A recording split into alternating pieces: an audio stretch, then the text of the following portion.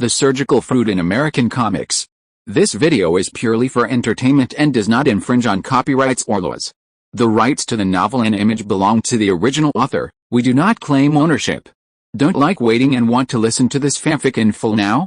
Subscribe to our Patreon, where you'll find the best fanfics. Chapter 751, The Evil Emperor's Relics, Part 1.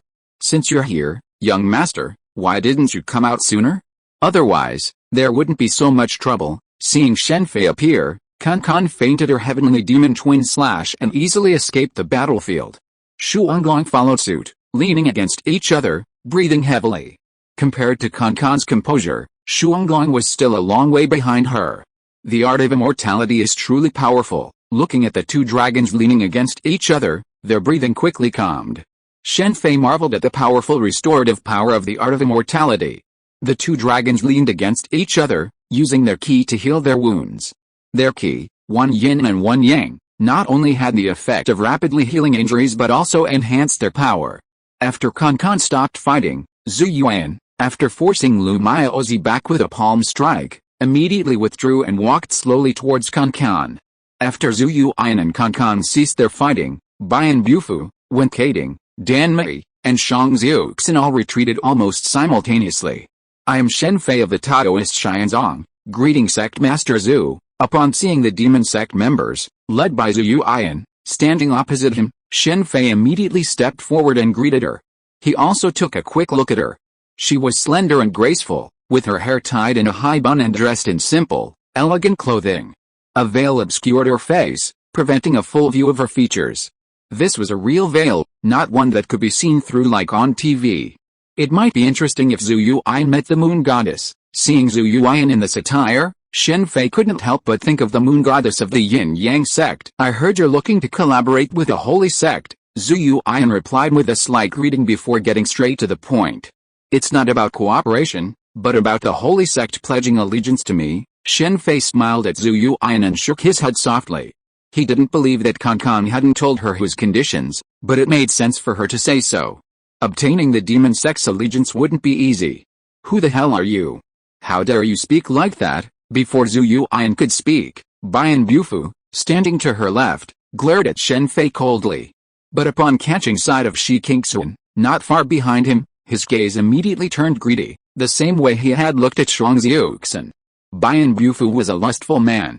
He had dared to attack Shan Mixin back then, and now he was even targeting Kan.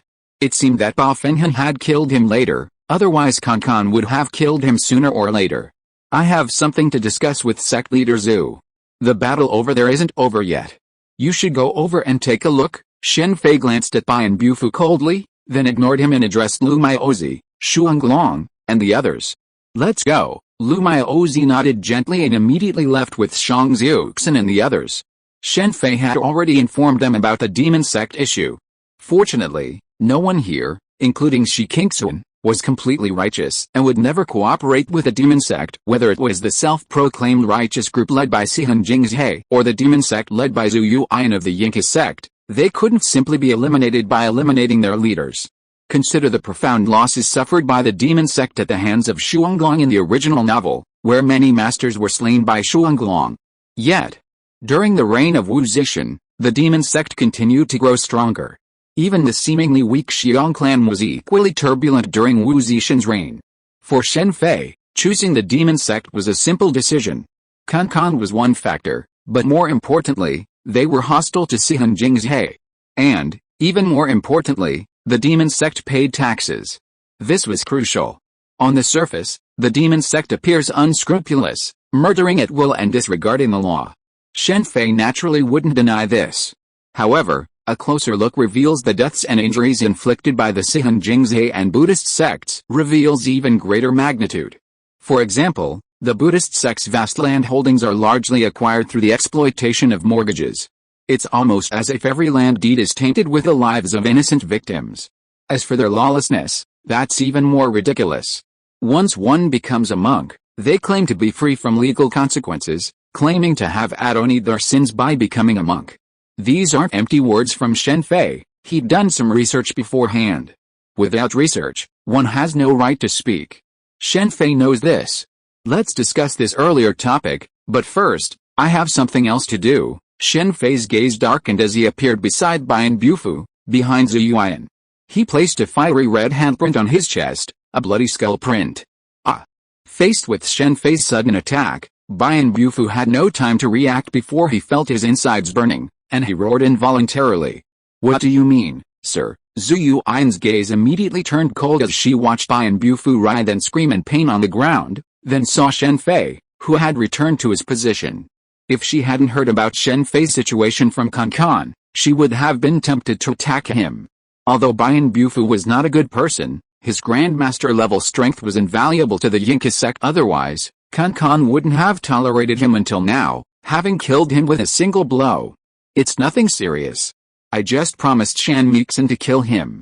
Even if that hadn't happened, I would have done it anyway. Mixin, Zhu Yuan, who had previously been stern and arrogant, couldn't help but flicker her eyes at the mention of Shan Mixin's name, but quickly regained her composure.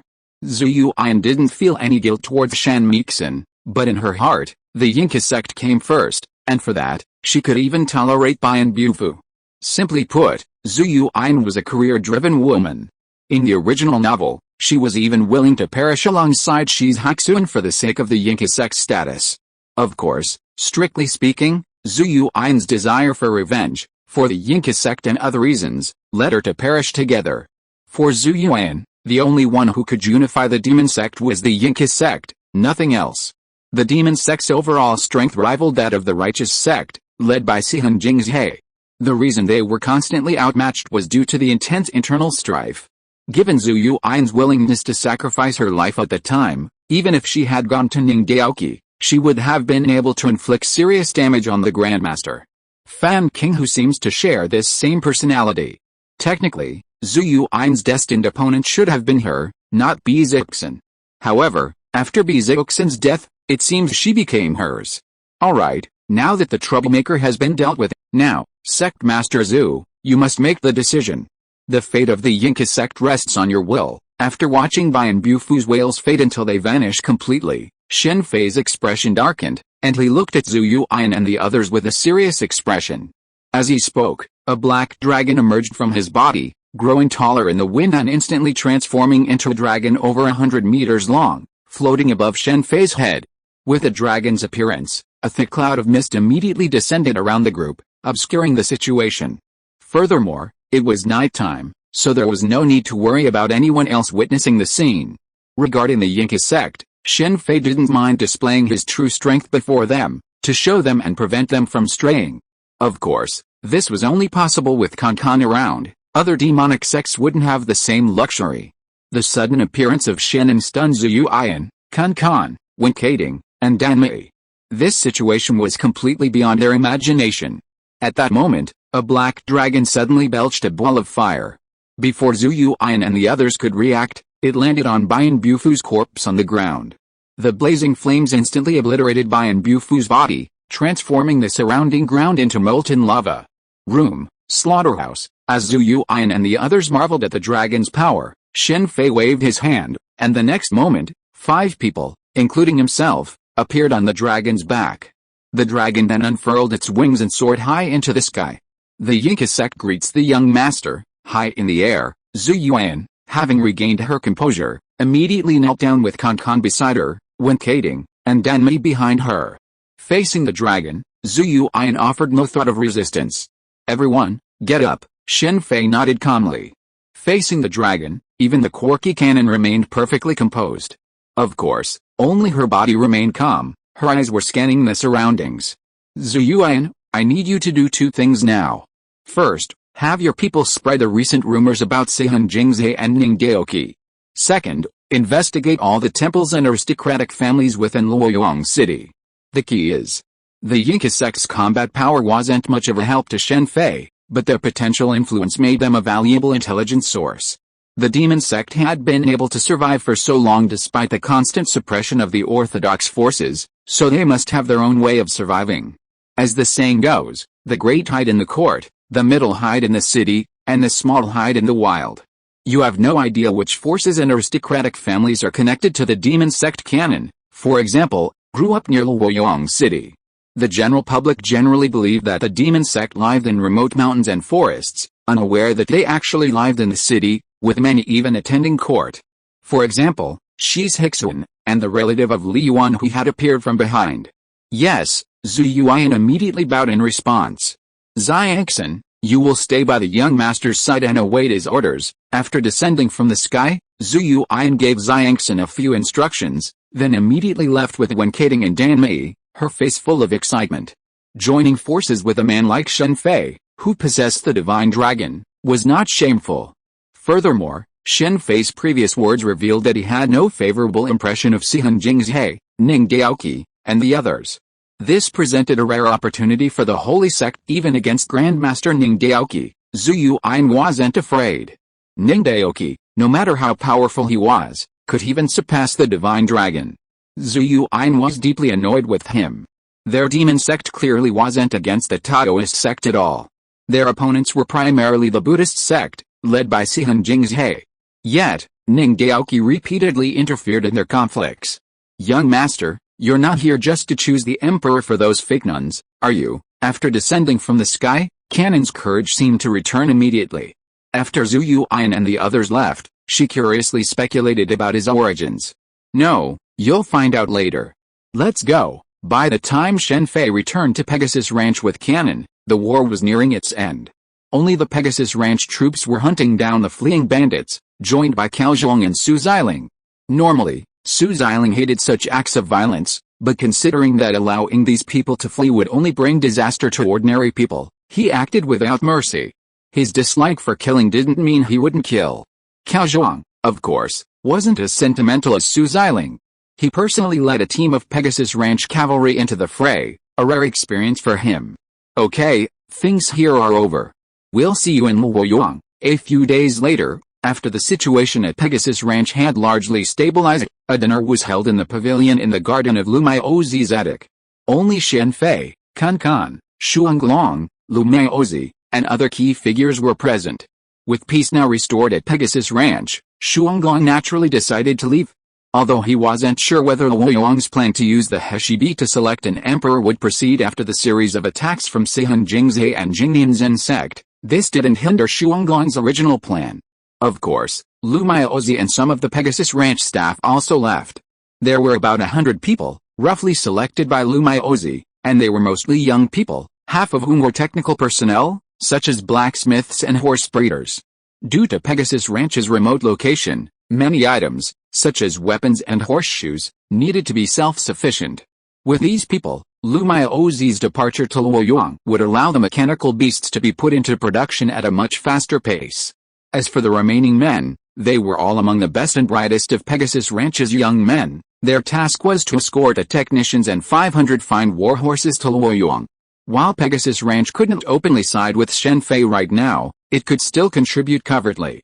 These 500 war horses were only for the initial stage. It wasn't that Pegasus Ranch didn't have more, but rather that Pegasus Ranch couldn't currently send more escorts. Pegasus Ranch had suffered heavy losses in the battle against the 4 bandits. This was war, after all. Don't underestimate these 500 war horses. If they were sold, they would cost at least several thousand taels of gold. In these turbulent times, war horses were incredibly expensive. 500 war horses could easily form a 500-man cavalry unit, and if used effectively, they could determine the outcome of a war. Miss Kingsun, have you ever thought about doing something for the women of the world? What can I do? Faced with Shen Fei's sudden words, Shi Kingsun was shocked. Not only her, but also Shang Xiuxin, Kun Kan, Shuanglong, and Lumiozhi's attention was diverted. Lumiozhi and Su Xiling were originally chatting very well. After Shuanglong arrived at Pegasus Ranch, not only Shen Fei was teaching them, but Lumiozhi also taught them various things in her free time, such as architecture and other subjects. Unfortunately, Cao Zhong had no interest in this, while Su Xiling was very talented in it. Chapter 752, The Evil Emperor's Relics, Part 2. I plan to establish a medical school in Luoyang to teach people about medicine, Shen Fei said, explaining what a medical school is. As he did so, he waved his hands, and in the pool beside the pavilion, buildings formed from water. This academy's concept, far ahead of its time, made everyone present ponder in thought. Su Ziling's eyes lit up when Shen Fei explained that any child could learn there. While it might be called a medical school, it could easily be expanded to form a variety of academies. The longer Su Ziling spent with Shen Fei, the more he identified with him. Now, if Shen Fei asked, Su Ziling would absolutely be willing to serve him, just like Su Ziling's identification with Li Shimin in the original novel. Compared to Li Shimin, Shen Fei's side was undoubtedly far superior. Born into a lowly thug family and losing his parents at a young age, Su Ziling, despite the unexpected fate that brought him to his current position, never forgot his experiences in Yangzhou City. Sir, this doesn't seem to have anything to do with the women of the world. Could it be that you're just making up an excuse to keep Sister Qingxun here, just as Lu Maozi and Su Ziling were envisioning the future after Shen Fei achieved his goal? Kankan's words brought them back to reality. Shi Qingxun, for one, lowered her head in embarrassment. I haven't finished my sentence yet. Shen Fei glanced at Kankan speechlessly, certain that he had no such thoughts as Kankan's. Do you know how many women die from childbirth complications every year? Although Shen Fei hadn't conducted any research in this world, thanks to specialized statistics from the Qin dynasty, he was certain the numbers here were similar. After all, even after 1,000 years, some things remain unchanged. Medical knowledge, for example, can only be passed down through master-disciple relationships and within families. A single mishap could sever the legacy. This was the reason why traditional Chinese medicine remained so underrepresented in modern times, as in Shen Fei's previous life. Other medical knowledge might still be passed down to some degree, but midwifery, in this feudal world, was a rare subject, even for those with a moderate level of martial prowess. Furthermore, in an era dominated by Confucianism, few people had any knowledge of the subject, let alone research. In this era, childbirth was purely a matter of luck. Not only ordinary people, but even wealthy merchants and noble families suffered from difficult childbirths. In this era, midwives were often consulted, not doctors. Therefore, childbirth in this era was often associated with hell and the gates of hell. Of course, this was a martial arts world after all, and if one was sufficiently skilled, such problems could be avoided. But how many women were there? How could there be so many? Shen Fei's rough estimate shocked everyone present. This was the result of statistical analysis, just like the land occupied by wealth in Buddhism. Before statistics were available, it wasn't a big deal, but once it was, the figures were horrifying. That's perfectly normal. After all, most people have no medical knowledge in this area. Even midwives rely solely on their experience. When faced with a difficult birth, they're equally helpless. To address this issue, we must first address the age at which women marry. It shouldn't be too young. Furthermore, we must ensure that people have access to relevant medical knowledge. As for establishing hospitals and births in hospitals, as in modern society, this goal is still too far off in this era. We must proceed step by step. For Shen Fei, these turbulent times presented a golden opportunity. It was a chance to reshuffle the deck. Establishing a new dynasty allowed for the establishment of many new rules, such as the status of women. During the Qin dynasty, even Emperor Yingzheng couldn't immediately raise the status of women and allow them into the court. However, for Shen Fei, this offered him the opportunity to proceed directly. I'll consider it, Shi Qingxun replied, not immediately responding. No problem. Shi Qingxun was chosen to handle this task primarily because of her reputation. In this era, reputation was crucial. If Shi Qingxun stepped up, it would be much more effective. Of course, Shi Qingxun's own medical proficiency was equally crucial. While Lu Maozi's own medical skills were formidable, Lu Maozi's work with mechanical engineering naturally precluded her from overseeing medical expertise. In some respects, Shi Qingxun's medical skills might have surpassed Lu Maozi's, as she held the helm of both families. Shen Fei initially assumed Shi Qingxun had learned her skills from Lu Maozi, but in reality, they were inherited from Shi Zixun. The next day, Shen Fei, Kankan, and Shuanglong left Pegasus Ranch ahead of Lu Maozi and the others. Halfway through, Shen Fei separated from Shuanglong. It seems the world has officially entered chaos. Shortly after separating from Shuanglong, Shen Fei learned from Kankan the latest developments in the empire. News of Yang Guang's death had spread throughout the land, and Yu Wenzi had enthroned Yang Guang's nephew as emperor and was now marching towards Chang'an.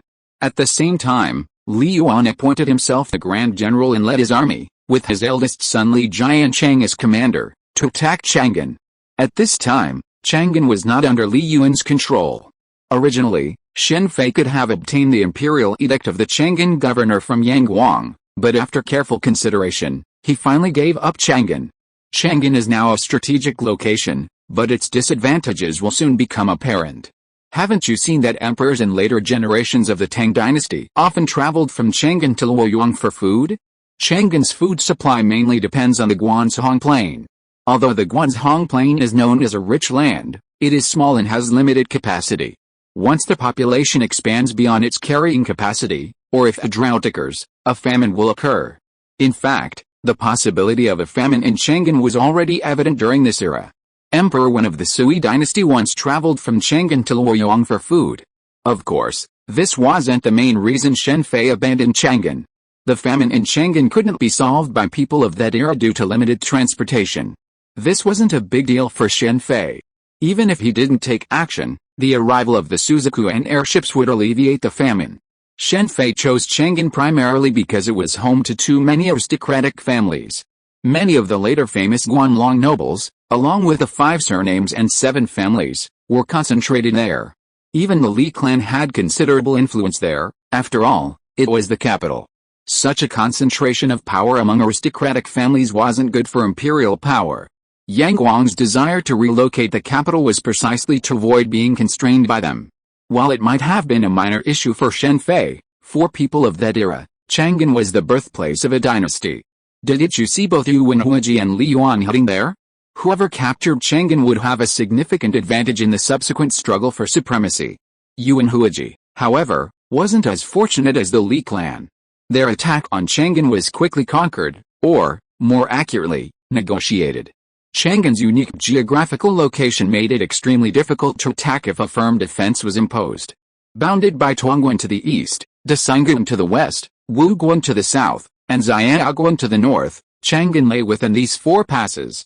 Such a geographical advantage would have made it impossible for Li Jiancheng, let alone Li Shimin, to capture Chang'an in just a few days.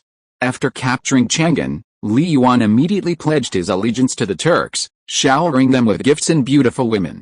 While this move was extremely disgraceful, it eased relations with the Turks, buying him time to reorganize Chang'an.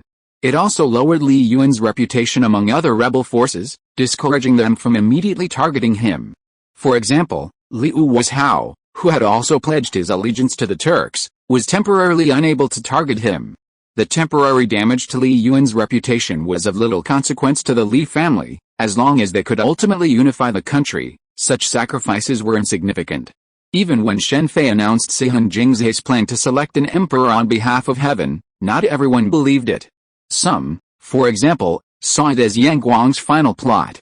Meanwhile, Sihun Jingzhe also began to exert its influence. Various high-ranking and prestigious figures began to whitewash them.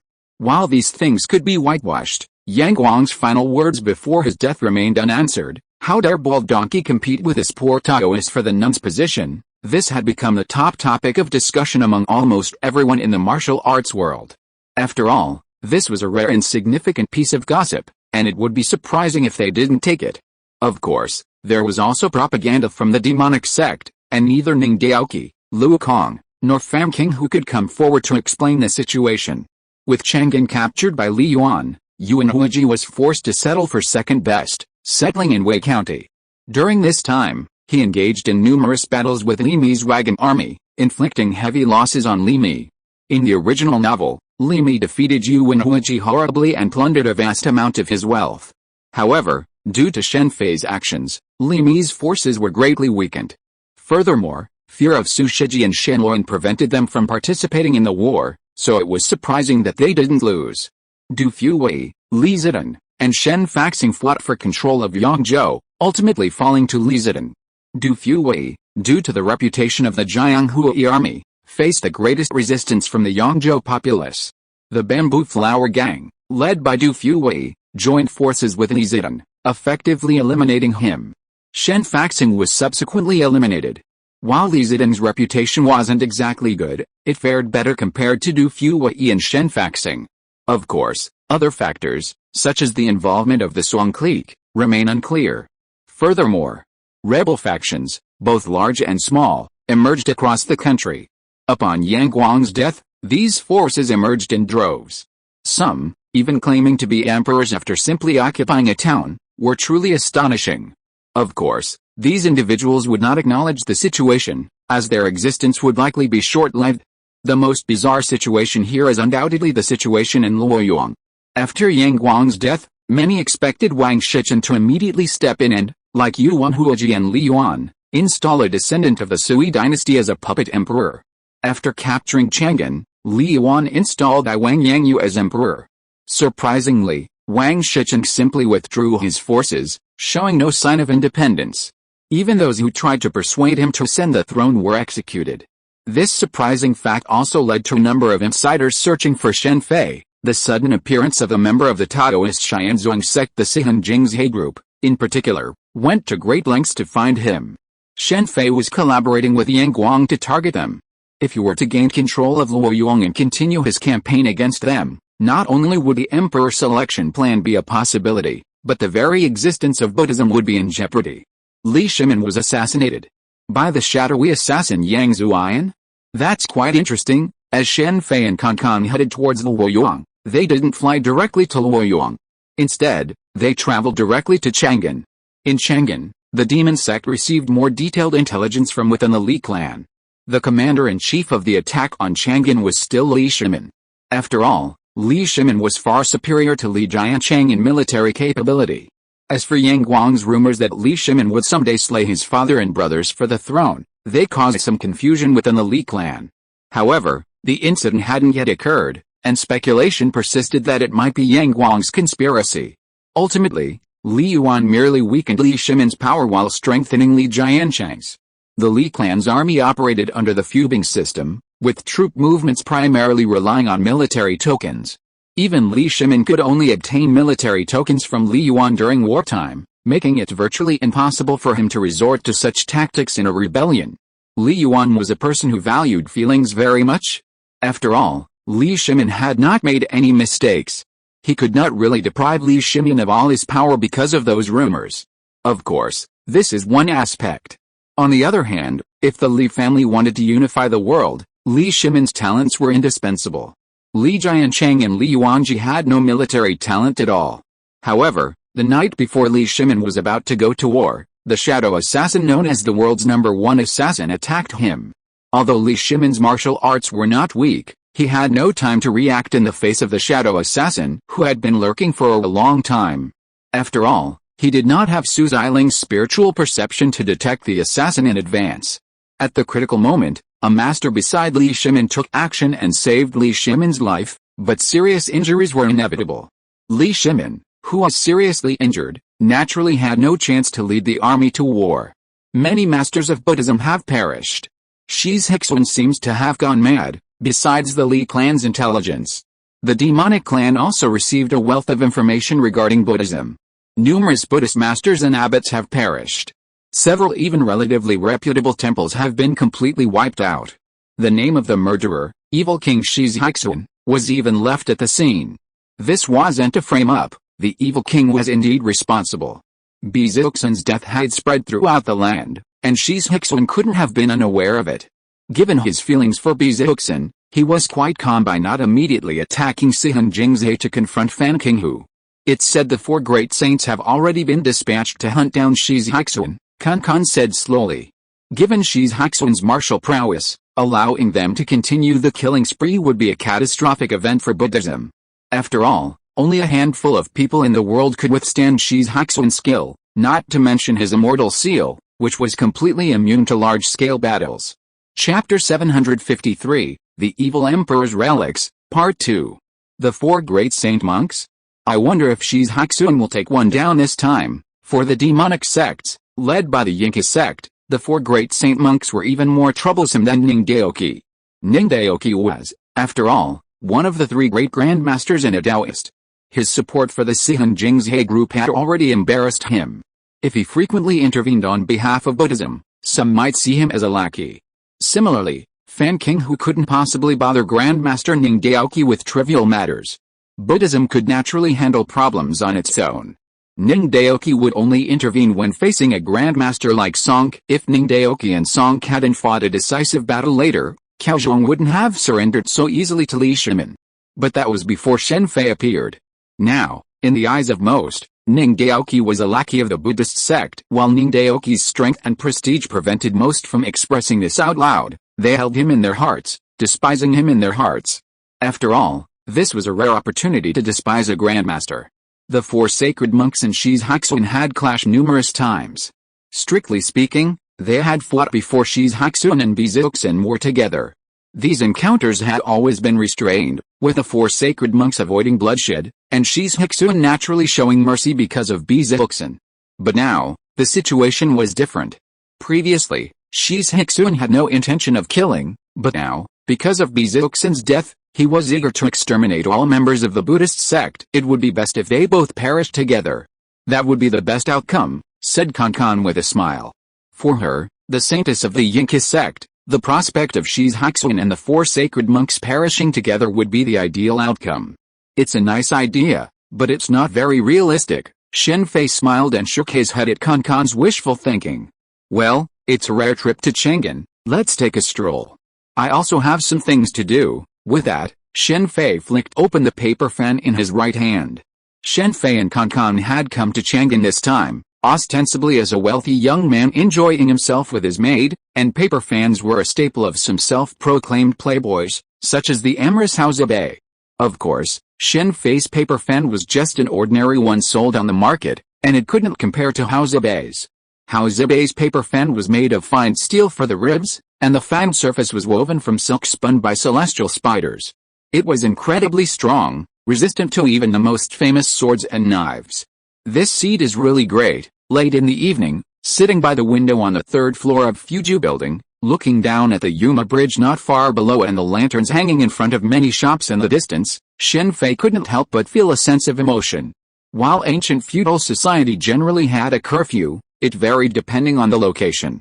For ordinary people, in a world devoid of entertainment, they naturally retired early at night. But for the wealthy and powerful, the nightlife was just beginning. Among the 108 wards of Chang'an, there was a dedicated area dedicated to these individuals, housing a variety of brothels and gambling dens.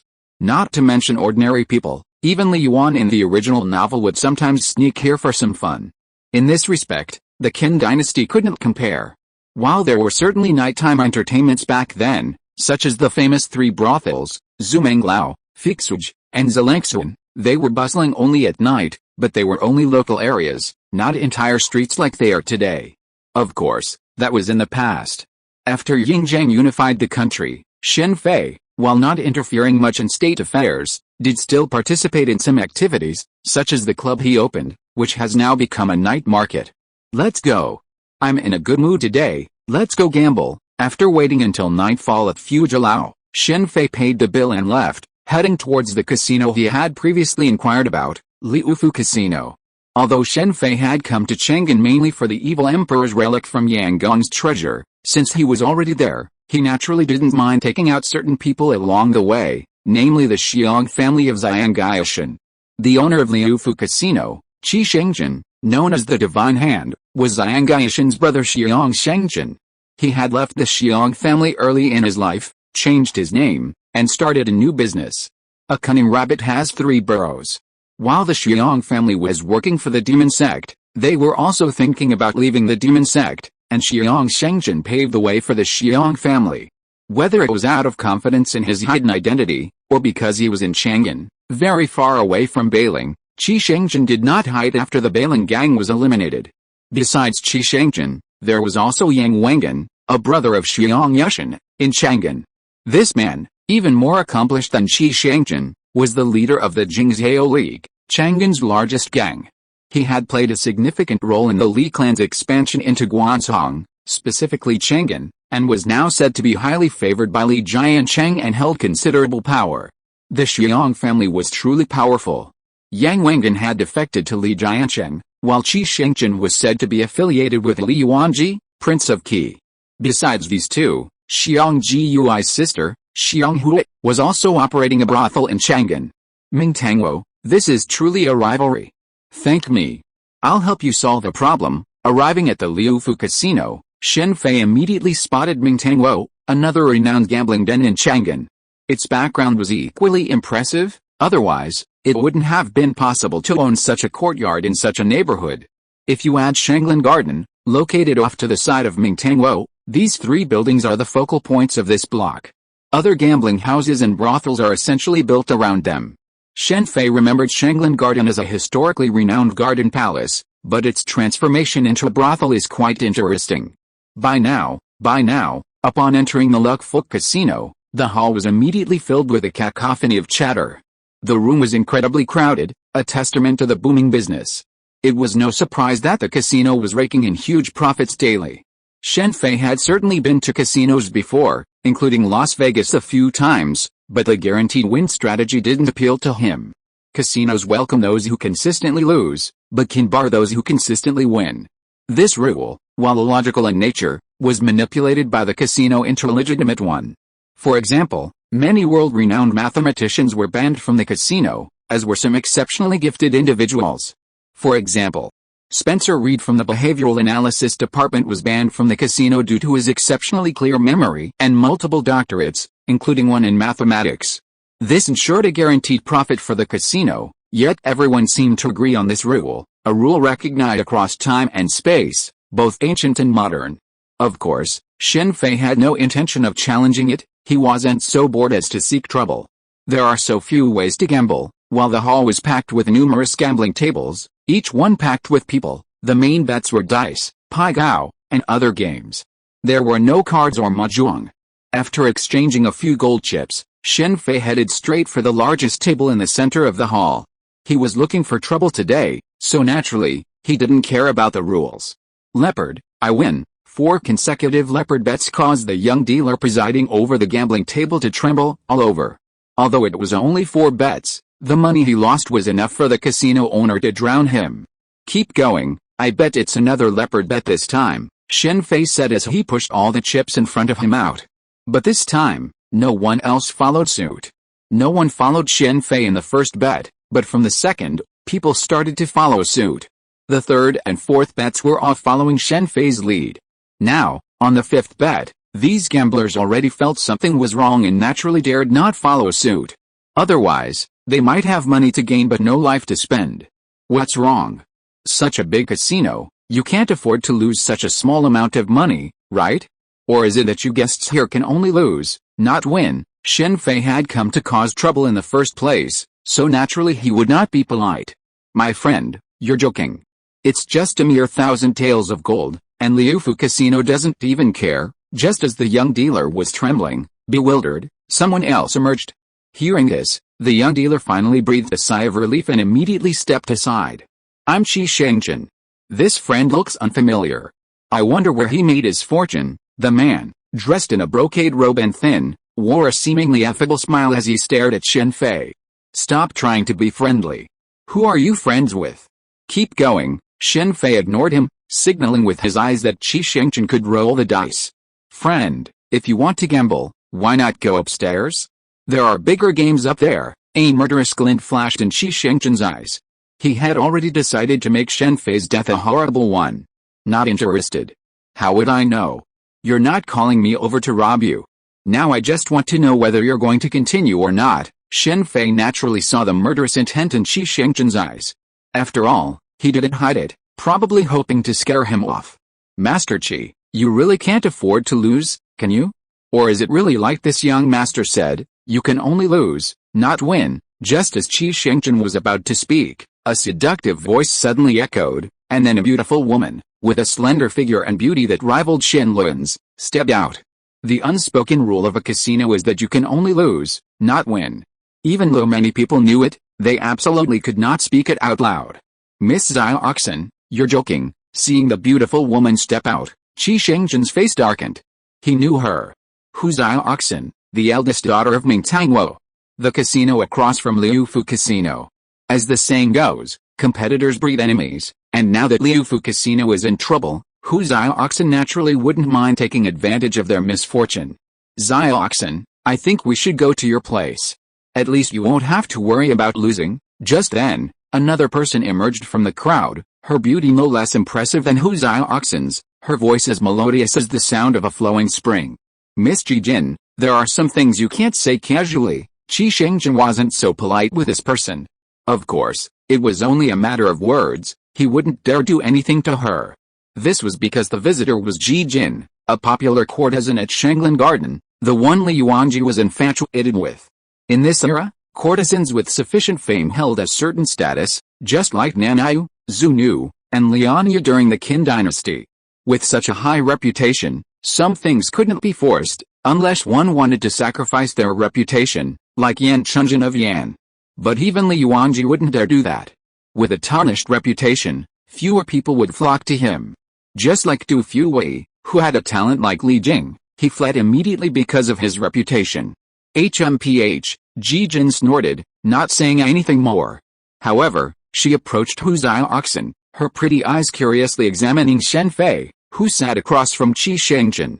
This was the first time anyone in Raccoon City, at the Liufu Casino, had dared to treat Qi Shengjin so badly.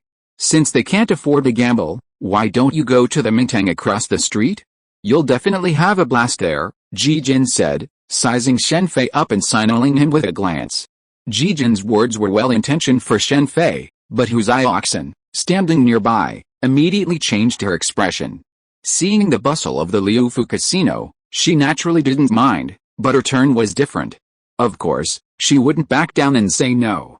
She certainly didn't follow up on Ji Jin's words and invite Shen Fei, lest she backfire and burst into tears. I say, may we continue? Shen Fei glanced at Hu Zioxin and Ji Jin. They were both truly rare beauties, but he wasn't here to pick up girls. Of course, Qi Shengjin said, turning back and giving him a look. He then grabbed the dice clock, instantly loaded it, and began shaking it vigorously. At this moment, he couldn't help but gamble. The previous conversation had already drawn everyone in the hall.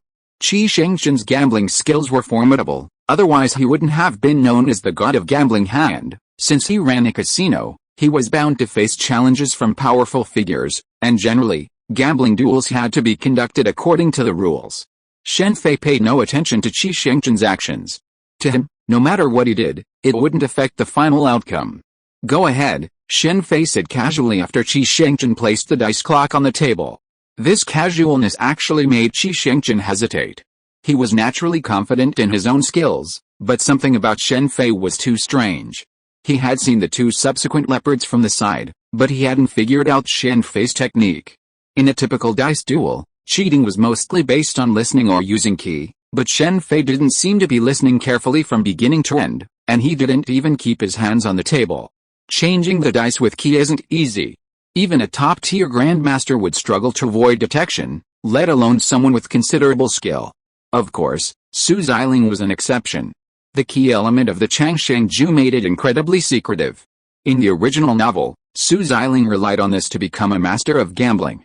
Chapter 754, The Evil Emperor's Relics, and Leopard. Despite Qi Shengjin's repeated delays, rolling the dice more often than usual, he couldn't continue rolling indefinitely under the watchful eyes of the crowd. The gambling business was a matter of reputation. If its reputation were truly ruined, with the Mingtang's influence fueling the flames, Liufu Casino, even with the support of Qi Wang Li Yuanji, would likely collapse. After all, for Li Yuanji, if the gambling house didn't make him money, he could easily find someone else to support. There weren't many gambling businesses in Chang'an. The result was, as before, Shen Fei's bet on the leopard hit again, sparking envy among the onlookers, some even secretly plotting their own plans. Pay up. Under the watchful eyes of the crowd, Qi Shengjin immediately ordered his men to compensate Shen Fei with the chips. But the next moment, Shen Fei placed all his chips on the leopard. Go on, no problem. This time, Qi Shengjin was unusually cheerful, as if he didn't care at all about losing this round and having to pay tens of thousands of taels of gold. A rare smile even flickered across his lips. Has the backer arrived? Shen Fei naturally noticed Qi Shengjin's reaction. At the same time, he also noticed the 6 people entering the casino. The one in front of them immediately nodded slightly at Qi Shengjin before blending into the crowd. Open, Shen Fei said softly after Qi Shengjin put the dice away. Wait a moment, someone interrupted Shen Fei. Then, the 6 people fanned out from behind, surrounding him and Kan. Boss Qi, we've received a tip that a wanted criminal is hiding here. One of the 6 people glanced at Shen Fei and Kan beside him, then looked at Qi Shengchen and asked sternly. It's Lord Wenhun. I didn't expect him to come. Lord Yang Wengen is here too. Lord Qiao Gongshan is here too. That's Swordmaster Wei Jiaqing, a master of the Longxi Sword School. Just as Shen Fei was curious about their identities, someone in the crowd immediately whispered and revealed the identities of all 6. None of these 6 were simple characters. Wenhun and Qiao Gongshan were captains of the Changlin army under Li Jiancheng, 2 of Li Jiancheng's 5 Tigers of Changlin. The Changlin army was established by Li Jiancheng primarily to counter Li Shimin's Science Palace. However, compared to the wealth of talent within Li Shimin's Science Palace, the Changlin army was short on talent.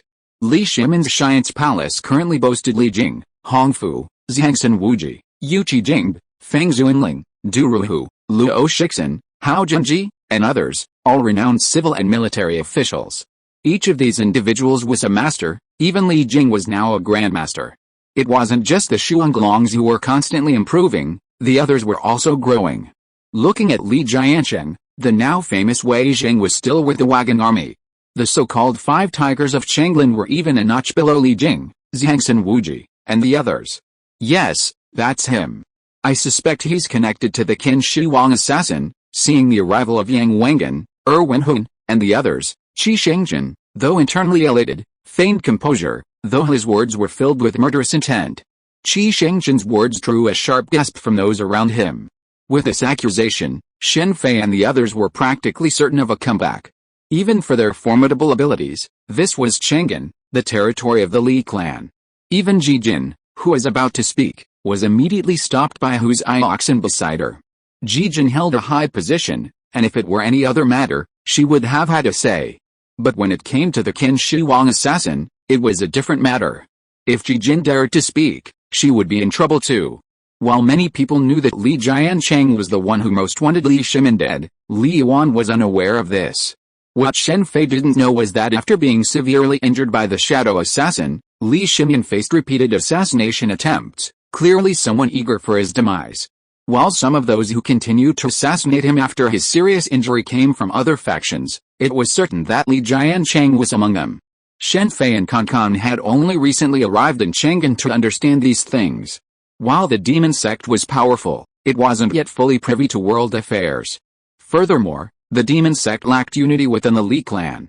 Many factions were hidden within the demon sect. Even Li Yuan's father-in-law was a member of the demon sect, though they were not affiliated with the Yinka clan. Yang Wengen, it seems I'm really lucky. Shen Fei couldn't help but smile as he looked at the tall figure standing alone, dressed in a gorgeous silk robe. Yang Wengen wasn't Li Jiancheng's man, but Li Yuan's. He had made significant contributions during the Li clique's capture of Chang'an, earning him great recognition. Take him away. Wenhun and Qi Shengchen nodded silently, then waved their hands, signaling they could proceed. Are you really Yang Wengen? Shen Fei suddenly addressed Yang Wengen just as Swordmaster Wei Jiaqing and the other 2 were about to attack Shen Fei and Kan. Of the 6 who had arrived, Wei Jiaqing and the other 2 were of lower status than Bi Wenhun and the others. They were merely members of prominent Chang'an gangs, hailing from the Longxi Sword School and the Chang'an Gang. In Chang'an, there are 4 major factions: the Jingzhou Alliance, the Chang'an Clan, the Longxi Sword Sect, and the Guanzhong Sword Sect. Originally, in the novel, these 2 factions were under the auspices of Li Jiancheng and Li Shimin, respectively, and the 2 sides were evenly matched. However, now that Li Shimin is seriously injured and unconscious, the Chang'an clan has sided with Li Jiancheng, leaving only the Guanzhong Sword Sect with Li Shimin. How dare you speak to Lord Yang like that? Seeing Shen Fei's harsh words towards Yang Wengen, Swordmaster Wei Jiaqing immediately stepped forward and reached out to grab Shen Fei. Whether out of confidence in his own strength or a sense that Shen Fei wouldn't resist, he didn't draw his sword. The young master is questioning you. Please be quiet. Just as Wei Jiaqing was about to grab Shen Fei with his right hand, Cannon, who had been silently standing by Shen Fei's side, suddenly moved and appeared beside him, before Wei Jiaqing's stunned and panicked eyes. A deep sense of danger immediately washed over Wei Jiaqing. Just as he was about to step back and draw his sword, he found himself trapped in an invisible vortex, unable to move. Then, a delicate hand appeared in his sight, followed by a snapping sound, and his consciousness completely fell into darkness. Silence fell. Everyone present unconsciously held their breath as they watched Wei Jiaqing, who had fallen to the ground, his head spinning 316 degrees. Senior brother, a moment later. Another man roared in anger and swung his iron rod at Kankan. At the same time, another man took the opportunity to step to the side and slash at Kankan's back. Facing the pincer attack from both sides, Kankan chuckled softly, and two white ribbons flew out from her palms.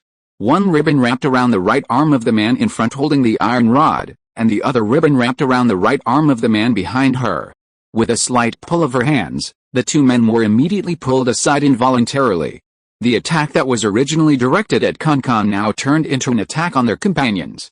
The two men immediately wanted to stop their attacks, but unfortunately, there seemed to be an invisible force that was pulling them towards each other. Stop! After seeing this scene, Wenhui and Qiao Gongshan on the side immediately rushed towards Kankan at the same time. The two men were able to become one of the 5 Changeling generals under Li Jiancheng's command, so their martial arts skills were naturally not weak. If they were too weak, Li Jiancheng would not have accepted them. Unfortunately, they were facing the Yinkasek's Saint Midden, Kankan. Although the two attacked with remarkable timing, their bodies involuntarily fell slowly as they rushed to Kankan's side, leaving them helpless to watch as one of them was stabbed through the chest by one of their own, and the other had his head smashed by a club. Just as the two men, enraged, were about to say something, Kankan swung her arms, and 2 corpses flew towards her Wenhui and Qiao Gongshan respectively. Seeing their companions' bodies coming towards them, the two men didn't try to catch them, but instead retreated immediately, clearly fearing Kankan would use them to attack them. How dare you? Do you even know where this is? Wenhui's face was grimacing as he looked at the 3 corpses lying on the ground. These 3 were masters that Li Jiancheng had been trying to recruit, yet they had perished in the blink of an eye. What an unjust death! Shen Fei couldn't help but sigh inwardly as he watched Kankan effortlessly dispatch 3 renowned young masters of Chang'an. Under the demonic force field, even a master of Kankan's level could be caught off guard, let alone those weaker than Kankan. The sudden change caused the surrounding gamblers' faces to drop drastically, and they fled in panic. Only a handful of people, including Ji Jin and Hu's Ioxen, remained after moving away from Shen Fei and his group. Yang Wengen, should I call you Yang Wengen or Xiong Wengen? And this Qi Shengchen, should I call you Xiong Shengchen? Xianggan Xiong Yushan, your father and brothers are waiting for your reunion in the underworld. Shen Fei ignored her Wenhun shouting and looked at Yang Wengen with a smile. Nonsense! Yang Wengen's expression changed immediately at a mention of Xiong Wengen and Xiong Shengchen. He had been hesitating, but his body suddenly expanded and he lunged at Shen Fei. As the leader of the Jingzhou Alliance, Yang Wengen, known for his horizontal training, was the leader of the 4 hegemons of Guansong. His invulnerability was the reason the Jingzhou Alliance grew to its current size. The so-called 4 hegemons of Guansong were actually the leaders of the 2 gangs and factions in Chang'an. After Yang Wengen attacked, Qi Shengchen, who was standing opposite Shen Fei, also attacked him simultaneously. His hands forming claws and grabbing at the top of his head. Wenhui and Qiao Gongshan, who were standing nearby, had not followed suit after Yang Wengen's attack, but instead quickly retreated. The names of Xiong Wengen and Xiong Shengchen immediately struck the 2 men as misaligned. They knew Yang Wengen and Qi Shengchen had no connection, yet now they seemed like brothers. The underlying dynamic was worthy of deep reflection. As members of the 5 generals of Chang'an, neither Wenhui nor Qiao Gongshan were fools. You want to silence them? There are so many here, can you kill them all? Shen Fei's words echoed through the hall, echoing the screams of Yang Wengen and Qi Shengchen. Yang Wengen, now sprawled on the ground, screaming in agony, had a hole in each palm, piercing his shoulder. Qi Shengchen, meanwhile, had his hands twisted into knots, and collapsed onto the gambling table, roaring in agony. Shen Fei, naturally, was unreserved in his attacks against the Xiong family. He pierced Yang Wengen's arms and knees with his weights. Yang Wengen's horizontal martial arts skills would have been a challenge even for Qianqian, but for Shen Fei, it was nothing. You, the Xiong family, have committed countless evil deeds. You don't think you can get away with changing your name and hiding in Chang'an, Shen Fei said, standing up and continuing, well, it's time to wrap up. Next, it's the fragrant flowers in Yihan Courtyard. Stop looking. Go collect the wealth here. Instead of leaving it here to benefit the Li family, you can use it to help those they persecute. Seeing Qianqian's idle expression, Shen Fei immediately said to her, yes, For Shen Fei, even if he had a lot of wealth, he couldn't waste it, right? Let alone leave it to the Li family, as that would be aiding the enemy. You are Shen Fei from the Taoist Xianzong. How dare you come here? At this moment, Yang Wengen finally discovered Shen Fei's identity and immediately exposed him. Wenhui and Qiao Gongshan, who were standing nearby, exchanged glances and rushed out the door. They were going to report Shen Fei's arrival in Chang'an. This was a golden opportunity to kill him. Why are you running so fast? I won't kill you. Looking at the two people who were desperately fleeing, Shen Fei chuckled and shook his head. Although it would be easy for Shen Fei to kill them, since they were under Li Jiancheng's command, it would be better for them to be alive. Otherwise, Li Jiancheng's power would be too weak, and it would be an easy opportunity for Li Shimin. After Wenhui and Qiao Gongshan escaped, the other people in the hall also fled immediately. Even Hu Xiaoxin left. Although Ji Jin wanted to stay, she was finally pulled away by Hu Xiaoxin.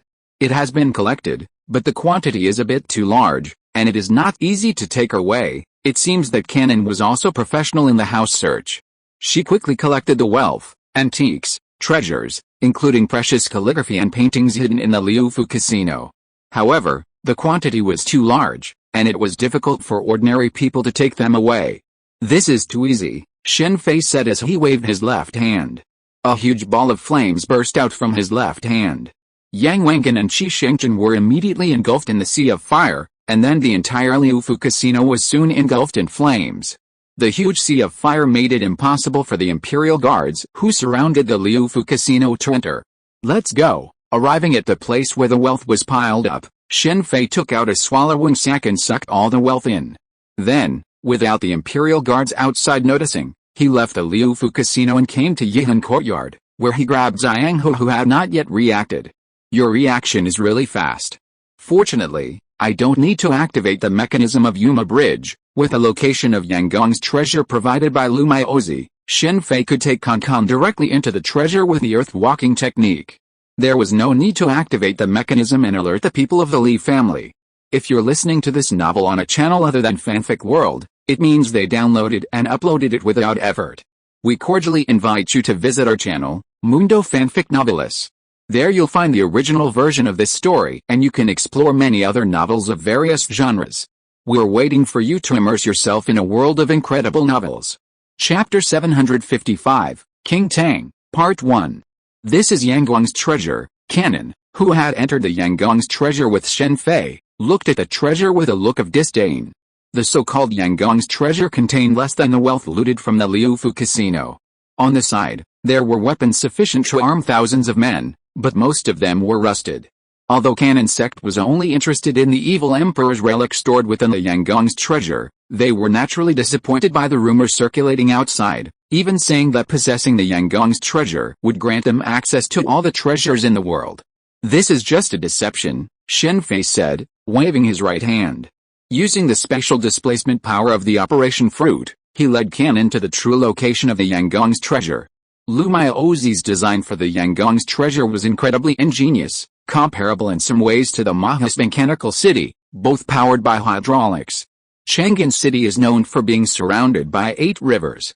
Unless a drastic shift in the landscape, like the shifting of the stars, occurs, the mechanisms of Yanggong's treasure will remain intact. It's all gold. What a good idea. The inner vault of Yanggong's treasure house contained entirely gold, devoid of any other precious treasures or antiques. This made it easy to store and resist depreciation, demonstrating that Yang Su had long harbored the idea of rebellion. Besides the gold, there was also weaponry sufficient to arm approximately 3,000 men. Unlike the rusted weapons in the fake vault, these weapons were in pristine condition, coated with anti-rust oil, and usable for combat. Adding the hidden relic of the evil emperor, this revealed the true nature of Yanggong's treasure. While priceless, the claim that possessing it would unify the world was a complete exaggeration. Of course, if executed well, a direct assault through the tunnels with a select force into Chang'an could unify the country. This was likely Yang Su's initial plan, and Kaozhong later contemplated the same scheme, though a series of twists and turns ultimately benefited Li Shimin. Therefore, the true value of Yanggong's treasure lies not on the weapons and treasures it holds, but in the secret passage that allows one to infiltrate Chang'an from outside the city walls. Is this the evil emperor's relic? After collecting the golden weapons, Shen Fei activated a mechanism on the stone table within the treasury. From within, a copper jar rose from the stone table and revealed the evil emperor's relic, the target. The so-called evil emperor's relic is a strange yellow crystal discovered by the first evil emperor, Zibo, in an ancient tomb in Qi. Because of its extraordinary power, it later became the demon sect's most precious treasure. Speaking of which, Shuanglong is quite the vandal. He's destroyed quite a few valuable items. No, it seems S.H.I.E.L.D later snatched this one away, the evil emperor's relic, containing the true essence and vital essence of successive evil emperors, was certainly valuable, but the yellow crystal was also a treasure. It was a shame that, like the S.H.I.E.L.D, it was damaged. What a valuable item. Too bad it's useless to me. Shen Fei gently shook his head after sensing the true essence and vital essence within the evil emperor's relic. In his earlier years, he would have undoubtedly absorbed some of the vital essence, but now there was no need. The true essence within the evil emperor's relic wasn't much of a concern. The truly coveted vital essence was the vital essence, which could compensate for a person's inherent deficiencies. The evil emperor's relic played an indelible role in Shuanglong's subsequent advancement to Grandmaster, completely making up for their late cultivation. This thing needs to be distributed properly. Now that the evil emperor's relic was in his possession, he naturally had to maximize its potential. Absorbing nearly 70% of its essence, as Shuanglong did in the original novel, would be a huge waste. With Shuanglong's strength, they couldn't fully transform that 70% into their own potential. Most of it would be dissipated. Let's go. After acquiring the evil emperor's relic, Shen Fei casually placed the bronze jar back into the stone table's mechanism and restored it to its original state. Although he wasn't sure if this step would be useful later, Shen Fei decided to keep it in reserve. Huh? Even Buddhists are involved. Kan, do you think those guys at Jingzhe could have reached some kind of agreement with Li Yuan? Returning to Chang'an Avenue, Shen Fei saw the streets now filled with patrolling imperial guards, gang members, and the occasional bald man. This stirred a wave of emotion in his heart. Jingzhe's plan to choose the emperor on behalf of heaven had been exposed, and the prestige of Jingzhe, Ningdaoqi, Jingnian Zen Monastery, and others had plummeted due to his and Yang Guang's actions. Under these circumstances, Fan King who might not insist on Li Shimin as the chosen emperor, and it's not impossible that Li Yuan could be chosen instead. This would not only resolve the rift between Jingzhe and Li Yuan, but could even strengthen their cooperation. Jingzhe's choice of Li Shimin would surely have Li Yuan harboring doubts.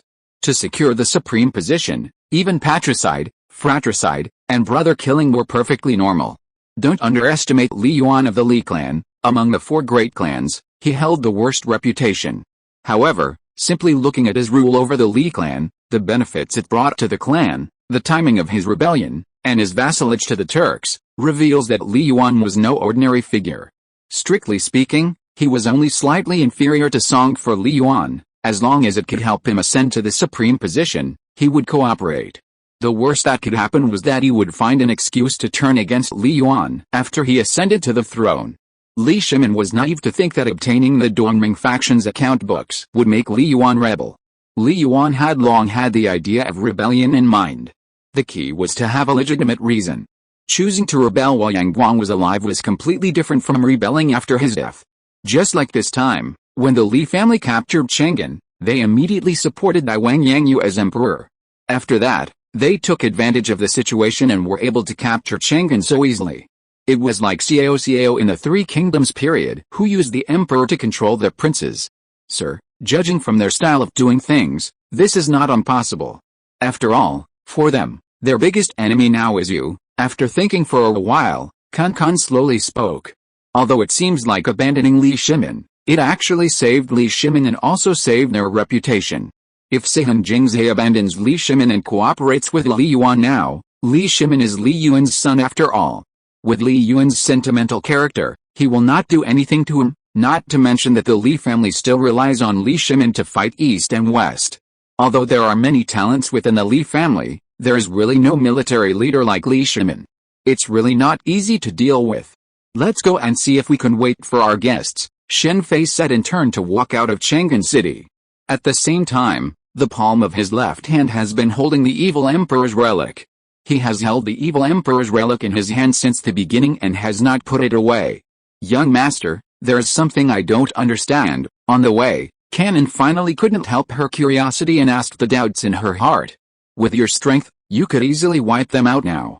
Why let them go? Kan almost asked. Why not unleash the Black Dragon? That way, those who would defect to Shen Fei would be endless, like nobles crossing a river, and could even further undermine the chosen emperor of Sihan Jingzhe. Shen Fei's side was the true chosen emperor. Your thinking is that of the demon sect, where the strong are respected. But that's not suitable for ruling a country. For me, unifying the world is easy. If I wanted, I could ascend the throne in less than a month. But that's not what I want. Some things are easy to do during the struggle for hegemony, but difficult once the world is unified. During the struggle for hegemony, the world is in chaos, and any rules are prone to breaking. It's also the perfect opportunity to eliminate unpleasant individuals. In troubled times, it's normal for aristocratic families to be exterminated. Everyone is fighting for survival, but once unification and peace are achieved, rules must be observed.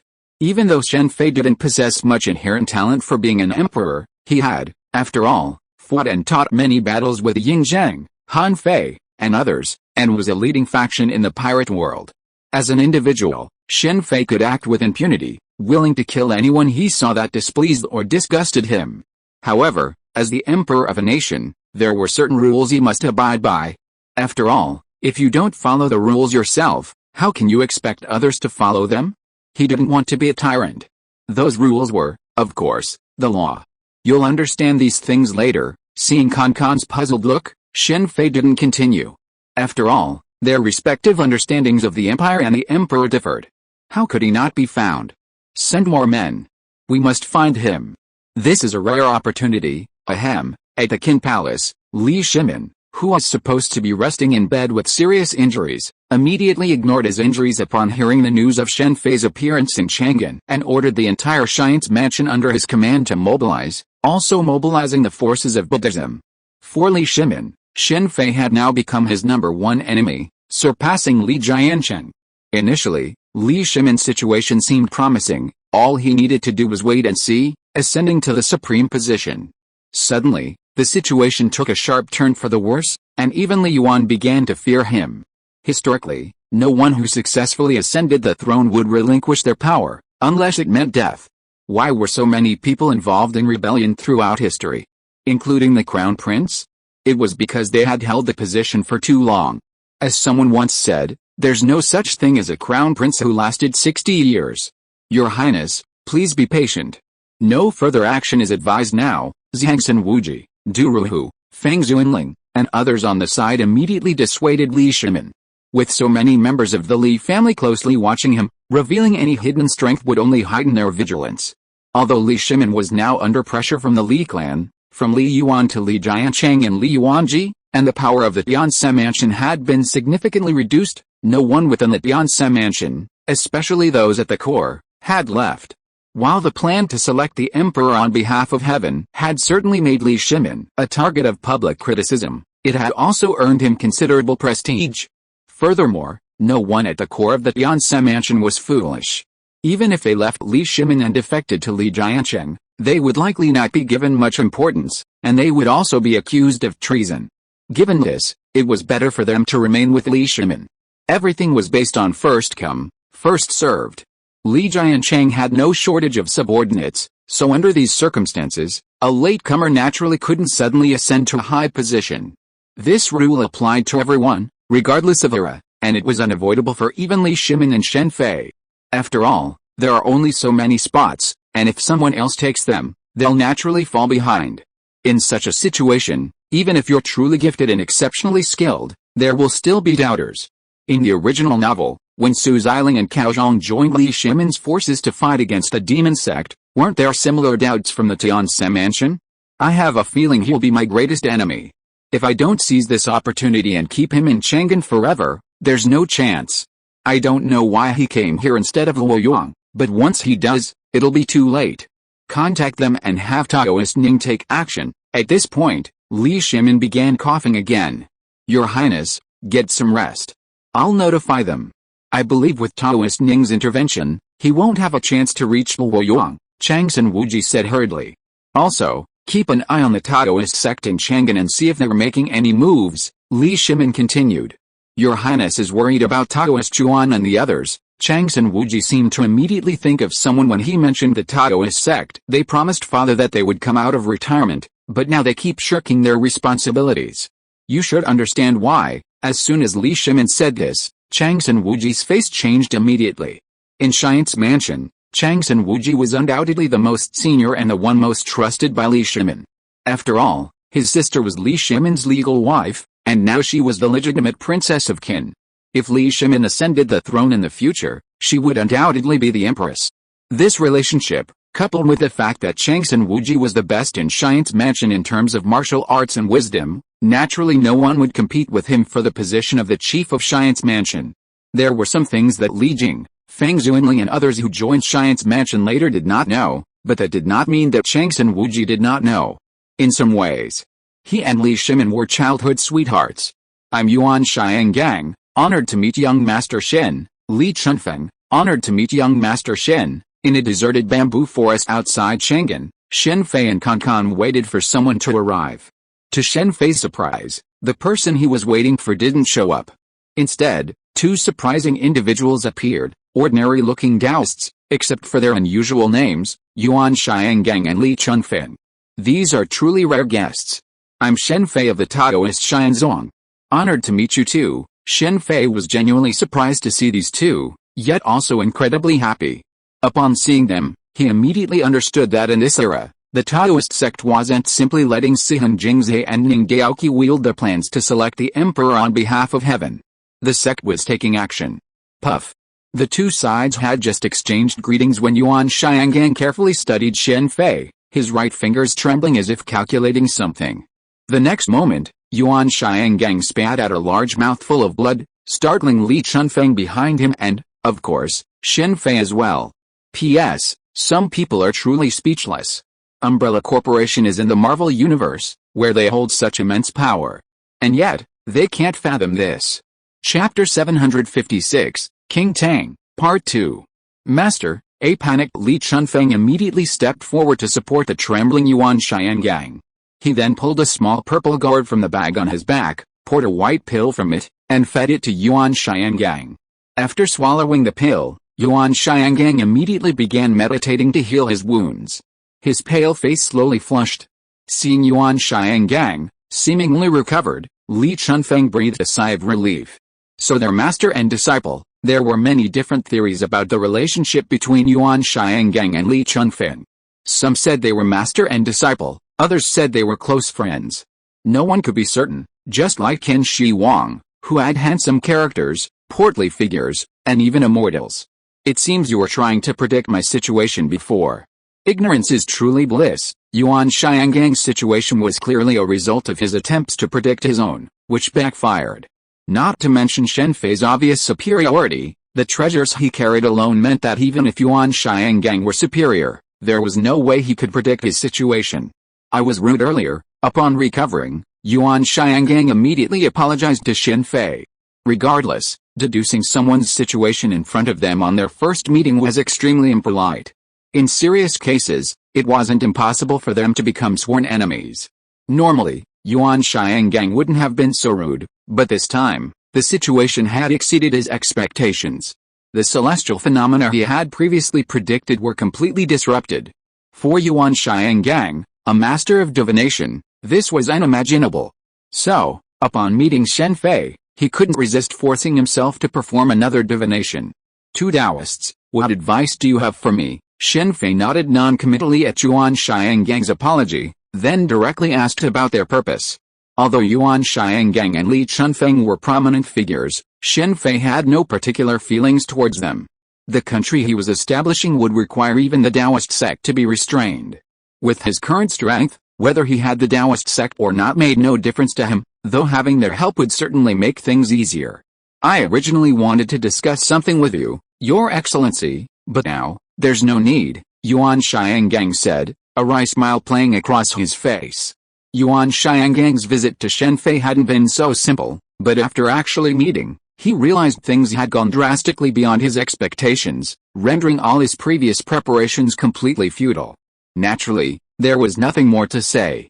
Li Chunfeng, standing nearby, was stunned for a moment upon hearing his master Yuan Xiangang's words, but then regained his composure and said nothing more. I see. It's a rare opportunity to meet you too, and I just happen to need your help. Do you know anything about the expertise of Taoist Master Sun Simiao, the medicine saint? Although Shen Fei had no immediate interest in Yuan Xiangang or Li Chunfeng, there was one Taoist figure he held close to his heart, the medicine saint Sun Simiao. Historically, Sun Simiao was known as the medicine king, but in the world of Shuanglong, he was the medicine saint, a Taoist practitioner, and rumored to be a grandmaster. Perhaps because of his immense reputation for healing, many have forgotten his true abilities. Lu Miaozi's injuries back then would have been easily solved had they found Taoist Sun, however. He remained elusive, mostly traveling to treat patients. Shen Fei's purpose in seeking him out was simple: the medical system he was about to establish would be significantly more effective if he had joined. Young Master Shen wishes to see Uncle Sun. It's unfortunate. Uncle Sun just went to the mountains to collect herbs, and for a while, even we didn't know where he was. Finding him in the deep mountains and ancient forests is incredibly difficult even in modern society, let alone in this era without it. Is that so? Could you please tell Taoist Sun to visit Luoyuan when he has time? Yuan Xiangang's words didn't disappoint Shen Fei. After all, even at 100 years old, this man was still dedicated to healing, especially the poor. I'll definitely pass on the message, but I'm not sure if my uncle is willing to go. As long as you pass on the message, I believe he will be interested. Sun Simiao had no interest in fame or fortune. If he really had such thoughts, there would not be only one so-called grandmaster in the Central Plains. However, Shen Fei believed that he would be interested in the medical system he established. Only when the entire medical system is established can the poor people truly benefit. I have guests here. If you two have nothing to do, please come in. As he spoke, Shen Fei's eyes suddenly swept to the bamboo forest on the left. A middle-aged man in green clothes was slowly walking towards this side. Although Shen Fei had never seen S.H.I.E.L.D before, just one look at the person who came and Shen Fei knew that this person should be S.H.I.E.L.D. Come to think of it, Ning Daoqi's pursuit of S.H.I.E.L.D seems like bullying. This thought suddenly occurred to Shen Fei as he watched S.H.I.E.L.D slowly approach. Judging by age, Ning Daoqi is nearly 100 years old, while S.H.I.E.L.D is at most in his 40s or 50s, roughly 2 generations apart. Although S.H.I.E.L.D's appearance doesn't reveal him to be in his 40s or 50s, and Ning Daoqi doesn't look 100 either, it's undeniable that internal energy, or Zhenki, possesses miraculous effects in delaying aging, far surpassing even chakra. Throughout the Shuanglong world, there are numerous centenarians. There's the medicine saint Sun Simiao, the 3 grandmasters, Monk Liaoquan of the Jingnian Zen Temple, the 4 great saints, Monk Zhenian of the Dashi Temple, and Yu Chu Hong of the Dugu clan. And that doesn't even include the hidden figures of the Taoist sect. After all, with so many in Buddhism, even if the Taoist sect is inferior, it can't be far behind. Generally speaking, the martial arts world considers each generation to be 20 years apart, which is why Huangshan Hermit Yang Zai is considered to be of the same generation as Ning Daoqi. Hey, so, isn't there a significant age difference between S.H.I.E.L.D and Zhuxin? Thinking of the age difference between Ning Daoqi and S.H.I.E.L.D, Shen Fei suddenly discovered a secret: the age difference between S.H.I.E.L.D and Zhuxin. Zhu Yuan and S.H.I.E.L.D are of the same generation. Zhu Yuan's daughter Shan Mixin now has Shan Wanjing, who is only a few years younger than Shi-Kingxun. No, that's not right. Zhuxin was born as the heir of Sihan Jingzhe. Her rival was Zhu Yuan, just like Shi-Fixun and Kankan today. The age difference can't be that big. So, Shi-Kingxun must have been born later, for a martial arts master. Even 80 years old is much older than the average young person. Having children is normal, just like Li Shimin, who still has a brother in swaddling clothes. There's nothing he can do about it. Li Yuan is notorious for his lust. So, who should have emerged from Sihan Jingzhe 20 years ago? 20 years ago, Shan Mixin's misfortune had caused problems for the Yinka sect's successor, but it was unlikely that Sihan Jingzhe would also face the same problem. Young Master Shen, goodbye. Yuan Xiangang glanced at S.H.I.E.L.D, slowly approaching, his eyes flickering slightly. Then, as if he hadn't noticed, he turned and left with Li Chunfeng. Evil King S.H.I.E.L.D, Shen Fei said in a deep voice, looking at the middle-aged man who had stopped about 10 meters in front of him, his face full of vicissitudes. Kankan greets Uncle Master Evil King. Being from the same demonic sect, Even if they were enemies, they were still considered to be from the same school, just like the Taoist sect. Yuan Xiangang addressed Sun Simiao as Uncle Master, the 17th level of the heavenly demonic art. Yuan, at your age, didn't reach that level. S.H.I.E.L.D glanced at Kankan and nodded slightly. Thank you for the compliment, Uncle Master, Kankan replied with a smile. Using the evil emperor's relic to lure me out, what's your purpose? S.H.I.E.L.D said, his gaze fixed on the yellow crystal in Shen Fei's left hand. He had been hiding in Shangan for so many years precisely for the evil emperor's relic. I want to unify the Central Plains. I hope your excellency the evil king will join me, Shen Fei stated bluntly. As soon as you appeared, you stirred up such a storm, making Sihan Jingzhe, Ning Daoqi, and the entire Buddhist community hate you to the core. I'm afraid your goal is more than just unifying the world. Anyone who aspires to unify the world would not consider completely offending the Buddhist community. That would only make unifying the world more difficult. This was the prevailing mindset of the era, and even S.H.I.E.L.D, with his immense talent, could not escape this framework. Your Excellency the Evil King, you're mistaken. I'm talking about unifying the Central Plains, and then unifying the world. The Central Plains is not the world. Don't forget, there are also Gagaruya, the Turks, and even more distant lands like India and Persia. That's the real world. Your ambition is quite large, but be careful not to overdo it, or you'll die, S.H.I.E.L.D said coldly. If you want to starve me to death, one world is not enough, Shen Fei said, and the black dragon appeared again. Looking at the savage dragon, S.H.I.E.L.D's pupils couldn't help but shrink. Formally introduce, I am Shen Fei from the Taoist Xianzong, meeting His Excellency the Evil King. Thank you for your contribution to the Central Plains. Whether it is the division of the Turks or the expedition to Korea, there is no doubt that these are all your achievements, which cannot be erased by some people, Shen Fei said solemnly and saluted S.H.I.E.L.D. Ha, interesting, I didn't expect that people who broke the void can come back. S.H.I.E.L.D, who had been staring at the black dragon for a long time, suddenly laughed. That's your Excellency the Evil King. Strictly speaking, I am not someone who came back after breaking the void, but there is nothing wrong with your understanding. As for the matter of traveling through the world, Shen Fei could only wait to talk about it later. Since you have such power, why haven't you unified the Central Plains yet? S.H.I.E.L.D's question immediately brought Kankan, who had been focusing on the Evil King, back to her senses. She looked at Shen Fei with curiosity. Kankan was genuinely curious about the Evil King. After all, he was married to a contemporary of Sihan Jingzhe, and the man her master, Zhu Yuan, had also fallen in love with. It's simple. I want more than just the throne. I want to make China stand at the top of the world. What is China? The crown and robes are magnificent, and the great country is Xia. Shen Fei slowly outlined his goals, starting with Buddhism, moving on to aristocratic families, and then to foreign races. He then discussed the 9-rank system, the imperial examination system, and other institutions. Currently, the conflict between the Central Plains and foreign races like the Turks is irreconcilable. This is the fundamental conflict between nomadic and agrarian peoples. A complete resolution will likely require a critical development of scientific and technological productivity. After Shen Fei finished speaking, S.H.I.E.L.D and Kankan fell silent.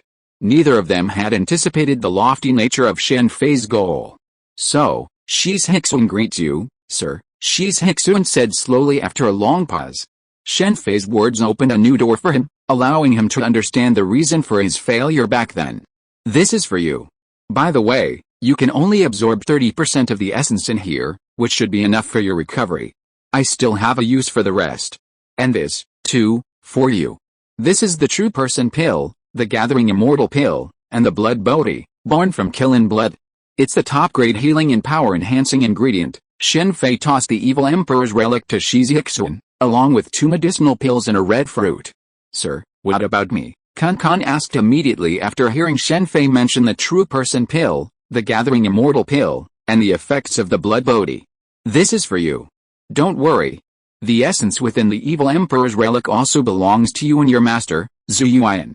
Just leave 20% for me. If the evil emperor's relic could help both Kyankian and Zhu Yuan reach Grandmaster status, it would be a great boon for him.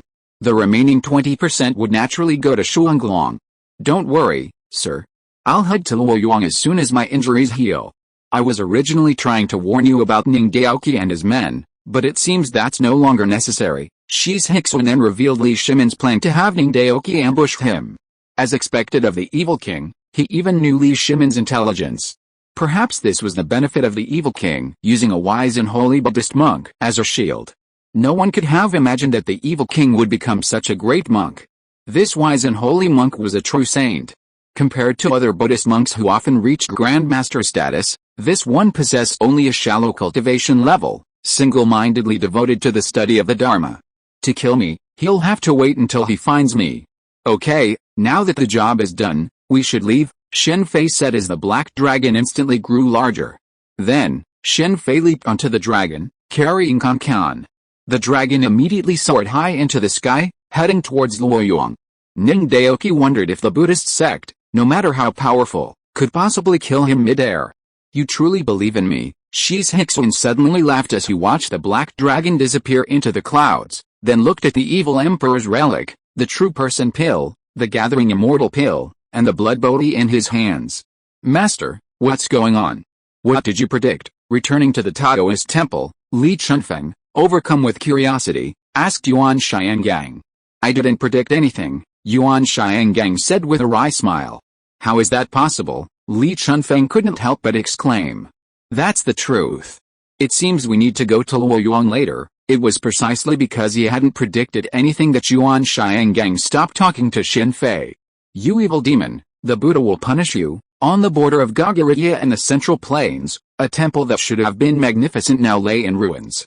The temple's abbot pointed at a young man holding a glowing red sword and roared angrily.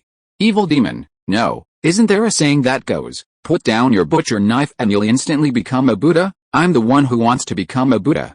Chapter 757, King Tang, Part 2. Shen Fei's words nearly irritated the old monk before him. This was something they often said to others, but now it was being used against them. Why are you so angry? You've sacrificed your lives to help me achieve Buddhahood. You should be grateful. This isn't an opportunity everyone has. Remember, you Buddhists often talk about karma. Didn't you say the Sui soldiers who died here are all guilty of past lives, to be repaid in this life? Now is your time to pay for your sins. Looking at the old monk, whose face had flushed red and nearly vomited blood, Shen Fei's shadow clone, alias Duan Lang, remained as calm as ever. Originally, this shadow clone had been destined to enter Sichuan, to Chengdu, to Dashi Temple, to resolve the arrangements for Sihan Jingzhe there.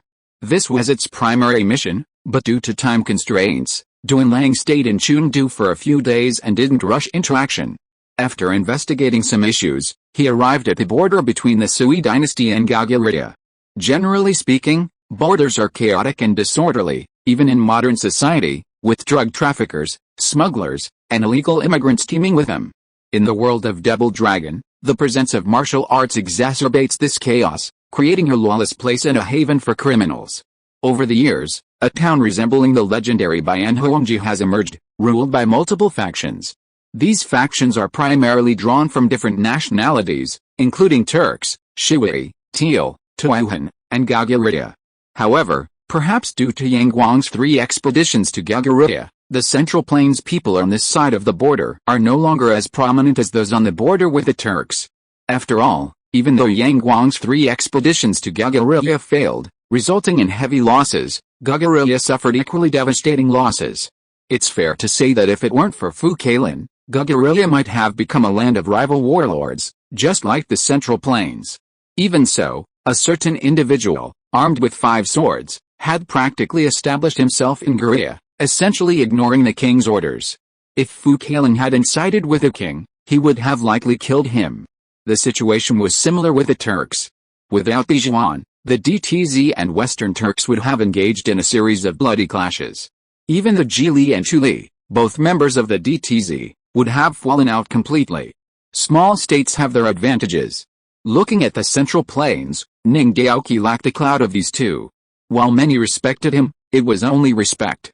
He couldn't even openly participate in the struggle for supremacy. His collaboration with Sihan Jingzhe was limited to mere support, not direct support like Fu Kailin and Bijuan. For Duan Lang, his initial purpose in coming to the border wasn't to target Buddhism. If he really wanted to deal with the Sihan Jingzhe group, wouldn't it be better to do so in the Central Plains? He came to the border primarily to mourn the millions of soldiers who had died, And he also took a number of photos, intending to build a mausoleum for them after unifying the country. Compared to those who died in the chaos of the Central Plains, these people were far more worthy of respect. Without their sacrifice, there would be no peace in the Central Plains. As for those Confucianists who constantly preached propriety, benevolence, and trustworthiness, repaying grievances with virtue, the Celestial Empire, and the practice of persuasion, if anyone dared to grumble in his presence, he would immediately transfer them to the border. Persuasion was allowed. If it failed, they should not return alive. However, after spending some time at the border, rumors he heard, coupled with his investigations, drove Duanlang to his limit. He reduced more than a dozen magnificent temples along the border to ashes, and also wiped out nearly 10 smuggling guilds controlled by aristocratic families. It's undeniable that the Buddhist community of this era was truly formidable. They held considerable influence not only in the Central Plains, but also in Korea, the Turks, and other regions. Crucially, they were incredibly united. Did you see Shi Fixun immediately take up residence in a temple outside the Great Wall when she went to pursue Shi Hixun? If that were the case, Duanlang wouldn't have been so ruthless. Investigations revealed that some of these temples were involved in smuggling. With the borders so chaotic, why were so many people flocking to them? It was because the profits were so high. These smugglers smuggled everything: weapons, grain, salt, silk, and more. The profits were nearly 100 times higher than those in the Central Plains. Smuggling was incredibly lucrative in that era. Did you see Shuanglong's first move after leaving the mountains was to sell contraband salt? And that was just salt. These smugglers involved not only the aristocratic families of the Central Plains, but also members of the Buddhist community. Furthermore, smuggling for the benefit of temples was much more clandestine. These foreign smugglers are truly despicable. Look at the late Ming dynasty. If it weren't for these people's betrayal, there wouldn't have been subsequent foreign invasions. If it were just this, Duanlang would have been furious, but he wouldn't have taken such drastic action. The key was that Shen Fei discovered that they were trafficking people, mostly women, to foreigners, and that one of the temples was a transit point. Duanlang immediately became furious. In this era, human trafficking wasn't limited to the Bailing gang. They were just the biggest, just like Doflamingo in One Piece. Many other factions were also involved. With the power of Buddhism, there was no shortage of people seeking to exploit its influence. Some temples, to be honest, weren't truly temples at all, but rather dens of thieves. Even Shi Hixun could find a temple to hide his identity, so surely others could too. After all, in this era, no one bothered to check credentials. This wasn't just Buddhism, even Taoism was the same. Some Taoist temples were actually part of the demonic sect. Among the two sects of the demonic sect, the Six Paths, there was a true transmission sect. The true transmission sect was divided into two, the Daozuzhenshin sect and the Laojin temple. After Duanlang unleashed his full power, the situation in the border town changed dramatically within just a few days. Since Duanlang had decided to take action, he naturally eliminated any troublesome individuals along the way. Thus, the foreign gang leaders and the bandits rampaging around him were all eliminated. Well, even if I laid down my butcher knife now, I still can't become a Buddha. Perhaps I haven't killed enough. How many people like you do I need to kill to become a Buddha? Seeing the old monk speechless, Duanlang sneered and swung his fire-scale sword. A blazing sword energy pierced directly through his brow. It seems that Buddhism in this era cannot answer this question, unless they have someone like Zhang Liang. The so-called lay down the butcher knife and become a Buddha instantly is like the famous saying that a white horse is not a horse, it's a matter of logic. This is concluded. The plan over there has begun. It's time to go to Chengdu and deal with them. Standing on a nearby rock, Duanlang watched as a dozen blue-clad men quickly rushed into the temple and looted the property after he left. He nodded gently. These men were a faction of Central Plains people from the border towns, the only one he hadn't touched. They even collaborated somewhat, and some of the intelligence Duanlang had obtained came from this faction, as they were local Tyrants. The composition of this faction hinged on Yang Guang's 3 expeditions to Korea. Many of these men were Sui soldiers who had survived the invasion and remained here, along with their descendants. Luoyang, we're finally here, riding on a black dragon. Shen Fei and Kankan quickly arrived above Luoyang. Gazing at the crisscrossing waterways of Luoyang below, Shen Fei felt a surge of pride. Luoyang sits majestically on the southern bank of the Yellow River, protected by Mount Mang to the north, the Luo River to the south, Hulao Mountain to the east, and Hangul Pass to the west. Surrounded by mountains, Luoyuan Plain lies in the center, with the Yi, Luo, Chen, and Jian rivers flowing through it.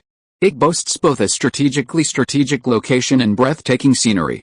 Luoyuan and Chang'an are somewhat similar, both of them are surrounded by 4 checkpoints. The only problem is that the checkpoints are not as strict as those around Chang'an, and one can go around through the mountains, making its strategic position slightly lower than Chang'an. However, Luoyuan also has a convenience that Chang'an does not have, that is, developed transportation, especially after the opening of the Grand Canal. Water transportation has made Luoyuan's business more prosperous. Sir, shall we go in now? Kan looked down at the entire Luoyuan city and asked softly. Wait until evening to go to the Dugu clan, and then you can officially enter the city tomorrow. As the future governor of Luoyuan, Shen Fei naturally could not enter the city alone without a proper appearance. If he wanted to enter the city, he had to be greeted by Wang Shiqing and others. Of course, before that, he had to subdue the Dugu clan first. Only then could he completely control Luoyuan. I see. I'm afraid Ning Daoqi and the others are still searching everywhere for the whereabouts of the young master. Kan laughed when she mentioned Ning Daoqi. Now that Ning Daoqi's status had greatly decreased, Kan could mention him casually and even mock him. Young master, how are you going to deal with Ning Daoqi? Kan immediately asked curiously. From Shen Fei's actions, it was obvious that he would not let Ning Daoqi go, but Kan didn't know how to deal with him specifically. Of course, he will be publicly executed as a traitor to the country. Only in this way can we deter certain people, Shen Fei said expressionlessly. The public execution of a grandmaster naturally had an impact. After hearing Shen Fei's words, Kan was shocked, but did not say anything about it. The Dugu clan has recently gathered a number of experts at their residence. But it seems Dugu Se and some others have been sent to Chang'an, inside a modest inn in Luoyuan City. Kan quickly received the latest intelligence on Luoyuan from the Demon Clan. As the eastern capital of the Sui dynasty, the Demon Clan's influence was considerable. The Luoyuan clan, Luoyuan's largest gang, had close ties with the Demon Clan. Unlike Chang'an, where there were 2 gangs and 2 factions, the Luoyuan clan dominated the city. Other smaller gangs and factions existed, but their small size didn't guarantee they had strong backing. The Song clan seemed to be backing one of them. The Dugu clan is quite calculating. This way, even if something goes wrong, they won't be wiped out. Given the connections between the 4 major clans, Li Yuan was bound to protect the Dugu clan. After all, he was related to them by marriage. The Dugu clan, one of the 4 great clans, has always relied on marriages to maintain its unique position. Furthermore, they have no ambitions for a decisive victory, so naturally, no one wants to create such a powerful enemy. I've already notified Master, and I believe they'll be here soon. Since the Yinka clan has already joined Shen Fei, it's natural to demonstrate its value, and taming the Dugu clan presents a perfect opportunity. I understand. Any other news? Sihan Jingzhe, Ning Daoqi, Jingnian Zen Master Liaquang, and the 4 great saints have spoken out, saying that Yang Guang is slandering them. They have no plans to choose an emperor on behalf of heaven, but simply want to contribute to world peace. By the way, many temples have already begun providing relief to those displaced by the war. Kan slowly recounted Sihan Jingzhe's recent actions, and after hearing this, Shen Fei couldn't help but praise their response. Even if you were in Sihan Jingzhe's situation, limited by the times and knowledge, he wouldn't have a better way to deal with it. Fan Qinghu and the others are quite clever, but they seem to have forgotten one thing: not every order can be perfectly executed. If it were that simple, Yang Guang wouldn't have failed. Those Buddhist temples have been greedy for so long. Asking them to contribute their wealth to aid the people, even if it's just a drop in the bucket, would be like cutting their flesh with a knife. As the saying goes, one shouldn't fear godlike opponents, but rather pig-like teammates. Continue to pay attention to this matter, but remember, don't do anything unnecessary. You should understand what I mean. There are many ways to sabotage Sihan Jingzhe, but some are so despicable that Shen Fei naturally wouldn't do them. For example, poisoning is nothing new. Even modern companies often use such tactics in competition. At his modern beverage company, someone had falsely accused the company of containing toxic substances, resulting in numerous poisonings and even deaths. I understand. Also, Cao Zhuang and Su Xiling have been in the spotlight recently. They teamed up to kill Ren Xiaoming of the Iron Cavalry Society. Originally, Ren Xiaoming was also a partner of the demon sect. The demon sect even placed subordinates around him as bodyguards. However, after he defected to Shen Fei, the Yinka sect withdrew those who supported other forces. After all, compared to Shen Fei who possessed the divine dragon, others had no chance at all. As for Fu Gaogaiyao and Lin Shiheng, because they were involved with the Yinka sect and the internal struggles of the demon sect, it was impossible to get them to surrender for the time being. And to put it bluntly, Fu Gaogaiyao is fine, but Lin Shiheng may not be willing to obey the orders of the Yinka sect now. After all, he is now a major warlord. If the demon sect supports him, there will be no problem, but if he is asked to hand over the power and authority in his hands, that is another matter. The Shuanglong assassination attempt on Ren Xiaoming was somewhat related to Shen Fei. Shen Fei had explained to them the reasons behind the foreign invasions of the Central Plains. While the Koreans might have been hesitant due to Fu Jun'er's involvement, the others were different. It was only after learning Ren Xiaoming's true identity that the two men took action. This battle catapulted them to fame. The fastest way to achieve fame in the martial arts world is, of course, to take down a prominent figure. Ren Xiaoming was the leader of the Iron Cavalry Society, one of the 8 gangs and 10 societies. Many legends surround him, including the claim that he once battled Song over territory within the Song clan. Though defeated, he was undefeated, having faced no rivals except Song to Shen Fei. This was clearly an exaggeration. If it had truly been Song who had committed the attack, he wouldn't have spared his life. It was probably a fight with Song's S.H.I.E.L.D. Of course, it could have been like Kakuzu, who threw a kunai at the first Hokage from 800 miles away and claimed to have fought him. Chapter 758, King Tang, and Ren Xiaoming is such a boaster for fame. Isn't he afraid Song will actually come after him with a heavenly blade? The Iron Cavalry's growth to 8 sects and 10 guilds over the years was largely due to Ren Xiaoming's previous battles with Song. The Iron Cavalry had always been a thorn in the Song clan's side, constantly competing for territory. The clan had sent assassins to kill him numerous times, but all attempts failed.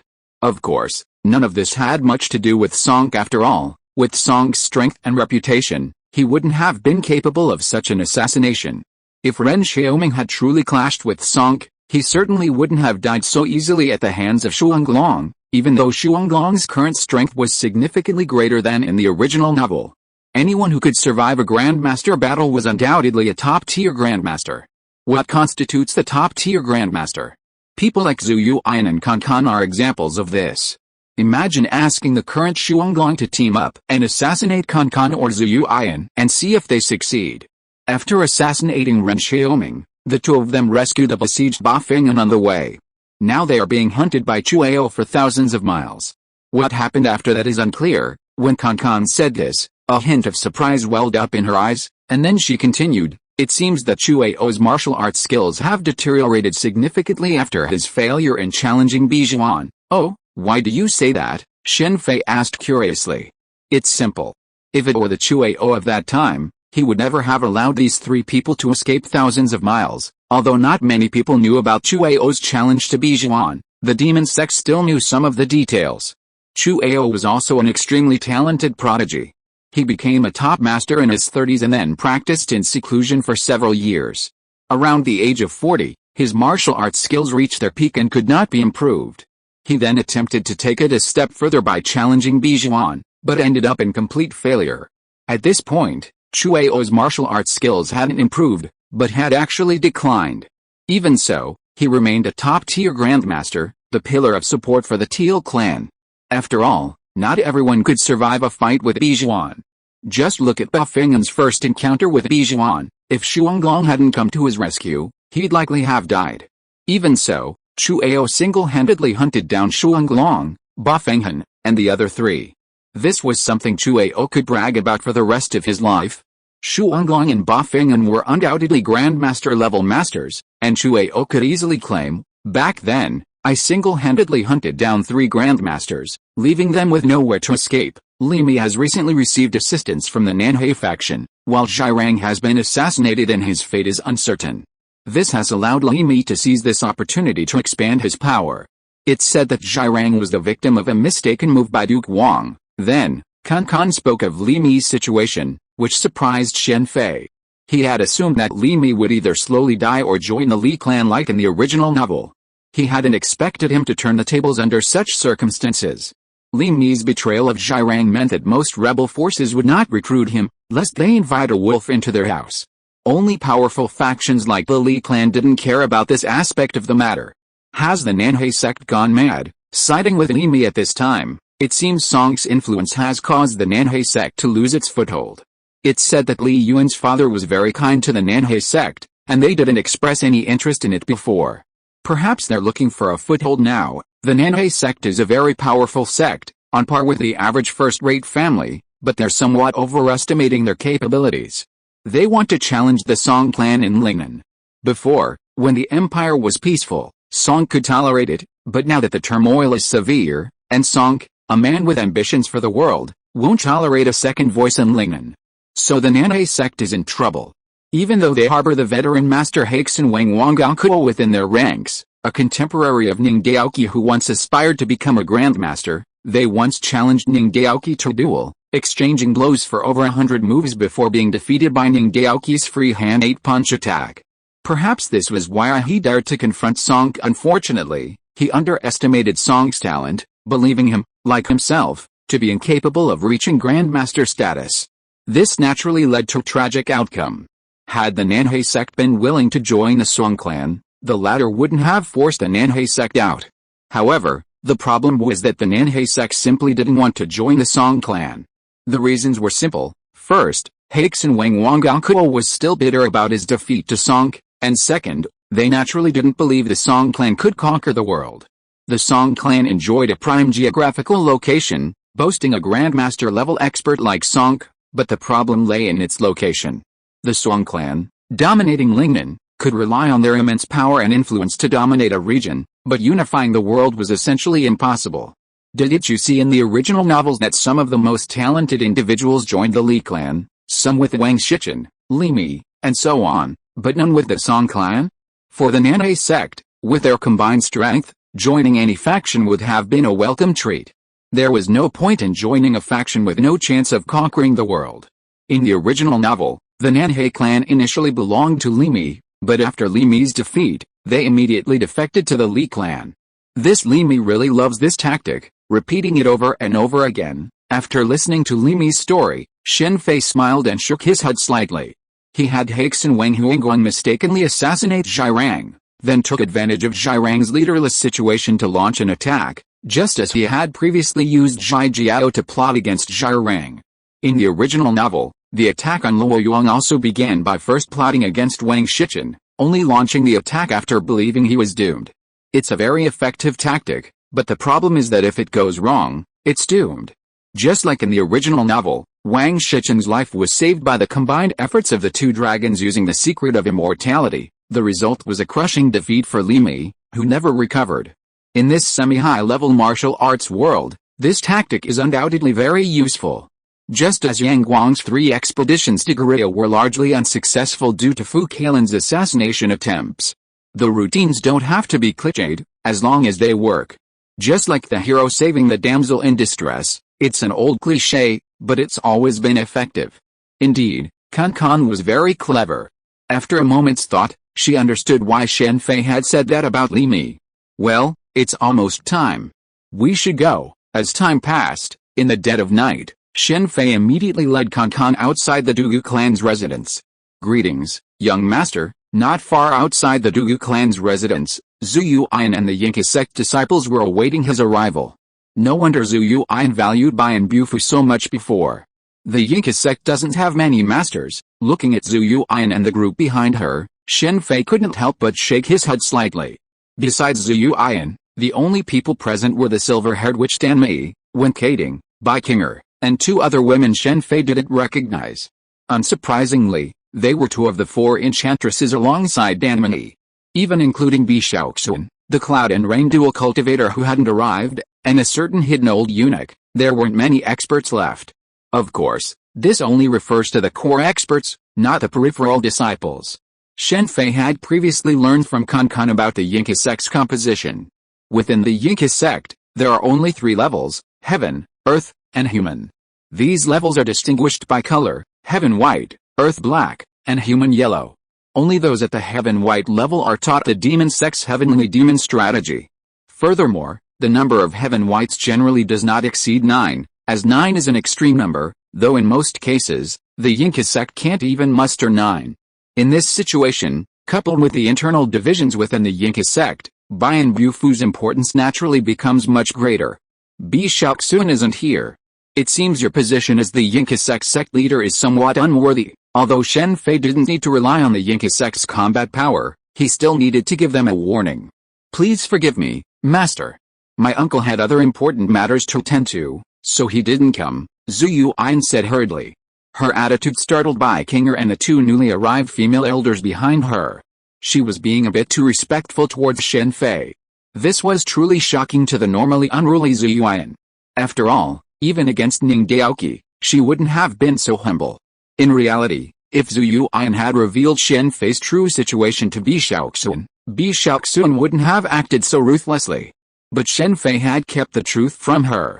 In this situation, Bi Shaoxun naturally assumed Zhu Yuan was mentally unstable. After all, Shen Fei was now the #1 enemy of Sihun Jingzhe, Ning Daoqi, the pure Nianzhen sect, and Buddhism itself. To join them now would be courting death.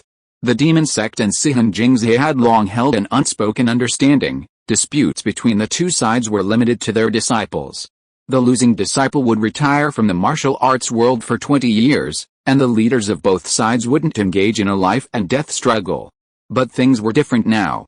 Shen Fei had completely touched the nerves of the Sihun Jingzhe group, and it was practically a fight to the death. Forget it, you can handle this minor matter on your own. Since you want to take action, I'll leave it to you to lead the charge. And by the way, try not to kill anyone. I'm here to subdue the Dugu clan, not to destroy them. Yes, Zhu Yuan nodded immediately. I understand. Follow me. With that, Zhu Yuan led the way, leading a group of Yinka sect elders behind her, heading straight for the main gate. Bai Qinger, on the other side, regarded Shen Fei with curiosity, but made no special move. Anyone who could elicit such treatment from Zhu Yuan was undoubtedly no ordinary person. Impulsively stepping forward was not Bai Qinger's style. As Xiangxin's junior sister, Bai Qinger was naturally no ordinary figure. It could even be argued that if one were to discount her martial arts prowess, Bai Qinger was even more capable than Xiangxin. Zhu Yuan, you're so bold. You dare to come and cause trouble with the Dugu clan. Led by Zhu Yuan, the group quickly entered the Dugu clan's mansion. The clan's masters, led by Yu Chuhong, finally appeared. Besides Yu Chuhong, the clan's leader, Dugu Feng, as well as Dugu Feng, and several other elders also appeared. While Zhu Yuan and Yu Chuhong weren't from the same generation, as both were top-tier masters, they naturally had met before. This isn't some dangerous place, why don't you dare come? Zhu Yuan's expression was remarkably calm upon seeing Yu Chuhong. At any other time, even the demon sect wouldn't dare to invade such a powerful clan. But now, with the support of the Yinka sect, they naturally didn't care. How dare you, Yu Chuhong said as she swung her crystal-clear jade cane. A moment before, she looked like a dying old man, now transformed into a lion, pouncing on Zhu Yuan. Grandma, let me help you. As Yu Chuhong attacked, Dugu Feng immediately drew her sword, ready to join the fray. After all, her opponent was Zhu Yuan, and with Yu Chuhong's illness, Dugu Feng naturally worried about her facing her alone. Dugu sister, if you want to fight, I'll be there with you. Just as Dugu Feng was about to make a move, Kan rushed forward, holding the heavenly demon double slash. Facing Dugu Feng, even she, the saint of the Yinka sect, immediately drew her weapon. It's undeniable that Dugu Feng, the leader of the Dugu clan, was the most destitute of the 4 major clan leaders. His martial arts skills ranked only 3rd among the entire Dugu clan, leaving him as leader in name only, without actual authority. The Dugu clan's power rested in the hands of Yu Chuhong. Attack. After Zhu Yuan faced Yu Chuhong, and Kan faced Dugu Feng immediately led the other Dugu clan experts to confront the other Yinka clan masters. Are there quite a few of you? You're really trying to display your dominance at this moment. Shortly after the melee began, guards from other Dugu clan locations began rushing towards this area. This was, after all, the Dugu clan's headquarters, so they naturally had no shortage of archers and crossbowmen. However, in such a chaotic situation, neither dared to attack freely. They could only surround the battlefield and prepare for battle. Ahem, stop it, After completing her cloak and staff technique against Zhu Yuan, Yu Chuhong quickly retreated. Seeing that Zhu Yuan didn't pursue, and then catching sight of Shen Fei, who was waving a paper fan as if watching a performance, she coughed several times and shouted. Suffering from suspected asthma, Yu Chuhong could only complete a single cloak and staff technique before her condition would flare up. Naturally, she couldn't engage in high-intensity combat in this situation. This wouldn't matter if her opponent was weaker than her, but Zhu Yuan was far superior. Yu Chuhong held great prestige within the Dugu clan. As soon as she finished speaking, the Dugu clan's men immediately began to withdraw from the battlefield, and the Yinkat clan's men followed suit, gathering behind Zhu Yuan. I didn't expect the Yinkat clan to actually ally with him. Zhu Yuan, are you crazy? Ahem. Watching Zhu Yuan and her men consciously move behind Shen Fei, appearing extremely respectful, Yu Chuhong was so shocked that her asthma even delayed its onset. As the saying goes, a wise bird chooses its tree to roost in. Sect leader Zhu simply made a very correct choice. Now it's time for the Dugu clan to make its own choice. As Shen Fei spoke, the moment he closed his fan, the entire courtyard suddenly turned black and white. The Taoist Xianzhuang's heaven and earth were eclipsed. Although he didn't possess the overlord color ability to clear out the miscellaneous soldiers, the eclipsed heaven and earth could still be used to clear out the miscellaneous soldiers. Yu Chuhong, now tell me your choice, surrender or death, who are you? Feeling the immense pressure around her, Yu Chuhong, unable to move even her hands and feet, suddenly opened her eyelids, which had been half closed due to her old age, and revealed a look of disbelief. Chapter 759, King Tang, Supplement. Dugu clan members Yu Chuhong, Dugu Feng, and Dugu Feng greet the young master. In the Dugu clan's exquisite and elegant study, led by Yu Chuhong, the Dugu clan officially joined Shen Fei. After witnessing the divine dragon released by Shen Fei, the Dugu clan's choice was a no-brainer.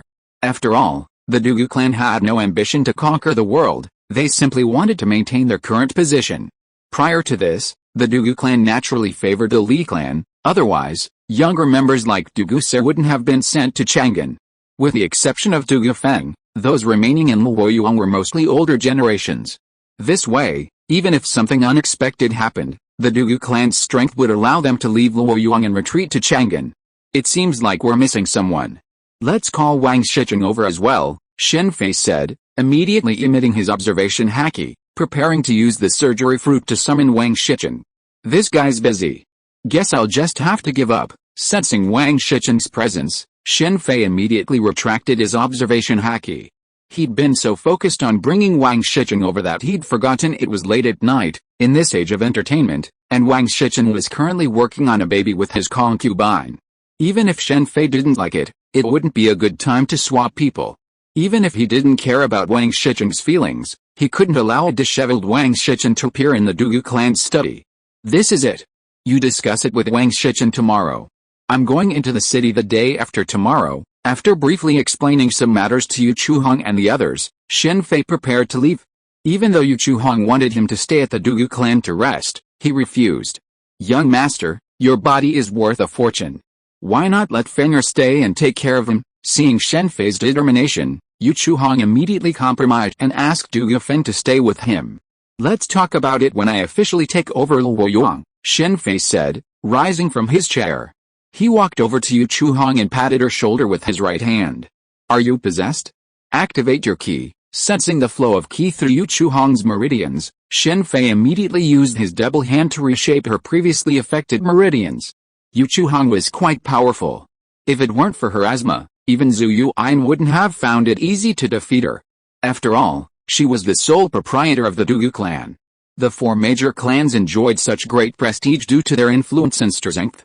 A top-tier grandmaster was indispensable. Whether it was Yu Wenshang of the Yuan clan or Li Yuan of the Li clan, they were both top-tier grandmasters. Song of the Song clan was even more so. Only Dugu Feng of the Dugu clan was the weakest, a mere average grandmaster. Therefore, whether among the Jianghu or the aristocratic families, when discussing the Dugu clan, the first person mentioned was Yu Chuhong, not Dugu Feng. Even Dugu Feng wasn't the clan leader himself, but Dugu Feng. It was a waste for such a top-tier expert to be unable to unleash his full potential due to injury. Today was the perfect opportunity to subjugate the Dugu clan and use both kindness and force. Let's go, Kun Khan, After treating Yu Chuhong, Shen Fei glanced at Du Yufeng and immediately left with Kan Kan. Yes, sir, Kan Kan, upon hearing Shen Fei's greeting, smiled provocatively at her junior sister Bai Qinger, quickly following behind. Congratulations. After Shen Fei left, Zhu Yuan waited until Yu Chuhong finished her Kigen practice and then smiled at her. Just congratulations, you're lucky this time. The healing of her demonic possession had made Yu Chuhong look several years younger. This isn't luck, but rather the greed of some people. They're courting death, even claiming to choose the emperor on behalf of heaven. Zhu Yuan's words were filled with a hint of gloating. Alright, Sect Master Zhu, it's already late. You heard the young master's instructions earlier. I have some matters to attend to, so I won't keep you here, then we won't bother Sister Yu. Let's go, Zhu Yuan said, immediately leading Bai Qinger out of the study. They reunited with the 4 enchantresses outside and left the Dugu clan. Fenger, recall Setter and the others immediately. Yes, since they had joined Shen Fei, the Dugu clan disciples previously sent to Chang'an naturally had to be recalled. If it were anyone else, Yu Chuhong would definitely not have done so. After all, until the final moment, no one knew who would win. But now, after Shen Fei had demonstrated his strength, it could be said that the world was already ruled. Fenger, come with me. I have something to tell you. Then Yu Chuhong immediately left with Du Yufeng. Congratulations, young master. We've secured the Dugu clan's only phoenix. Upon returning to the inn, Kyanqian immediately said with a smile. Don't say I'm a pervert. I only accepted Du Yufeng to appease the Dugu clan. What is the Dugu clan best at? Of course, marriage alliances. Yang Wang, the Li clan, the Yuan clan, and the Song clan don't seem to have any marriage alliances.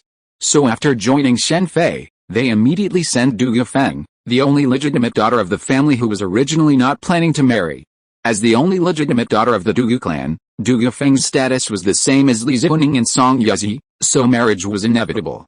Under normal circumstances, Du Yufeng would have already married into a noble family. The most likely one was Li Jiancheng of the Li clan. Li Shimin had already married someone from the Changsan family, so it was naturally impossible for him to marry Du Yufeng. After all, as the only legitimate daughter of the Dugu clan, only the position of the main wife was worthy of her. The only reason Du Yufeng hadn't been reduced to a mere pawn in a marriage alliance was thanks to her immense martial arts prowess. She was the second most skilled warrior in the Dugu clan, surpassed only by Yu Chuhong in strength. With the Dugu clan currently experiencing a period of transition, and Yu Chuhong aging and frail, and suffering from asthma, marrying out was out of the question. Her only 2 options were to either live out her life in solitude within the Dugu family or seek a husband. After all, without a top-tier warrior at the helm, a powerful clan could easily decline. If Du Yufeng were a man, she'd likely be the head of the Dugu clan by now. Of course, marrying the emperor would be a different story. With Shen Fei poised to unify the empire, Du Yufeng might have the chance of becoming a future empress. After all, as the Dugu clan's only legitimate daughter, her status was comparable only to Li Zhuning and Song Yazi. As for Kan Kan, in Yu Chuhong's eyes, she was a member of the demonic sect even if she entered the palace. She wouldn't have the potential to become empress. This is the life of an aristocratic family. Yu Chuhong usually dotes on Du Yufeng, but when it comes to a matter of life and death, even that love must be sacrificed for the family. Among the 4 great clans, the only one who truly loves his daughter is probably Song. Although Song Yazi is also a marriage partner for the Song clan, Song promised her that if she doesn't want to, he won't force her. What do you think about making Du Yufeng the head of the Dugu clan? What do you mean, sir? Kan Kan, don't you think the status of women these days is very low? Both you and Du Yufeng possess top-notch martial arts skills and surpass most men in talent, but in the end, you're reduced to marriage partners. Kan Kan was by Shen Fei's side. Zhu Yuan's thoughts were similar to Yu Chuhong's. Forget Kan Kan, if he wanted to, even Shi Fixun would be offered to him by Sihan Jingzhe. Young master's ideas are truly unique. After a long silence, Kan Kan sighed. She naturally understood Zhu Yuan's thoughts. However, that was her master who had raised her since childhood. A master was no different from a mother. Even though the demon sect's feelings for their master were somewhat indifferent, Kan Kan's feelings for Zhu Yuan were genuine. It's not that I'm unique. I just want to do something. By the way, have the demon sect keep an eye on someone for me and see if he shows up in Luoyang. Remember, be polite to him. His name is Su Xingzi. Even if Feng Zuanling and Du Ruhu had defected to Li Shimin, it wouldn't matter. He still had someone who could rival them. Su Xingzi was undoubtedly one such person. He had been the military advisor to Marshal Cao Zhuang's army and someone Wang Shichen despised. But now that he was here, he naturally wouldn't let this talented person go. Su Xingzi's intelligence was evident in his management of the young marshal's army in the original novel, but he was later betrayed by Cao Zhuang.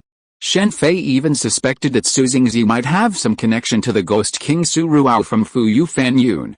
Shen Fei had long harbored thoughts about Su Xingzi, but his lack of influence and territory, coupled with other commitments, delayed his actions. Understood. Greetings, Lord General. 2 days later, Shen Fei appeared outside the East City Gate with Kang Kan. Both Wang Shichen and the Dugu clan appeared together and acknowledged Shen Fei's identity, a scene that stunned the onlookers. Wang Shichen's lack of action led many to speculate that he was connected to Shen Fei. However, the Dugu clan's actions surprised everyone. After all, no matter how one looked at it, it was unlikely that the Dugu clan would join Wang Shichen in joining Shen Fei. After all, the two sides had previously been engaged in a fierce battle over the control of Luoyuan. Wang Shichen, the Luoyuan governor, commanded an army of approximately 50,000 men. However, the Dugu clan also commanded nearly 5,000 imperial guards and held the advantageous location of the Luoyuan imperial palace. Many had anticipated a clash between Wang Shichen and the Dugu clan. Regardless of who emerged victorious, the other side would inevitably suffer significant losses. Is this the Dugu clan's plan? Many were initially puzzled by the Dugu clan's choice, but upon seeing Dugu Feng immediately appear at Shen Fei's side, like a maid, many immediately understood the Dugu clan's reasoning. A marriage alliance with Dugu Feng, the Dugu clan's only phoenix, was not impossible. After all, the Dugu clan had a precedent. Suddenly, a large number of carrier pigeons and other birds flew out from the outskirts of the East City Gate. These birds were intelligence agents lurking in Luoyuan, relaying intelligence back to their masters. Buddhism. Shen Fei couldn't help but sneer as he noticed a few old men in the crowd. After he arrived in Luoyuan, even if Ning Daoqi and the Buddhist sect wanted to assassinate him, they wouldn't have the chance. Yang Ziyi is here too. I heard he's been lashing out against Buddhism lately. Sure enough, most people betray their faith just for the sake of studying. After news of Bizixen's death spread, Yang Ziyi was immediately furious. But that Wang Tong, who had previously seemed very friendly towards Shi Qingxun, was now silent. He was indeed a Confucian scholar. Let's go to the palace. Accompanied by Wang Shichen and the Dugu clan, Shen Fei, Kan Kan, and Dugu Feng boarded a luxurious carriage and drove to the Luoyuan imperial palace. The palace was inhabited by King Yang Tong of Yu, a child of only 11 or 12 years old. When Shen Fei and his group arrived at the palace, King Yang Tong, accompanied by a group of eunuchs, was waiting for Shen Fei at the palace gates. As a disciple of the imperial family, one enjoys wealth and luxury in normal times, but if one loses power, they are lambs to the slaughter. King Yang Tong of Yu looked at Shen Fei with fear in his eyes. You're lucky. Naturally, Shen Fei wouldn't bother with such a child, much less eliminate him completely. This is the final imperial edict from His Majesty Yang Guang. Arriving at the palace hall, Shen Fei immediately took out the edict Yang Guang had given him. He walked directly to the dragon throne, unfolded it, and read it aloud. Imperial edicts of this era didn't have the many rules of later times, such as the requirement for everyone to kneel, and Shen Fei didn't care about such matters at all. The edict was meaningless. It simply stated that Shen Fei would become the governor of Luoyuan, overseeing the city's military and political power. From this day forward, I am the king of Tang. After reading the edict, Shen Fei immediately reduced it to ashes and sat on the dragon throne without a trace of hesitation. Shen Fei agonized over the name of his country for quite some time, tossing around Xia, Shang, Zhou, Qin, Han, Tang, and Ming. As for Song, given that dynasty's decline, Shen Fei didn't even consider it. While some of these names were historical, they weren't irrelevant. Take, for example, Wu Zhao and Wu Zishan's Wu Zhou, and even the Great Qin, and the former Qin during the 16 Kingdoms period. Finally, thinking of Li Shimin, Shen Fei decided on Tang, registering it before Li Yuan of the Li clan proclaimed himself emperor. Li Yuan would likely be disheartened to hear this name, even though he hadn't yet declared himself emperor and was still a self-proclaimed general. But it's clear he already had a dragon robe and the name of the country in mind. Ever since the 16 Kingdoms period, The Central Plains has been in turmoil, suffering from the humiliation of foreign invaders. This state of affairs is truly heartbreaking. Some even boast of being vassals of the Xiongnu outside the Great Wall and paying tribute year after year. They are truly unworthy of being men. I aspire to establish a powerful Central Plains dynasty. No marriages, no indemnities, no cessions of territory, no tribute. The Son of Heaven guards the borders, and the king dies for the country. Although the Tang dynasty adopted its name, its slogan was that of the Ming dynasty. Despite its numerous shortcomings, the Ming dynasty was undoubtedly the most resolute among its emperors. Shen Fei's words weren't particularly moving, but the final words, no marriages, no indemnities, no cessions of territory, no tribute, the Son of Heaven guards the borders, and the king dies for the country, struck everyone in the hall in silence. Greetings, His Majesty the King of Tang. A moment later, led by Wang Shichen, Yu Chuhong, and others, all the civil and military officials in the hall bowed. In this era, there was no such thing as long live the emperor. Even the emperor was only addressed as Your Majesty. A king, one rank below the emperor, was naturally Your Highness. Erect a stone tablet in front of the palace and engrave the words you just said on it. Chapter 760, Duzun Fort, Part 1. It's finally over. As expected, the position of emperor, especially a good one, isn't easy to assume. We need to find someone quickly. After this declaration, Shen Fei didn't dismiss the attendees, but instead met with them one by one. Meeting them individually wasn't just for the sake of understanding, but also to facilitate his actions. After all, he was new to the area and had no prior reputation. He had also deeply offended self-proclaimed righteous factions like Sihan Jingzhe, Ning Daoqi, and the Jingnian Zen sect. Under these circumstances, relying solely on Wang Shichen and the Duyu clan to control Luoyang and facilitate his subsequent reform plans would be difficult. These people didn't even need to actively resist, simply inaction could cause him considerable trouble, and in more serious cases, they might even secretly betray him. Rather than creating trouble and then wasting manpower, resources, and time, it would be better to address the signs of trouble right from the start. Shen Fei used his double hand to control officials who leaned toward Buddhism and aristocratic families. Buddhism, which prided itself on its ability to liberate all, had even developed martial arts capable of changing minds, making him less cautious in this regard. Generally speaking, liberation refers to guiding and enlightening people, leading to enlightenment. However, for Buddhism, it also means forcing people to join the sect, as exemplified by the legendary 3,000 mortals who were liberated from the G-Virus sect. The reason Buddhism was so powerful was because they inherited much of the G-Virus legacy. Of course, these stories were far removed from Shen Fei's mind, but in the world of Shuanglong, Buddhism possessed martial arts capable of changing minds, and the practice of this martial art was precisely the so-called Heart de Palm, the master of wisdom, one of the four great sages. In the original novel, this wise master sought to convert one of the twin dragons with a Heart de Palm. Of course, achieving this wasn't easy, especially in this world, where martial arts masters possessed profound spiritual attainments. To truly convert someone would cost their life. Young master, what should we do with him? After the other ministers had left the palace, Qianqian gestured to the last person left, King Yangtong of Yu. With Shen Fei officially crowned king, this king would naturally be of no use. Normally, Shen Fei would first promote King Yangtong as emperor, much like the Li family, Yu Wenzhi, and Wang Shichen in the original novel. Then, after a period of waiting, he could claim the throne under the pretext of abdication. The fate of those who lost their thrones is largely self-evident. Qianqian's mention of them naturally suggests a desire to deal with them. However, for Shen Fei, even knowing this approach was perfectly normal in this era, and no one would criticize him. For members of the royal family, fratricide is normal. If an ordinary person committed such an act, it would be considered a heinous crime. But for the royal family, as long as the person later became a good emperor, it could be forgiven.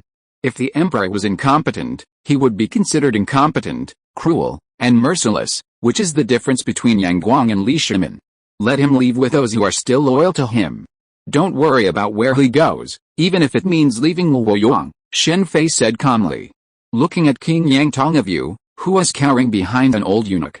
Young master, you are being too soft-hearted. If I'm afraid of even a child, how can I talk about unifying the country? Shen Fei said as he walked towards the back of the palace, the harem. Although this was also an imperial palace, it was strictly speaking only a temporary palace. The real imperial palace was the one in Chang'an. The palaces in Luoyang and Yangzhou were merely where Yang Guang resided when he toured the country. Perhaps because Yang Guang had previously planned to relocate the capital, the imperial palaces in both Yangzhou and Luoyang were lavishly constructed, boasting pavilions, terraces, verandas, and boats.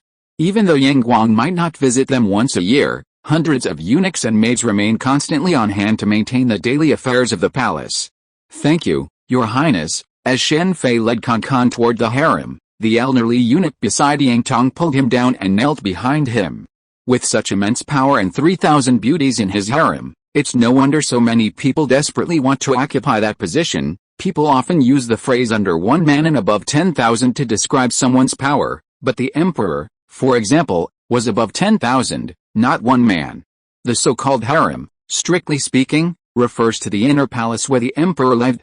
Because of the numerous concubines, the meaning of the term has evolved over time, and in modern times, it has evolved. Fortunately, Yang Guang had previously been staying in Yangzhou. The harem at the Luoyang Imperial Palace consisted solely of maids, with no concubines present. Concubines Yang Guang disliked would remain in Chang'an and not come to Luoyang. Red Queen, begin scanning the entire Luoyang. Shen Fei ordered her to begin work in the imperial study, which he had transformed into a research lab. The centerpiece housed a holographic imaging system, allowing Shen Fei to monitor the entire Luoyang situation through the stealth Quinjet fighters and numerous drones overhead. With such advanced technology at his disposal, even if it couldn't be widely adopted due to the current circumstances, that didn't mean Shen Fei couldn't use it himself. Medical college, educational college, paper mill, cement plant, disaster relief, enforcement of the rule of law, newspapers. No wonder Naruto was so exhausted after becoming the 7th Hokage. There was so much to do. It wasn't the fatigue caused by physical labor, but rather the mental and emotional strain. We don't have enough trusted personnel. It seems we can only see if there are any decent figures among those who arrived at Pegasus Ranch. Next, we'll meet with the leaders of the major factions in Luoyang. This Xia family is quite powerful, isn't it? No wonder the Yinka sect would place spies in their household. Well, they're skilled in firearms manufacturing, so we should try to win them over. The Xia family of Luoyang is a renowned military and industrial family. A major merchant family founded on mining. They are renowned for their hardware craftsmanship. They own over 100 weapons factories across the country, making them a key supplier of weapons to the Sui dynasty. The Dongming sect simply cannot compare to the Xia family in this regard. The reason why aristocratic families like the Li clan purchase weapons from the Dongming sect is primarily because those weapons are smuggled. Purchasing such weapons from the Xia family would easily lead to reports. In the original novel, Wang Shichen actually lets such a powerful merchant go, allowing them to join the Li clan. It can be said that his defeat to the Li clan was well deserved. Let's take it one step at a time. No marriage alliance, no indemnity, no cession of territory, no tribute. The Son of Heaven guards the national borders, and the king dies for the country. What courage! Inside a private room at the Duong family restaurant in Luoyang City, Song Lu, Song Shidao, and Song Yazi of the Song clan, upon hearing Shen Fei's words in the imperial palace, couldn't help but exclaim in admiration. Under the leadership of Song, the Song clan has always been committed to revitalizing the Han ethnic group, and has always looked down upon the Li clan, which primarily possesses Hu blood. Not to mention Li Yuan's direct submission to the Turks. No wonder the clan leader wants to meet him in person. Father wants to meet him in person. So what about Yazi? Song Lu's words made Song Shidao's gaze involuntarily turn to his sister across from him. Although Song Lu didn't finish his words, he understood the underlying meaning. If Song and Shen Fei met, and if they could reach a partnership, Song Yazi would undoubtedly be the subject of a marriage alliance. Seeing Song Shidao's gaze, Song Lu shook his head in secret frustration. Song Shidao is undoubtedly a rare talent among the younger generation of the Song clan, possessing considerable talent in both martial arts and even detective work. However, he had no desire to fight for the throne, and even so, he was still in love with a Korean woman, even though she was already dead. This result left Song and Song Zhi of the Song clan extremely frustrated.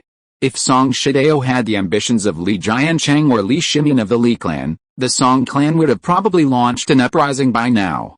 Song wouldn't care about the saying that since ancient times, The North could only rule the South, not the South.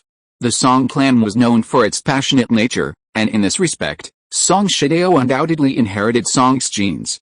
If Fen Qinghu had let go of her ambitions, she and Song would have had a chance together. But after all, Fen Qinghu is a career-oriented woman. If Fen Qinghu weren't from S.H.I.E.L.D, a Buddhist sect, Shen Fei would have been interested in recruiting her.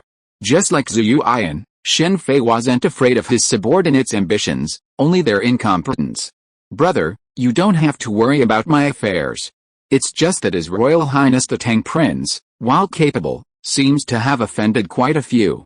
Not only S.H.I.E.L.D, but also the Buddhist sect. Even Ning Daoqi wouldn't let him off so easily. Speaking of S.H.I.E.L.D, Buddhist sect member Song Yazi's tone was filled with disdain, completely losing her previous respect. Before Shen Fei and Yang Guang exposed the true face of Buddhism, Song Yazi had a very positive attitude towards Buddhism, but after learning its true nature, her impression plummeted. As the legitimate daughter of the Song family, Song Yazi still retained a certain innocence, and aversion to war.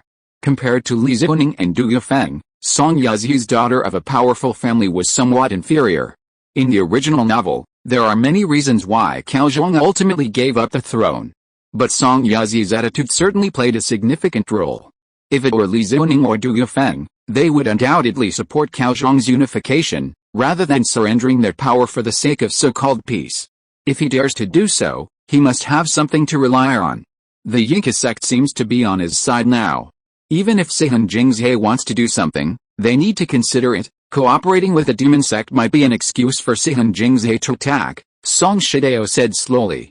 Before, they might have had such prestige, but now? Humph, Song Lu sneered. Of the four great clans, the Song clan was the most unyielding. The problem is, it's not just them now. Given his declaration, those two might not be willing to see such an emperor appear in the Central Plains. Song Shidao's words immediately silenced Song Lu. As the next generation heir of the Song family, Song Shidao was no less capable than Li Shimin. He knew everything there was to know about the upbringing of an aristocratic family. This Tang King is a lunatic. How dare he say that? The next day, a stone tablet bearing Shen Fei's words, no marriage alliance, no indemnity, no cession of territory, no tribute, the Son of Heaven guards the national borders, the king dies for the country, was erected at the gates of the imperial palace. This instantly ignited the entire city of Luoyang. Almost everyone from the Jianghu to the Immortals was discussing this matter. Some praised Shen Fei's courage, while others mocked him as an idiot. This immediately pushed many factions into opposition, naturally referring to those who had pledged vassalage to the Turks.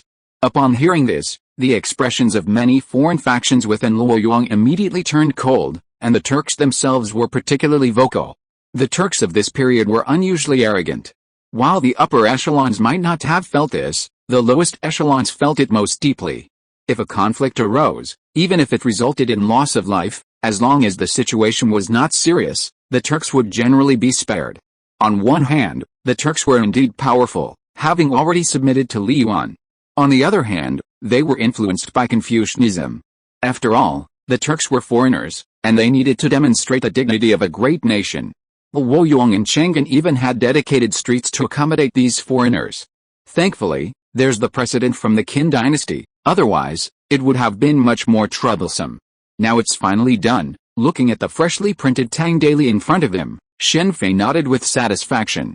Shen Fei wasn't particularly gifted in literary talent, but that wasn't a concern.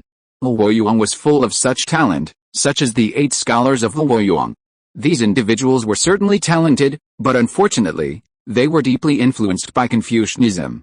The next day, they approached Shen Fei and questioned him. The reason was simple: Shen Fei hadn't followed the rules before. The rules, of course, were the rules of abdication. According to normal practice, Shen Fei would have helped King Yangtong of Yu ascend the throne and, after a period of time, found a reason to abdicate. Don't underestimate the difference, it represents the influence of Confucianism. Then, Shen Fei slapped the loudest-mouthed guy, the leader of the 8 sages of Luoyang, into a cloud of blood. After slapping the second man, Yang Guang II, who had been shouting that Shen Fei was a tyrant, into a cloud of blood, the remaining 6 immediately became obedient. Even so, Shen Fei didn't let him go. He used his hands to alter their memories, then kept them all, preparing to write articles for the newspaper. Once the newspaper was officially established and had reporters and editors in place, he would deal with them. Your Highness, something's wrong. While Shen Fei was considering what content to include in the first newspaper, Du Yufeng came in to report. What's wrong? Shen Fei asked calmly. The Turks are causing trouble. Du Yufeng immediately gave a brief account of what had happened. So they're coming for me. They're quite courageous. I just need someone to kill a chicken to scare the monkeys. Let's take them, kill them. Leave no one alive. In front of a house on Luoyang East Street, facing the Turkic people who were making trouble and injuring and killing many Luoyang locals, Shen Fei didn't waste any words and just took action. Under the round of arrows and crossbows fired by the Imperial Guards, those who survived were all masters, but unfortunately they were facing Kankan and Du Yufeng. It seems that we have the material for the first newspaper. Looking at the corpses of the Turkic people on the ground, Shen Fei suddenly had an idea. Chapter 761, Sovereign Castle, Part 2. He actually dared to attack. Many of the onlookers were horrified to see the Imperial Guards actually dare to attack the entire courtyard's Turkic population, secretly cursing the Tang King as a complete madman and unscrupulous. Of course, some cheered for Shen Fei and the Imperial Guards, loudly cursing the Turks. The arrogance of the Turks and other foreigners had long angered many in Luoyang. However, for various reasons, when these foreigners did not make excessive noise, most of the upper echelons tried to smooth things over. Just as the Confucianists had said to Shen Fei before, they should demonstrate the magnanimity of a great nation. If a small nation with few people does not know etiquette, then how could a great nation not know etiquette? After all, the other party was a foreigner. Being friendly abroad and ruthless at home was a hallmark of Confucianism. Even if this friendliness sometimes reached the point of flattery, as long as it did not harm their own interests, the casualties of a few civilians were of little concern. Too rigid to break easily, that's all. Some of the self-righteous and intelligent among the crowd shook their heads in disappointment. As the saying goes, a great nation will eventually perish if it is too bellicose. When governing a nation, one cannot be overly forceful. Some seemingly weak actions may not be entirely inadequate. If the Turks were treated this way, and other foreigners left Luoyang out of mutual dependence, it would be detrimental to the city. Commerce was essential to Luoyang's prosperity. While foreigners were somewhat arrogant in Luoyang, it was undeniable that they contributed to its prosperity, bringing in exotic goods. The so-called isolationist policy was something no one would have mentioned in this era. Only idiots in later generations would have devised such a ridiculously idiotic method to maintain their rule. Naturally, Shen Fei was even less likely to entertain such an idea. If the Turks hadn't gone too far, he wouldn't have handled it this way. Considering the overall national situation, Shen Fei couldn't possibly eliminate all those foreigners who had come to the Central Plains, such as Tuli of the Turks, Fu Jin of the Tuayuan, Chu Ao of the Teal, and the disciples Bijuan had sent to hunt down Ba Fenghan. Even if Chu Ao had sent his son, under the alias Ren Xiaoming, to cause trouble in the Central Plains, he couldn't openly intervene. After all, Chu Ao was a key official of the Teal King. If he took action, the consequences would be significant, and even war between the Teal and the Central Plains would be a possibility. He wasn't afraid of war, but the difference between his own perspective and that of the nation was stark. Even though he was powerful, he couldn't manage multiple roles. Furthermore, his plan was for the rise of China as a whole, not just his own. As the leader of a faction and a great emperor, if he had to handle everything personally, he would be considered the most unsuccessful ruler.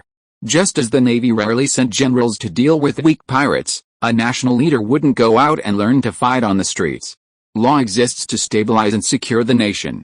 The laws of heaven and earth must be enforced without fail, even without the support of a nation. There are laws to follow, and they must be followed. Discipline must be strictly enforced, and violations must be punished. Looking at the theme of the new Tang Daily, Shen Fei nodded in satisfaction. Killing those troublemakers, though impulsive according to Kankan, Du Yufeng, and others, Shen Fei had no regrets. If he hadn't had the power, it would have been fine. But now that he had it, he naturally wouldn't allow such a thing to happen. Furthermore, this was a perfect opportunity to promote the concept of the rule of law, explaining that he wasn't targeting the Turks, but those who broke the law. As long as they didn't violate Tang law, the Tang dynasty welcomed guests from any nation. For this article, Shen Fei didn't rely on anyone else's input, but instead used content previously published by Han Fei in the Deccan Daily. Of course, some of the content was slightly rewritten, such as incorporating some modern legal concepts. Newspapers for sale. Newspapers for sale. Freshly printed copies of the Tang Daily. 2 days later, after a brief training session, the newsboys were freshly dispatched. These newsboys were mostly orphans. After becoming the king of Tang, Shen Fei immediately began to care for these orphans and established several orphanages to take them in. The sheer number of orphans left by the war forced Shen Fei to employ older children in simple tasks. In modern society, this would be considered child labor and would likely be met with scathing criticism, but in this era, it was considered charity and a benevolent act. Fortunately, the Yinka sect had some experience in this area, and the establishment of the new orphanage went smoothly. In fact, the demon sect had secretly established a similar orphanage to take in these children. While the demon sect had no good intentions, it was primarily used to screen for suitable disciples, similar to G-Virus 100 birds. Of course, the newsboys Shen Fei selected weren't too young, they were generally between 13 and 4, with the youngest being around 11. Newspaper, what is that? Seeing the newsboys hawking their wares, this novel profession, coupled with the fact that newspapers were something they had never heard of before, sparked curiosity among many. They wanted to see what a newspaper was, and since newspapers were inexpensive, they naturally didn't mind spending a penny. Rule of law is the foundation of national security. The Tang dynasty will establish the 6 gates from now on, responsible for pursuits, the arrest of thieves, and other related matters. The first issue of the Tang Daily didn't contain much content. After all, this wasn't the future. A freshly published newspaper, even with its minimal content, would likely sell well. After all, in this era, no one would accuse Shen Fei of monopoly.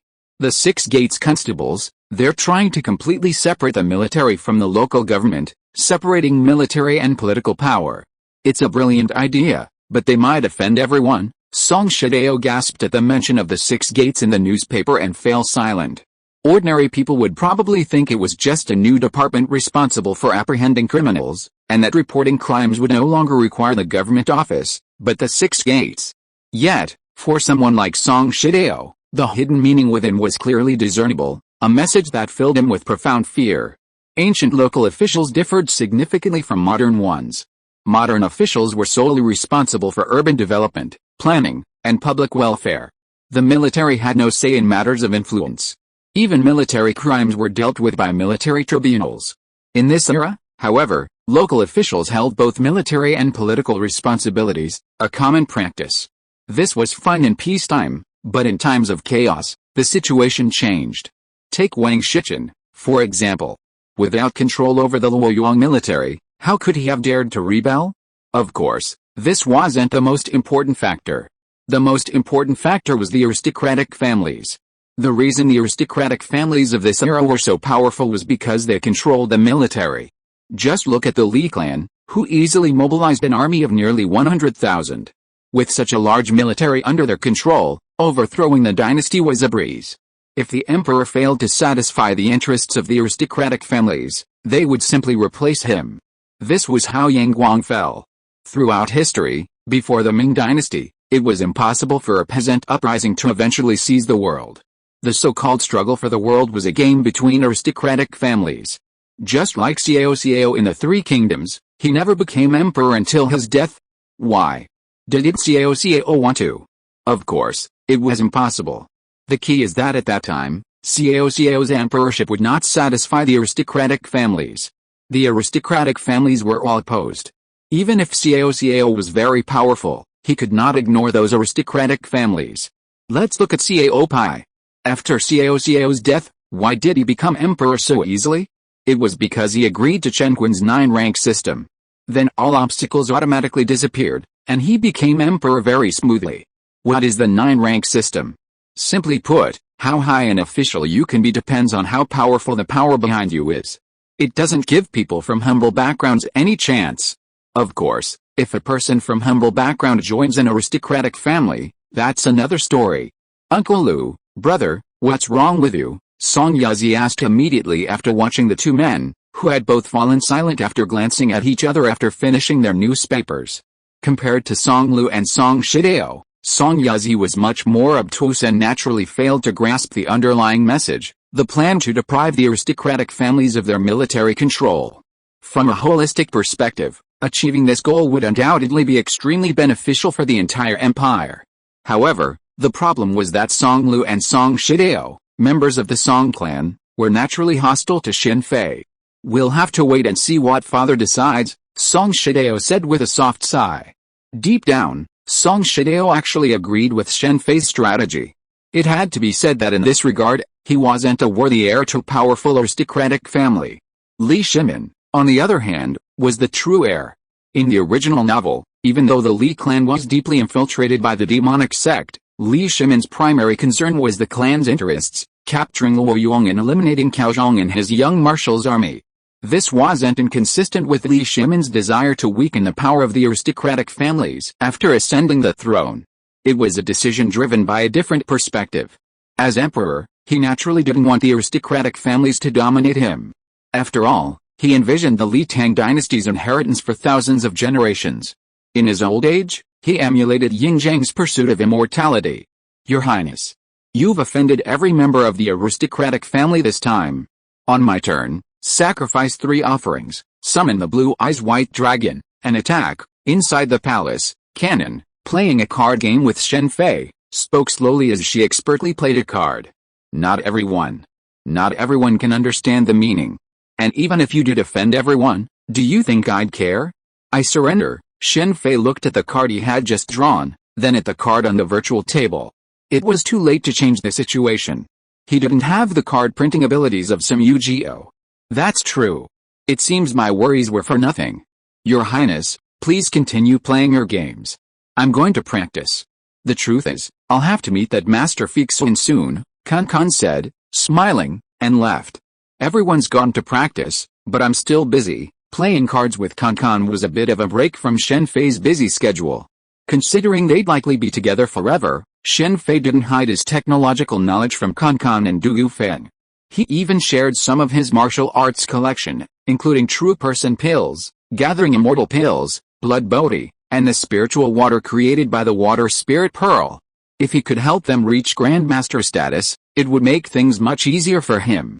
Du Yufeng immediately took a liking to the Holy Spirit sword technique and immediately began practicing it, while Kan focused on studying Tai Chi and Yin-Yang techniques. Kan was very receptive. After all, she only needed to know how to use something and what its effects were. She wasn't a scientist who needed to know the underlying principles. "Kinger greets His Highness." After Kan left, Bai Kinger entered. Naturally, Shen Fei wouldn't share Bai Kinger's extensive knowledge with her, as he had with Kan and Du Yufeng. However, he had to admit that thanks to Bai Kinger, he felt much more at ease. She was indeed a figure who would later establish the Jade Maiden sect. While Bai Kinger might not have been Kan's in terms of the quality of her teachings, she vastly surpassed Kan in terms of quantity. Even Hao Zibei later met his end at her hands. Zhu Yuan wasn't particularly fond of Bai Kinger, as could be seen from the fact that she practiced a Chanu heart method, not the heavenly demon strategy. This was understandable, as Bai Kinger hadn't been adopted by Kan since childhood, but had been recommended from another sect within the demon sect for Shen Fei. However, this didn't matter. Talent, dedication, and adherence to his principles were all that mattered. After all, at this stage, he didn't have the luxury of being picky. "Sit down." "Yes." Bai Kinger didn't hesitate. After these past few days of interaction, she had already understood Shen Fei's style of operation. Without further ado, she began to report what Shen Fei had instructed her to do. Unable to find anyone else, Shen Fei had no choice but to delegate certain tasks to the Yinka sect, such as the establishment of the orphanage, the paper mill, the glass factory, and other matters. While paper existed in this era, it was prohibitively expensive due to various technical limitations. As for printing, movable type and even woodblock printing were unavailable. Without schools like the Maoist and Gongshu schools specializing in mechanical engineering, technological development was virtually stagnant, and books were primarily copied. "Thank you for your hard work during this time. It's my fault I don't have anyone I can trust." Shen Fei didn't mind exposing his shortcomings to Bai Kinger. His modern education had destined him to be very different from the kings of this era. "It's Kinger's honor to serve your highness. By the way, your highness wants to know the whereabouts of Su Xingzi. He's currently in Luoyang City." "That's fantastic. Let's go." Upon hearing Su Xingzi's whereabouts, Shen Fei immediately stood up. Finally, A master of internal affairs had arrived.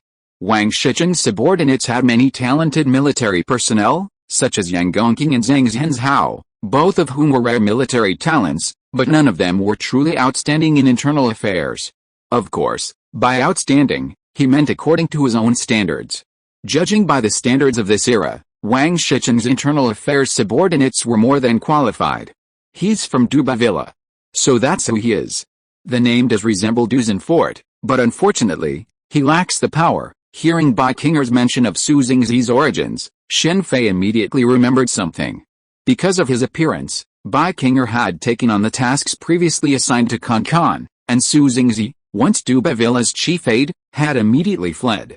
Also because of the appearance of Shen Fei, Shuanglong's action trajectory was quite different from the original, resulting in Du Fuyi's Jianghui army obtaining Jingling. If you're listening to this novel on a channel other than Fanfic World, it means they downloaded and uploaded it without effort. We cordially invite you to visit our channel, Mundo Fanfic Novelis. There you'll find the original version of this story and you can explore many other novels of various genres. We're waiting for you to immerse yourself in a world of incredible novels. Chapter 762, Sovereign Castle, Part 2. Jingling is actually a city with a strategic location. The Duba Villa occupies it, which is a powerful force with an army of nearly 20,000 people. Ren Xiaoming of the Iron Cavalry Society wanted to occupy it before, but failed. Fang Zetao, the owner of the Duba Villa, is a man without much ambition. He was able to occupy Jingling thanks to his previous identity as a general of the Sui dynasty, and his army was the former Sui army. Fang Zetao's original plan was to wait for the emergence of a wise leader, and then directly surrender to him. Apart from anything else, he would definitely have wealth and glory. It must be said that this idea is very good, if he himself is not too lustful. In the original novel, a girl named Kan Kan almost caused Fang Zetao, who was originally very loyal, to kill his brothers, and finally died at the hands of Kan Kan. It seems that he has not yet fully awakened. This time, Yin Kui sent out Bai Qing'er, and Fang Zetao was even more unlucky. In terms of appearance, figure, and other conditions, Bai Qing'er was not inferior to Kan Kan at all. In addition, the K-New Heart method she cultivated made her every move, every word, and every smile seem captivating and charming. It can be said that Fang Zetao's death this time was even more unjust than in the original novel. In the original novel, at least Fang Zetao knew Kan Kan's true identity in the end. This time, he did not discover Bai Qing'er's problems from beginning to end. Similarly, many of his generals were jealous of Bai Qing'er. Then, before Du Fuyi could attack, all the backbone figures who dominated the villa were killed by Fang Zetao and his men. Only Su Xingzi had anticipated it and escaped long ago. When it comes to appearance, it's difficult to judge who's the most beautiful between Kan Kan and Bai Qing'er simply based on looks. At this point, the natural thing to look at is temperament. Kan Kan's unique eccentricity, coupled with the alluring charm of her origins in the Yinka sect, creates a unique aura all her own. This aura is completely incomparable to Bai Qing'er's. Perhaps due to the K-New Heart method, or perhaps because of Bai Qing'er herself, Bai Qing'er's aura has a hint of worldly grace. For the average person, this is difficult to detect, even someone as powerful as Li Yuan might not be able to detect it. However, for those with high spiritual perception and spiritual cultivation, it is completely perceptible. For example, Su Xiling has never been kind to Bai Qing'er, and judging by his attitude towards Kan Kan, the difference is clear. Greetings, His Majesty the King of Tang. Inside a rather ordinary single-family courtyard on Luoyuang's West Street, Su Xingzi was perched at a stone table in the courtyard, reading the front page of the Tang Daily. His expression changed immediately when he saw Bai Qing'er push open the door and enter. Just as he was about to flee, he regained his composure upon seeing Shen Fei enter right after her. Mr. Su, you're enjoying the quiet amidst the hustle and bustle, Shen Fei said, walking to a stone table and sitting down in a small courtyard resembling a sahain. Su Xingzi looked to be around 30 years old, but due to his martial arts prowess, it was difficult to discern a person's age from appearance in this world. Even though Su Xingzi was a strategist or military advisor, he possessed considerable martial arts skills.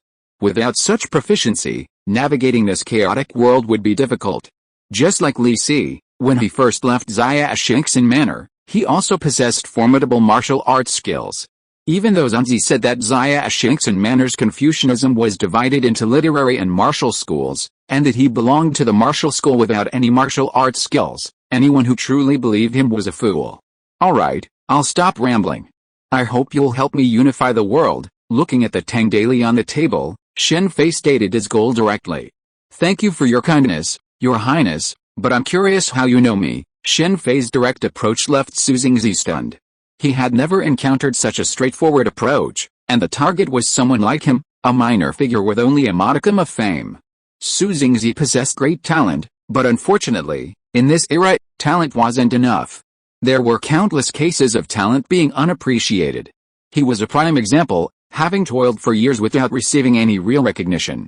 Finally, frustrated and disheartened, he turned to Fang Zetao. At that time, Fang Zetao wasn't yet the sole owner of the manor, and the empire was still relatively untouched. In the original novel, Cao Zhang recommended him to Wang Shichen, but Wang Shichen still didn't take him seriously. It wasn't until he joined Cao Zhang's young marshal's army that his talents were fully realized. Of course, I found out through investigation. From what I know, Fang Zetao's Duba Villa was able to successfully capture Jingling, largely due to your contribution. If it weren't for irresistible circumstances, Du Fuyi probably wouldn't have been able to capture Jingling. Jingling's Duba Villa and Pegasus Ranch had always been in the same boat, supporting each other. However, the appearance of Bai Qinger caused Fang Zetao to become extremely incompetent, and the relationship between the two sides was severed. For Pegasus Ranch, although the lack of Duba Villa's support caused some difficulties, the elimination of the four major bandits offset the gains and losses. Even if Du Fuyi wanted to seize Pegasus Ranch, it would not be so easy. Du Fuyi's Jianghui army originally wanted to besiege Jingling, attract reinforcements from Fima Ranch, and then surround and attack the reinforcements. Unfortunately, Shang Xiuxin had no intention of monopolizing the villa by caring about Jingling. Shen Fei's words made Su Jingzi look at Bai Qinger, who had been standing quietly behind Shen Fei. Jingling's good situation was ruined because of Bai Qinger. However, Su Jingzi did not intend to pursue it. In this time of warlords fighting for hegemony, everyone served their own masters. Even if the two sides were fighting each other the moment before, it was normal for them to become companions in the same camp the next moment. Now that you have read this, I believe you understand what I want to do. I am very short of people under my command right now. I am even thinking about whether to issue a recruitment order. Shen Fei pointed to the Tang daily on the stone table and continued. Then Your Highness should also know that the current situation is extremely unfavorable to you. I deeply admire what Your Highness is trying to do, but frankly, Your Highness is far too impatient. He could have easily taken his time, but he was so brazenly and openly pursuing this plan. It's fair to say that, except for those in Shen Fei's camp, few outside the other factions were optimistic about him. I was certainly a bit impatient, I admit that. Only after becoming the king of Tang and taking action did Shen Fei realize why Ying Zhang and Yang Guang had been so impatient. He had, in fact, made the same mistake. But I have the ability to correct mistakes. Even if it meant going against the entire Buddhist community and every aristocratic family in the world, I was certain that I would be the ultimate victor. The only difference between him and Ying Zhang and Yang Guang was his absolute power to restore order. What does Your Highness mean? Su Jingzi immediately asked curiously. It's simple. I possess unrivaled martial arts. Even if Ning Daoqi, Bijuan, and Fu Kailan joined forces, I could easily defeat them with a single blow. Shen Fei's face lit up with a proud smile as he spoke. He continued, I'm also building an invincible army. Once it's complete, the Turkic cavalry will be nothing but a minor ailment, vulnerable to attack, and I can even summon wind and rain. As Shen Fei spoke, he formed a hand seal with his right hand, and a moment later, a light drizzle began to fall from the previously clear sky. And I can also cast beams to create soldiers. The moment he finished speaking, Shen Fei's left hand immediately drew talismans in the air. As each talisman took shape, 10 headless walkers, wielding axes and shields, appeared in the courtyard. No one in this world can stop me. The drizzle ceased, and the 10 headless walkers vanished into a flash of light. Su Jingzi greets His Majesty the King of Tang. After a long moment of stunned silence, Su Jingzi, once regaining his composure, immediately bowed solemnly to Shen Fei. Bai Qinger, standing behind Shen Fei, also gazed at him with respect. The abilities Shen Fei had just displayed clearly indicated he was already an immortal. Welcome aboard. After Su Xingzi agreed to join, Shen Fei immediately took him away and threw a ton of work at his disposal. It was all domestic affairs, like providing labor relief to the impoverished and the homeless who had fled the war and arrived in Luoyang. Furthermore, there was also the task of mapping the land and population around Luoyang. These were all complex tasks that required time and effort. This era was already characterized by a large population and limited land. Furthermore, the 3 expeditions to Gagaruya and the subsequent civil unrest in the Central Plains resulted in a significant loss of population. First, let's get 200 Wei Wu soldiers, and the white-armored soldiers of the blood-robed Marcus. After handing the relevant matters over to Su Xingzi, Shen Fei took out the self-cultivation furnace and began to produce relevant masters. If supplemented by the real person pill, it is entirely possible to produce a group of super soldiers. This is outrageous. In the back garden of the Chang'an Palace, Li Yuan, who was watching the maids singing and dancing in the pavilion in front, immediately smashed the stone table in front of him with an angry face after seeing the intelligence from Luoyang. Li Tang, this was the name that the Li family had prepared long ago, and now it was snatched away by someone. How could Li Yuan not be angry? Looking at the angry Li Yuan, the maids on the side immediately stopped singing and dancing, and stood aside quietly without daring to breathe. Although Li Yuan is still the general he claimed to be, his every move is like an emperor, and he lives directly in the palace. Brother, what should we do now? Should we do it in advance? Li Shentong, Li Yuan's younger brother, was speaking. Shen Fei suddenly claimed to be the king of Tang, which disrupted the plans of many people. After receiving the relevant news, all the forces and rebel forces began to proclaim themselves kings. Yuanzi was even planning to become emperor. In this situation, the Li family had no choice but to follow suit. After all, everyone else had proclaimed themselves kings and emperors. If you don't do this, in the eyes of some people, it may mean that you are not ambitious enough, and those who originally wanted to join you will not want to join you. For the vast majority of people in the world, they only see the surface and cannot see the deeper meaning. Let Jian Chang come over. By the way, let Shimin come over as well, Li Yuan said to his younger brother immediately after thinking about it. Not long after Li Shentong left, he asked him to ride Li Shimin. Father, this person is a great enemy of the Li family and must be eliminated as soon as possible.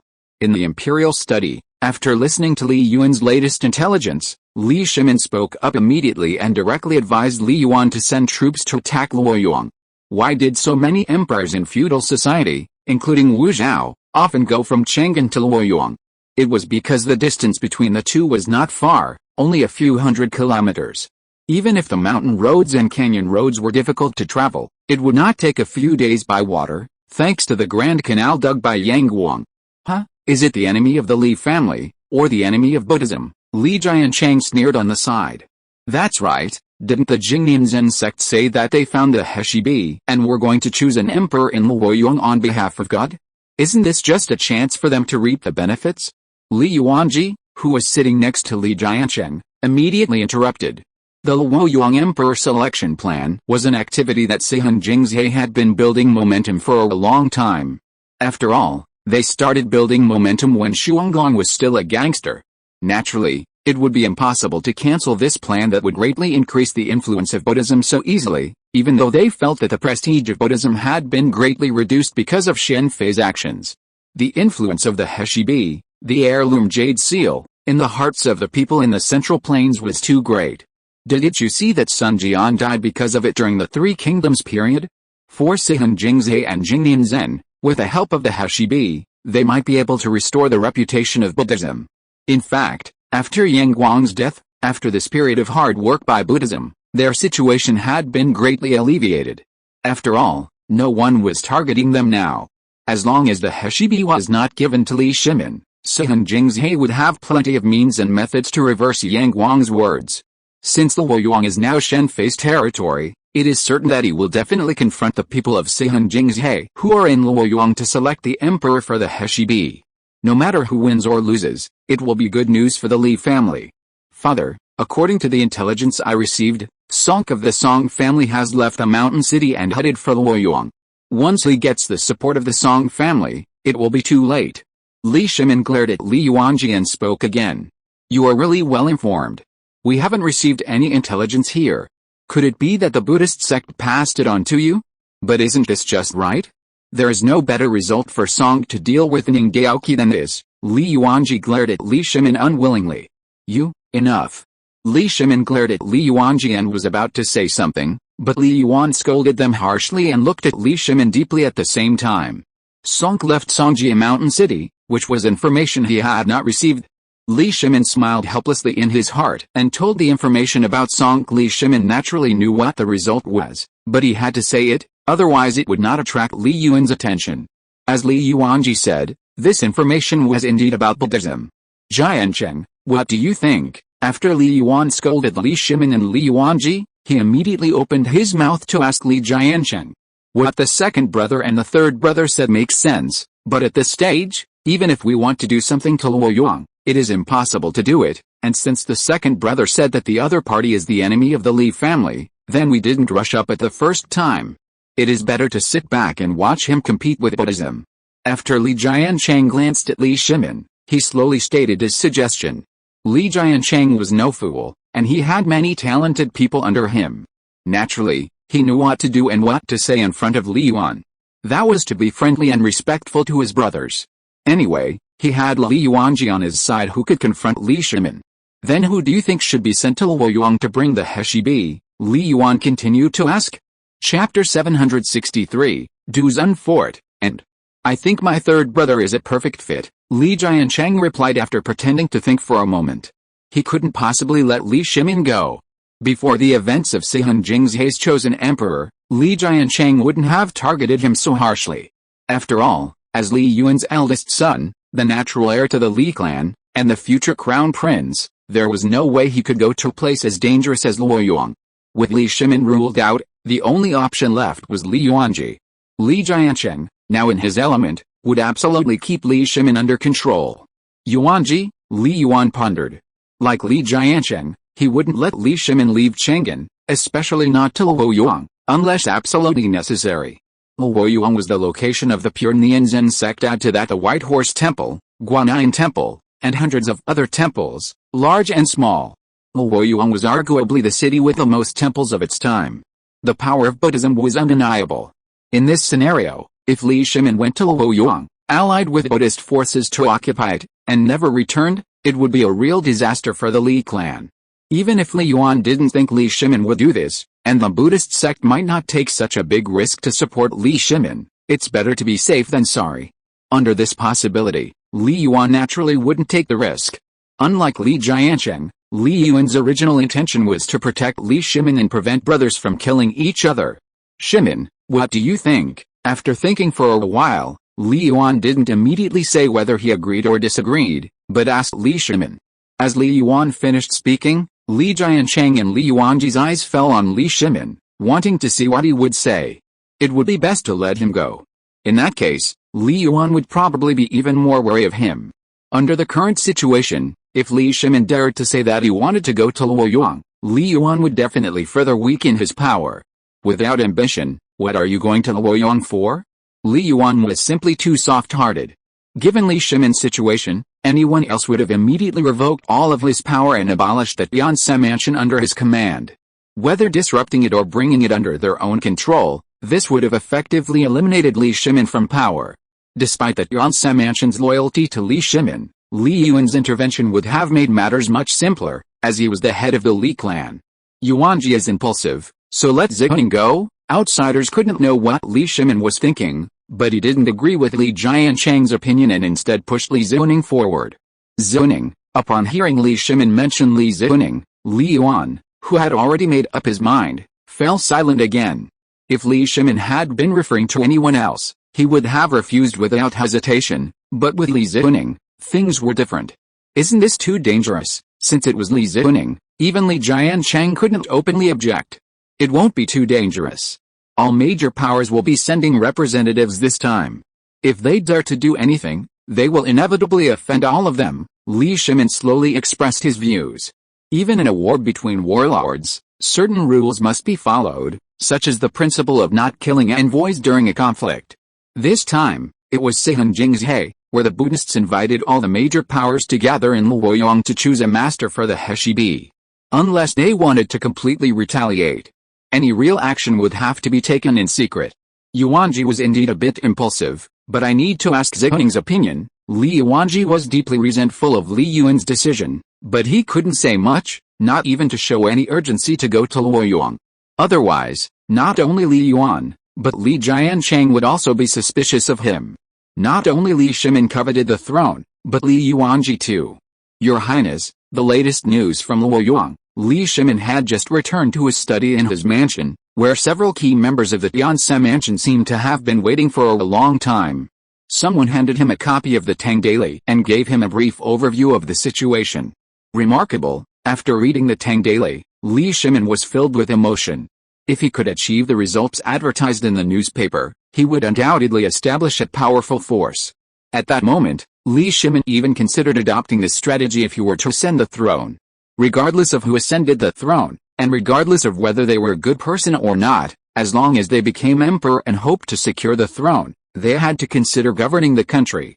As Zhu Yuan had said to Su Xiling, even if a member of the demon sect took over the throne, they would not cause chaos. That would not benefit the demon sect in the slightest. Only Shi Fixun would say that if a member of the demon sect took over the world, chaos would reign. And yet, Shuanglong believed it.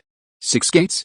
It's a good idea to separate the thief-catching business from the army. Li Shimin naturally couldn't implement the separation of military and political affairs as Shen Fei thought, but even so, as long as the constable system was established, the corresponding military dispatches could be reduced. After all, it was not uncommon for the army to be dispatched in the name of catching thieves. In fact, the Tang dynasty seemed to have similar positions later, such as the bad people. Whether it was constables, bad people, or police, it was just a different name. Your Highness, Dugu said, and others have left. Neither Li Shimin nor the people from Tianse Mansion said much about the 6 gates. After all, it was too far away from them now. They all left. This means that the Dugu clan is completely determined to stand on his side. How strange. After Li Shimin learned that the Dugu clan had defected to Shen Fei, he immediately ordered people to monitor the situation of the Dugu clan. Li Shimin was not the only one who felt strange. Zhangsen Wuji, Feng Zuanling, and Duru who also felt very strange. For aristocratic families, inheritance is very important. Logically, even if the Dugu clan in Luoyang defected to Shen Fei, he did not recall the Dugu clan members in Chang'an. Never put all your eggs in one basket. This is one of the secrets of the enduring prosperity of aristocratic families. Look at the Three Kingdoms era. It was very normal for people from the same aristocratic family to defect to different forces. The victorious one would become the head of the family. This era is the same.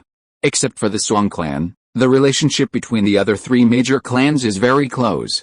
Even if Yuan Huaji rebelled, there were still many people from the Yuan clan in Chang'an, and many of them held high positions. The same is true for the Dugu clan. The situation is very wrong right now. Hongfu, when you arrive in Luoyang, go directly to Master Liaoquan of the Jingnianzhen sect and ask him to find a way to contact Master Fan Zhe and tell her that there's no time to lose. Any further delay will only lead to more trouble. Li Shimin was now under close surveillance by Li Yuan and Li Jiancheng. It was extremely difficult for him or his Science Mansion to leave Chang'an for any length of time. Although he could receive intelligence from the Buddhist sect, discussing certain matters with him was extremely difficult. Fortunately, the Luoyang Emperor selection had given her an opportunity. Li Zhongning would need sufficient experts to accompany her in Luoyang. Other Science Mansion experts would be difficult to assign to Li Zhongning, but Hongfu would be no problem. Firstly, she was a woman, and secondly, her martial arts skills were high enough. In terms of martial arts, Hongfu was the strongest among Li Shimin's Science Mansion.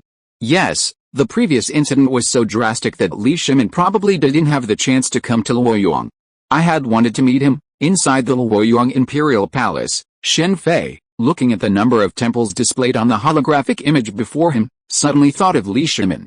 One wouldn't know until they looked, but once they did, they were shocked. Luoyang City had a staggering 876 temples, not counting the smaller temples outside the city walls. If they were included, the number would almost reach 1,000. Luoyang has a strong Buddhist culture, with the famous Longmen Grottos, for example, located here. Speaking of that bronze hall of the Jingnianzhen sect, if it were in modern times, it would definitely be nominated for World Cultural Heritage. Since arriving in Luoyang, The Jingnian Zen sect was undoubtedly Shen Fei's primary focus. The hall, in particular, was densely packed with tens of thousands of small bronze Buddha statues. Each statue was meticulously crafted, evidently by a master craftsman. If it were auctioned today, it would easily fetch tens of billions. There are simply too many. Even if we reduce it to the single digits, there aren't more than 5, nearly 1,000 temples, even if not all of them are as large as the Jingnian Zen sect or the White Horse Temple, represent at least 200,000 unproductive monks. This is assuming only 100 monks per temple, but the problem is that most temples have far more. For example, the Jingnian Zen sect, comprised of only 800 warrior monks, numbers 800. If these 800 monks were organized into an army, equipped with armor and weapons, they would likely be outmatched by Li Shimin's black armored soldiers. And those are just the warrior monks. A warrior monk is someone who doesn't do anything else besides practicing martial arts and chanting. But a temple naturally can't be entirely composed of these monks. Those involved in cleaning, cooking, and other tasks like logistics are even more numerous. Buddhism's hierarchical structure is strict, no less rigid than the officialdom of feudal society. Did you see how Suzu was constantly bullied as a child? It's a waste to burn it, but leaving it here as such an eyesore. The Jingnian Zen sect was built with extreme extravagance, encompassing a vast expanse of grounds. The temple complex boasted over 100 buildings, resembling a small city. In the center stood 7 large halls and a small bronze temple measuring 3 feet long, wide, and 1.5 feet high. While it's called a small temple, that's only in comparison to the other buildings within the Jingnian Zen sect. Honestly, it's not a small temple at all. Think about it, a small temple nearly 10 meters long, wide, and almost 5 meters high? Using feet wouldn't be easy for most people to grasp, but converting it to meters would be a different story. However, this area is quite reasonable, considering it houses over 10,000 bronze Buddha statues. With the exception of the bronze hall, all other buildings are clad in tricolored glazed tiles, their luster pristine. In front of the hall stands a plaza, approximately 100 feet long and wide, constructed of white stone and surrounded by carved white stone railings. Its vastness far exceeds one's imagination, though its immensity diminishes when one considers the nearly 800 monks who train there daily. In the center of the plaza stands a bronze statue of Manjushri Bodhisattva riding a golden lion, flanked by statues of the 3 Buddhas of the past, present, and future, Medicine Buddha, Sakyamuni, and Amitabha. The colorful sculptures and gold ornaments create a magnificent spectacle. Beyond the 4 stone staircase entrances, evenly distributed are statues of the 500 arhats, cast in pure gold and bronze, each with a lifelike expression. Finally, the main entrance boasts 888 steps of pure white marble, flanked by carved white marble and stone railings. It could be said that the Luoyang Imperial Palace, while larger in area than the Jingnian Monastery, pales in comparison in actual value. At least the palace's statues, such as lions and dragons, are primarily stone, none are bronze, let alone gold. And that's just the architectural wealth. It doesn't even include the hidden wealth within the Jingnian Zen sect, including its vast estate. No wonder Su Xiling and his companions, after their initial shock at the opulence of Jingnian Monastery, never mentioned it again. The wealth was beyond their wildest dreams. Even in modern times, the average person's concept of wealth is simply that they have money, not how much, let alone in this era. This could easily take up 2 pages of a newspaper. Exposing the corruption of Buddhism through numbers is the most direct way to see it. But we don't need that for now. Next, it's time to attack Buddhism from another angle. I never expected Dashi Temple to be so wealthy. Inside the Sanho Tower in Chengdu, Sichuan, Fat Jia Onlong licked his lips as he handed a document to Duan Lang. He'd thought Onlong was considered wealthy in Chengdu, but after getting to know him, he realized that those who kept calling him poor monk were far richer than him. Isn't that perfectly normal? If your demon sect were truly powerful, you wouldn't be so suppressed. Duan Lang glanced at the document in his hand and nodded in satisfaction. To investigate the local power in Chengdu, one naturally had to seek out the local Tyrants. Duan Lang hadn't known who to turn to, but then he unexpectedly ran into Onlong and went straight to him. Onlong's demon sect identity was very secretive, publicly presenting himself as a wealthy merchant. However, this merchant's status was more than ordinary. He was a sworn brother of Ji Wei of Dusan Fort. Brother Duan, are you planning to attack Dashi Temple? Gathering information about Dashi Temple, it was no surprise that Duan Lang, the killing demon who specifically troubled the Buddhist sect, would attack Deshi Temple. His repeated attacks on the Buddhist sect, coupled with his possession of the fire scale sword, earned him the nickname Killing Demon. It was quite fascinating. Even in another world, Duanlang still bore the title. Don't worry about Deshi Temple.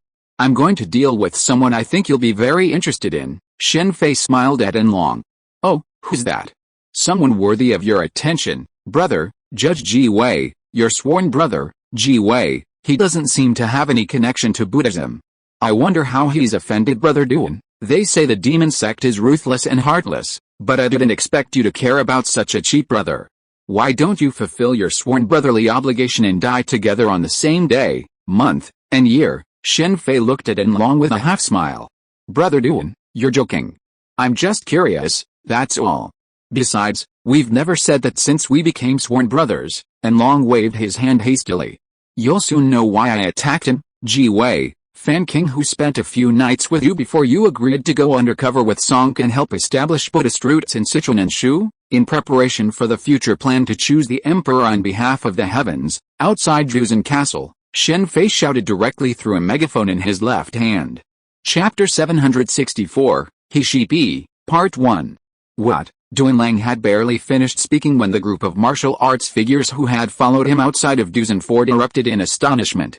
They had never imagined that Ji Wei, the renowned lord of Duzen Fort, the judge of the martial world, and sworn brother and relative of Song, the Heavenly Blade, could actually be a Buddhist undercover agent stationed by Song. Brother Duan, you can't be telling the truth, Enlong exclaimed, his mouth agape in shock.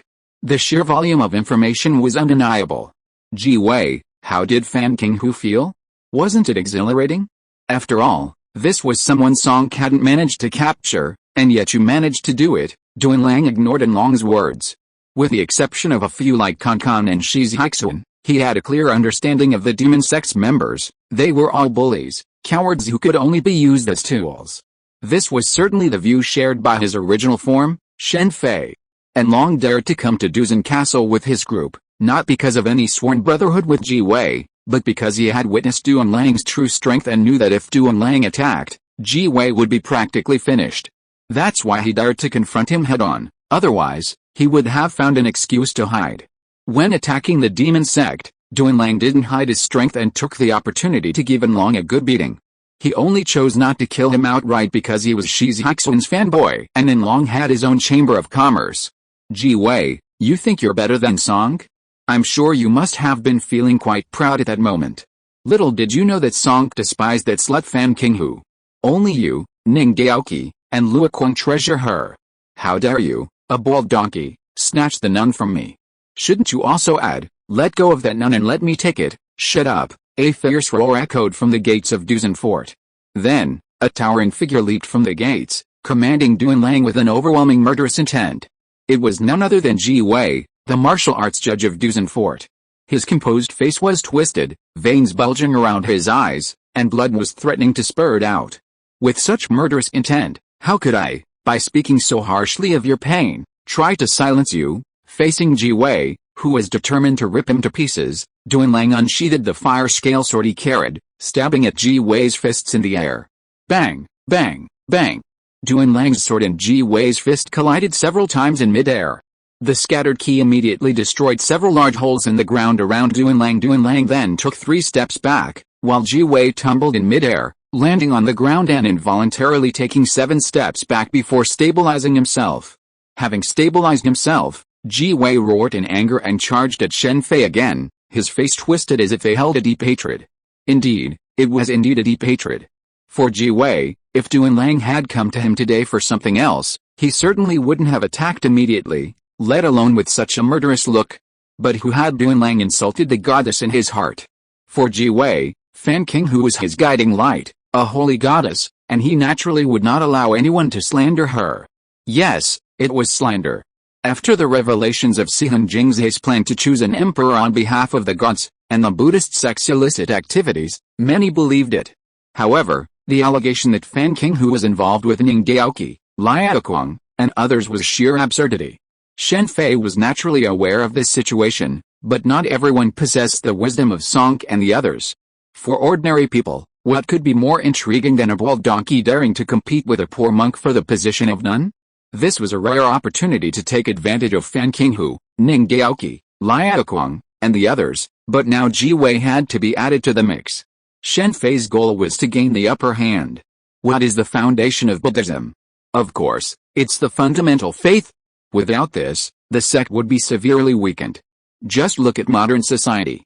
Water can carry a boat, but it can also capsize it. This saying is true. Ordinary people are powerless on their own, but as a group, or even a nation, they can transform the world. Looking back at modern history, we can see that it was these ordinary people who shaped history and brought China to its rebirth. Although saying my strength is comparable to that of the heavenly sword is an exaggeration, my martial arts skills are certainly among the best in the world, probably ranking in the top 20. Duan Lang nodded slightly as he watched Ji Wei neutralize the energy of his fire scale sword with those 7 steps back. Since this was a martial arts world, how could there be no list of rankings? For example, there were the beauty list, the 8 gangs and 10 associations, the 8 great masters of the demonic path, the list of extraordinary achievements and unparalleled arts. Ji Wei's judge's pen was also honored on the list. As the Lord of Dusan Fort, a person who was highly regarded by Fan Qinghu and a pillar of Buddhism in Lingnan, Ji Wei's martial arts skills were not weak. In fact, even among the top masters, his martial arts skills were enough to rank high. At the very least, Enlong was no match for him. Enlong was not someone who could be sworn in with anyone casually. Forget Enlong, even that heavenly monarch Zai Ying wouldn't be a match for Ji Wei. The only 3 demon sect members who could secure a victory over Ji Wei were Shi Zixun, Zhu Yuan, and Zhao Din. Kun Kan was still a bit short of that. Why is Fortress Lord Ji Wei so angry? While everyone's here, why don't you share a bit of your moves with Fan Qinghu so we can all learn more? And, by the way, how about a thank you? Facing Ji Wei's frantic attacks, Shen Fei countered his blows with a fire scale sword while simultaneously lashing out with verbal attacks. This only caused Ji Wei's eyes to blaze red, and his attacks intensified. You truly are the ultimate bootlicker. Watching Ji Wei's madness, Shen Fei sighed softly. In theory, someone of Ji Wei's strength would be difficult to fully provoke. Grandmasters and grandmasters in this world primarily rely on their state of mind, but his mind was now in turmoil. There are many lickers in the world of Shuanglong. For example, Su Xiaoling licks Shi Fixun in some ways, even during the time of Wu Zhao. Lu Miaozi was also a licker back then, licking Zhu Yuan until he came to his senses later. Even Song was a licker of Fan Qinghu in some ways, but these lickers never lost their principles. But Ji Wei is different. He is a complete and ultimate licker, daring to lick Fan Qinghu's life and death. He did so in the original novel, which is why Cao Zhang stopped later. Otherwise Dusan Fort would definitely be completely destroyed.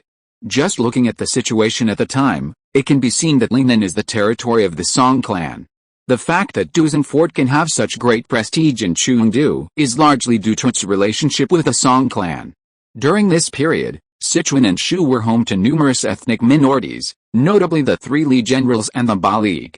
These groups were staunch supporters of the Song clique. Dusan Fort, located in Chengdu, was practically trapped, unable to escape. Neither the Li clique nor the Buddhist sects could offer any assistance. While there were Buddhist forces in Lingnan, they were much weaker than elsewhere. The only significant presence was Dashi Temple, which benefited from the support of Dusan Fort. Both were located in Chengdu. Through Onlong's investigation, Duanling discovered a connection between Dusan Fort and Dashi Temple. Dashi Temple wasn't originally renowned, but it gradually gained prominence after Dusan Fort's rise to prominence. Onlong personally attested to Ji Wei's close relationship with the temple's abbot. While Ji Wei had no ties to the Song clique, and would have defected to support Sihun Jingzhe and the Li Tang clan, it would have been understandable. However, he was related to the Song clique by marriage. Song Yazi's sister, Song Yuhua, was married to Ji Wei's son, Ji Wenlong. Speaking of Song Yuhua, whose personality is similar to Song Yazi's, she loathes war. Song's sons and daughters are quite interesting, none of them harbor ambition.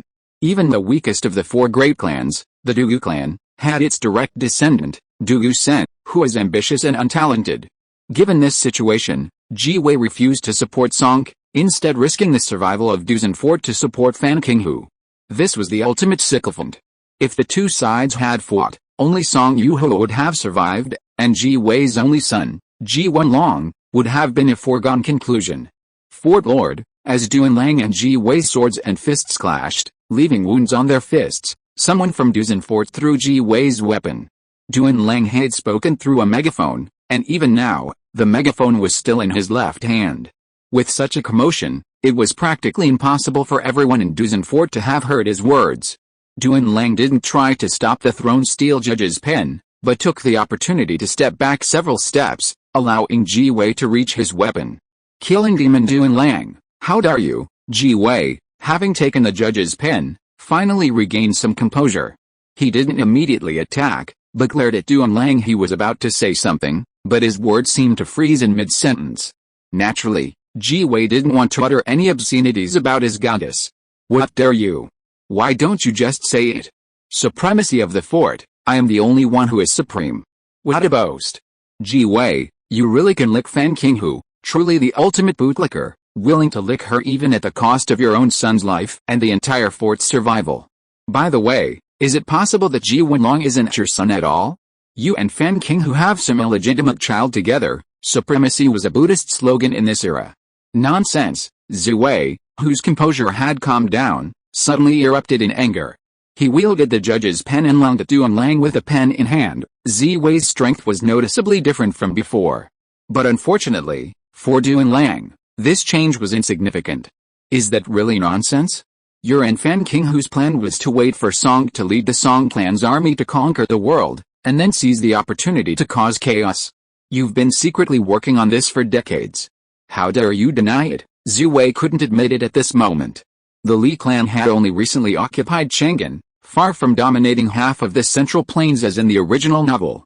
After all, they hadn't yet defeated the northern factions like Dao Jian, Liang Shidu, and Luo Yi. In this situation, if it was truly confirmed that Zhu Wei had ulterior motives, the forces in Chengdu would have eliminated Zhu Wei without the Song clan's intervention. When you built Dusan Fort, why did you choose this place specifically? Wasn't it because you were determined to hold on to it and buy time? If I'm right, the castle must contain a considerable amount of weaponry. Oh, and maybe you'll even find a letter from Fan Qinghu. Dusan Fort is located on the south bank of a river in the northern suburbs of Chengdu. Its location is similar to Pegasus Ranch, both built against a mountainside.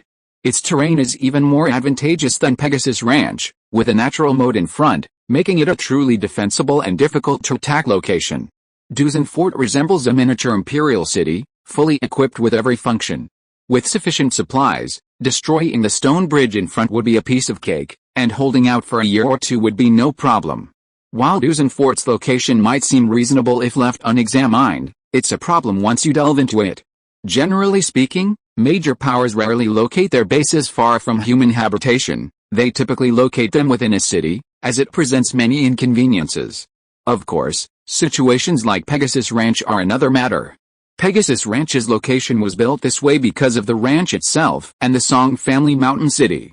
The setting of Songjia Mountain City is similar to that of Pegasus Ranch and Dusan Fort, but there's a reason for this. The Song family's ancestors can be traced back to the legendary era of the frontier. In that era, wars were frequent, and various foreign tribes rampaged across the Central Plains, naturally requiring strong defenses. But Sichuan and Shu are different now. Thanks to the influence of the Song clan, Sichuan and Shu have not seen a major war in decades.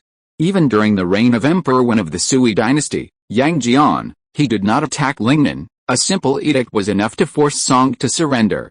If the entire Central Plains were in chaos and banditry were rampant, while Lingnan remained peaceful, building a base in easily defended and difficult to attack terrain would be somewhat sinister. Looking at the four major clans, with the exception of the Song clan, which was created for historical reasons, none of the other three clans had many mansions in the luxurious areas of the city. As if his deepest secret had been discovered, Ji Wei's face suddenly changed drastically, and his movements faltered. In that instant, a fiery red light flashed, and Ji Wei cried out in pain. His left arm, along with the judge's pen, flew to the side, stained with the blood. It seems I was right. You didn't destroy the letter Fan Qinghu wrote to you. That's really interesting. Duan Lang had been just making random remarks. But seeing Ji Wei's expression change drastically, he immediately understood.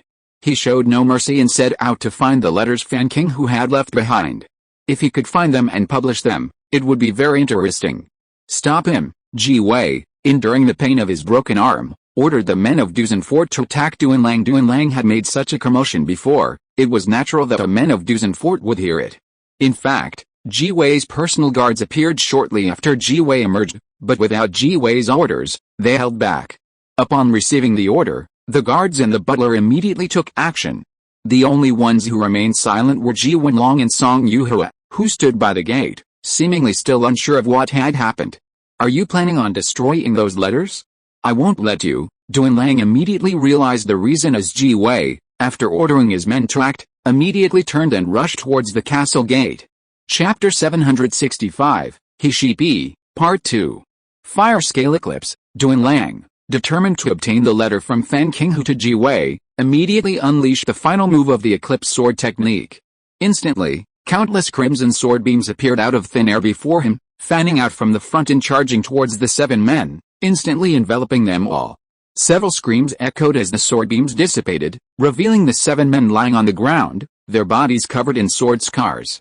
Duan Lang didn't even glance at the fallen men. His figure, like a ghost, rushed towards Ji Wei. "Fortress Lord, be careful." Ji Wei's personal guards, stationed at the main gate, roared and rushed towards Duan Lang, attempting to stop him. Meanwhile, the main gate slowly closed. Dusan Fort was a small imperial city, or rather, a small fortress, with massive walls. Once the heavy, solid bronze gates were closed, and with the guards within well prepared, it would have been difficult to breach under normal circumstances. Ji Wei's previous disadvantage stemmed from not considering Duan Lang an enemy of military caliber. Coupled with his rage, he rushed out immediately. If he had been prepared, Duan Lang would have been powerless unless he unleashed his true power. This was understandable, however. After all, Duan Lang wasn't a grandmaster, and the sudden attack made it impossible for Ji Wei to prepare unless he had foresight. Just like when Shen Fei led Zhu Yuan and others from the Yinke sect into the Dugu clan, outside of the imperial palace and military bases, even the most aristocratic families wouldn't be fully armed with bows and crossbows drawn and swords drawn at all times. "Stop!" Duan Lang, with his unparalleled agility, swept past the guards and rushed towards the city gate. Suddenly, a calm and distinguished young man appeared at the gate. It was Ji Wei's son, Ji Wenlong. He finally realized that regardless of the truth of Duan Lang's claims, this was Dusan Fort, and Ji Wei was his father. "I'm sorry." Looking at Ji Wenlong who was blocking his way, Duan Lang whispered these 3 words in his heart. Then the flames on the Holin sword suddenly erupted. With a clang, the Holin sword and the judge's pen in Ji Wenlong's hand kept colliding. Ji Wenlong's face turned pale with each collision. This was caused by Duan Lang's fire-attributed sword energy entering his body. After severing Ji Wenlong's judge's pen with one sword, Duan Lang's Holin sword pierced through his chest. Duan Lang then pulled out the Holin sword without even looking at Ji Wenlong, and continued to chase Ji Wei. The apology Duan Lang said before was naturally not to Ji Wenlong. He had no friendship with the other party at all. He said it to Song Yuhua. If it was someone else, Duan Lang might have spared their life, but Ji Wei's son, of course, was impossible to let go. "Young master." After Ji Wei fell to the ground, the men of Dusan Fort nearby immediately cried out in panic. The panic naturally reached Ji Wei, who was standing in front. However, Ji Wei hesitated only for a moment before continuing his charge. Shoot! After being held back briefly by Ji Wenlong, Ji Wei had already charged deep into Dusan Fort. Meanwhile, guards from other parts of the fort also rushed over, their bows and crossbows raining down upon Duan Lang. However, Duan Lang ignored the attacks, his figure blurring for a moment before appearing dozens of meters away in the square of Dusan Fort. A few blurs of figures had already rushed into a room in Dusan Fort, and the next moment, blazing flames erupted from the room. The more I look at the design of this place, the more I think Ji Wei has a problem. Is this a preconceived notion? When one isn't suspicious of Dusan Fort, everything seems normal. But once one becomes suspicious, everything about it becomes suspicious. The towering, thick walls, the square resembling a military training ground, everything looks like preparation for war. Duan Lang did not immediately chase Ji Wei. Instead, he set fire to several places in Dusan Castle before chasing after Ji Wei. "Thank you for your hard work." Ji Wei, who had escaped to the deepest part of the mountain wall of Dusan Castle, hurriedly took out several beautiful-looking letters from an iron box. They had a faint smell of a pleasant fragrance. After seeing these letters, Ji Wei's expression immediately became gentle. But then his eyes immediately became firm, and he was about to burn the letters with a candlelight beside him. But at this moment, a terrifying voice sounded beside him, followed by a flash of red light.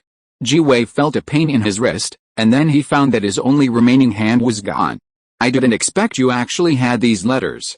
Right, keeping them for remembrance, Duan-Lang laughed as he looked at the handwriting on the letter. Ji-Wei truly was the ultimate bootlicker. Normally, letters like these would be destroyed after reading, but perhaps Ji-Wei wanted to keep them.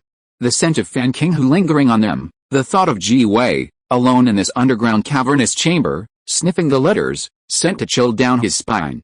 You've finally caught up with me. Let's die together. Ji-Wei, now both hands missing, burst into laughter. Just as his laughter began, a sudden rumbling sound erupted from behind him. Duan-Lang turned to see the underground passage behind him blocked by a massive rock falling from above. Oh, the dragon-breaking stone. Duan-Lang was about to say something, glancing back at the massive rock blocking the passage, but just then, black smoke began to billow from the vents in the surrounding walls. Simultaneously, a violent explosion echoed from above. Following the powerful blast, the stone wall above began to crumble, threatening to collapse at any moment. Poison gas, explosives, you're quite skilled. I've underestimated you. Could this be a trap you've set for Song? Although the boulder above seemed poised to fall at any moment, Duan-Lang showed no sign of panic. He was merely a shadow clone, and even if it weren't, it would be impossible to kill him with such a trap.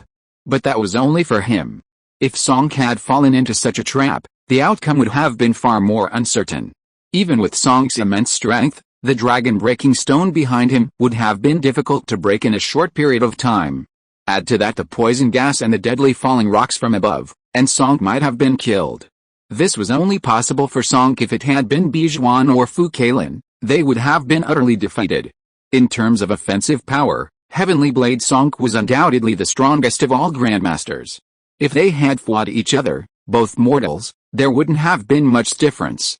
A blow from you would have been fatal, and a punch from me would have been equally lethal. But facing the dragon-breaking stone was a different matter. It's a shame the explosives aren't powerful enough. Explosives existed in this era, but their power was limited. Unless in a confined environment, like Duan-Lang's current one, it was difficult to fully realize their effectiveness. Furthermore, given the immense power of experts, gunpowder could only be effective in warfare. Explosives of this era were primarily used to create fire attacks or weapons like poison gas bombs. The Xia family in Luoyuan had some research in this area. No matter who you are, you're dead today. This is the last thing I'll do for her. Hateful. Ji-Wei, who had lost both arms, seemed to know his death was inevitable. He slumped to the ground, leaning against the stone wall, his eyes glaring at Duan-Lang because of him. Not only had all his years of painstaking efforts been destroyed, but most importantly, he hadn't yet achieved his intended goal. Fan Qinghu is truly amazing, capable of making you willingly risk everything to perish alongside Song. By the way, have you ever slept with her? Duan-Lang was genuinely curious. Under normal circumstances, Song's chances of falling into this trap were quite high. Imagine, as a relative of the Song clan, suddenly betraying him during their conquest. Add to that the difficulty of attacking the easily defended and difficult-to-attack fortress. Song would likely have made the trip, both for public and private reasons. After all, if Song didn't take action, allowing the fortress to prepare, it would be incredibly difficult to attack. If Song took action, Ji-Wei would be trying to lure him here. If the rockfall trap wasn't malfunctioning due to insufficient explosives, but instead activated with a dragon-breaking stone's fall and the poisonous gas, Song could be in serious danger. Grandmasters are incredibly powerful and possess a kind of spiritual perception, similar to the ability to avoid danger and seek good fortune. However, this has its limits. Otherwise, Su Xiling wouldn't have encountered danger so many times. In terms of spiritual perception, Su Xiling surpasses even Grandmasters. Shut up. You're not allowed to insult her. Hearing Duan-Lang slander Fan Qinghu, Ji-Wei, who had been quietly waiting for death, suddenly had a fierce glint in his eyes. If he hadn't been seriously injured and poisoned, he might have fought Duan-Lang to the death.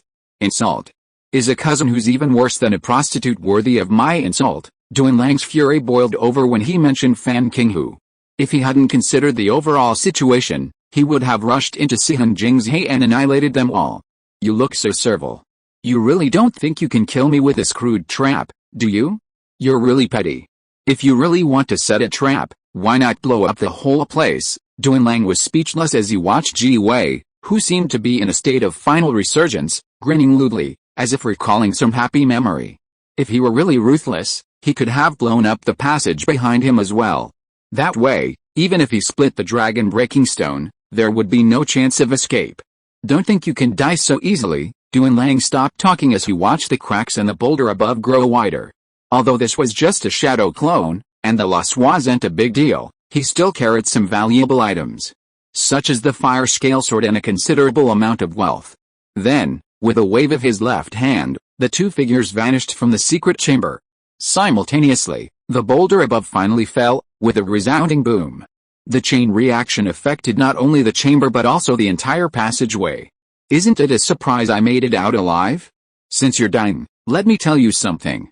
No one can save Sihan Jingzhe this time. They've offended the Heavenly Emperor, the chosen Emperor of Heaven. Such an arrogant tone. Unfortunately, they don't know that the Heavenly Emperor truly exists in this world. I'm here to deal with her on his orders. The Heavenly Emperor's punishment for Fan King, who is selling her into a brothel, where she'll be a prostitute for generations to come. As he spoke, Duanlang also explored Ji Wei's memories. I'm so angry. Seriously, you're so petty. I was just joking. Duanlang couldn't help but shake his head slightly as he watched Ji Wei, who had died of anger at his words, his eyes still filled with disbelief. While he'd certainly considered doing so, it was only a thought, not a real act. What a bootlicker, you're such a sucker. But my suspicions weren't wrong in some ways. Jealousy really is the original sin. Through Ji Wei's memories, Duanlang learned some of the events of the past. First, Fan Qinghu and Ji Wei didn't have the special relationship people thought. Instead, he was a pawn, or rather, a discarded piece, arranged by Fan Qinghu and Sichuan and Shu, a fact Ji Wei happily accepted. It all stemmed from jealousy of Sonk, a man of unparalleled integrity. Sonk was a man of noble birth, a master of martial arts, and at around 20 years old, he had defeated the then top swordsman, Yu Shan, upon his debut. Of course, these weren't the most important things. The key was Sonk's renowned beauty. Appearance is a very important thing, whether it is a woman or a man. If Sihan Jingzhe chooses a group of ugly women, even if they really care about world peace, they will only be regarded as overestimating their own abilities and being crazy. But if it is a group of beautiful women, the result will be completely different. Back then, it was Ji Wei who first met Fan Qinghu, but Fan Qinghu never treated him well. However, after meeting Sonk, her attitude was completely different. Back then, Sonk and Shi's Haxun were two handsome men, one good and one evil. The two of them captured the two beauties of Sihan Jingzhe respectively, which can be said to be a good story at the time. Strictly speaking, if Sonk wanted to, he could be with Fan Qinghu. The two were similar in birth, talent, and martial arts, and could be said to be a perfect match. Ultimately, Sonk didn't end up with Fan Qinghu because their ideologies diverged significantly. It was the end of the 16 Kingdoms period, and the empire was in even greater turmoil than it is today. Fan Qinghu advocated for the North to rule the South, while Sonk insisted on Han legitimacy. Even if ethnicity was the prevailing trend, the Han should be the primary ethnic group, insisting on the South ruling the North. Both men were determined, and such a profound disagreement naturally made a relationship impossible. This disagreement wasn't limited to just the two of them, unlike the one between Cao Zhang and Su Xiling. Both men had their own powerful influence, so under these circumstances, they naturally parted ways. After returning home, Sonk reportedly married an ugly woman, focusing on the art of swordsmanship and the power of the Song clique. It wasn't until Emperor Wen of Sui, Yang Jian, had established his power that he defected to the Sui dynasty. Strictly speaking, Sonk's marriage to an ugly woman was a mistake. This ugliness was only considered relative to the likes of top figures like Fan Qinghu. Strictly speaking, Sonk's wife was around 70 points in appearance, which was considered beautiful in the eyes of ordinary people.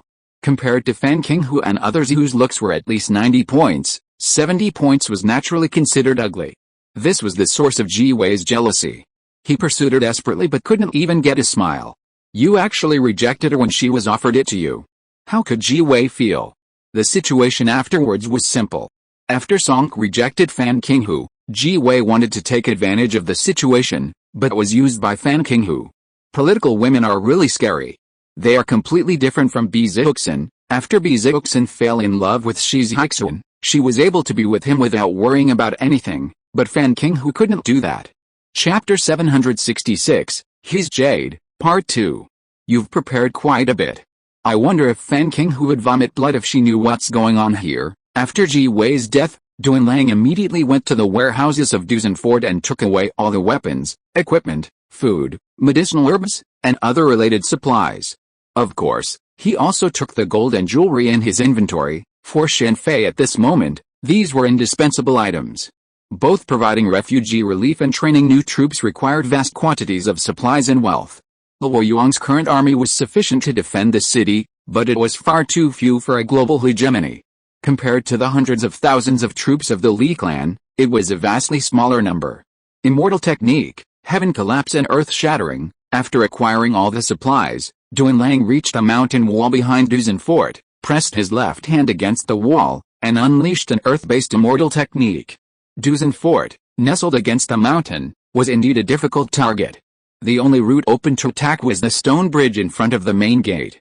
However, for Duan Lang, this location offered him an even simpler way to destroy the fort, to cause the mountain wall behind it to collapse. Everyone, run for your lives. Ji Wei has detonated explosives, destroying the mountain wall behind us. If you don't leave, you'll all die here. As the entire mountain shook from the earth-based magic, Duan Lang remained silent for a moment before taking out his megaphone and explaining the situation. Initially, no one believed him. But then, noticing the ground shaking and falling debris, most of the people in Duzenfort abandoned their pursuit of Duan Lang and hurriedly fled. However, some, regardless, continued to charge towards him. How loyal, Duan Lang was unfazed by these loyalists to Ji Wei. After dispatching them, he immediately rushed towards the main gate. By the time Duan Lang reached a bridge, the onlookers had already quickly left and reached the other side of Duzenfort. Among them was Song Yuhua, who had been taken away by members of the Ba League. The Song clan was highly respected in Sichuan and Shu, and these people naturally wouldn't let anything happen to Song Yuhua. What happened? Anlong asked immediately upon seeing Duan Lang approach. I almost fell into the trap that Ji Wei set for Song and couldn't get out, Duan Lang said, shifting the blame onto Ji Wei and Sihan Jingzhe. Ji Wei was so ruthless. Thank goodness, after listening to Duan Lang's account, Anlong looked ahead with lingering fear as the landslide across the bridge, accompanied by a tremendous roar and countless falling rocks, covered Duzenfort. Fortunately, the walls of Duzenfort were very solid. Even if those inside didn't have time to escape to the bridge, as long as they escaped outside, they were generally safe. At this moment, Anlong was incredibly thankful that he hadn't offended Ji Wei. Of course, he also understood why Ji Wei had sworn brotherhood with him. Anlong's demonic identity might be concealed from ordinary people, but hiding it from Ji Wei was extremely difficult. Under such circumstances, Ji Wei, a member of the orthodox path, would have been sworn brotherhood with him. Yet, they had, and now he finally understood. I'll be leaving first, Duan Lang glanced at Song Yuhua, who looked miserable, bewildered. He shook his head slightly and immediately departed, intending to stay where they were until the men from Duzenfort arrived. A fight might ensue. As for Song Yuhua's situation, he didn't need to worry about it. With such a major incident, someone would undoubtedly notify the Song clan, and their personnel would naturally handle the subsequent matters. At this point, it could be said that Fan Qinghu's plans for Lingnan had been completely shattered. However, for Duan Lang, matters in Chengdu weren't over yet, as there was still Dashi Temple to deal with.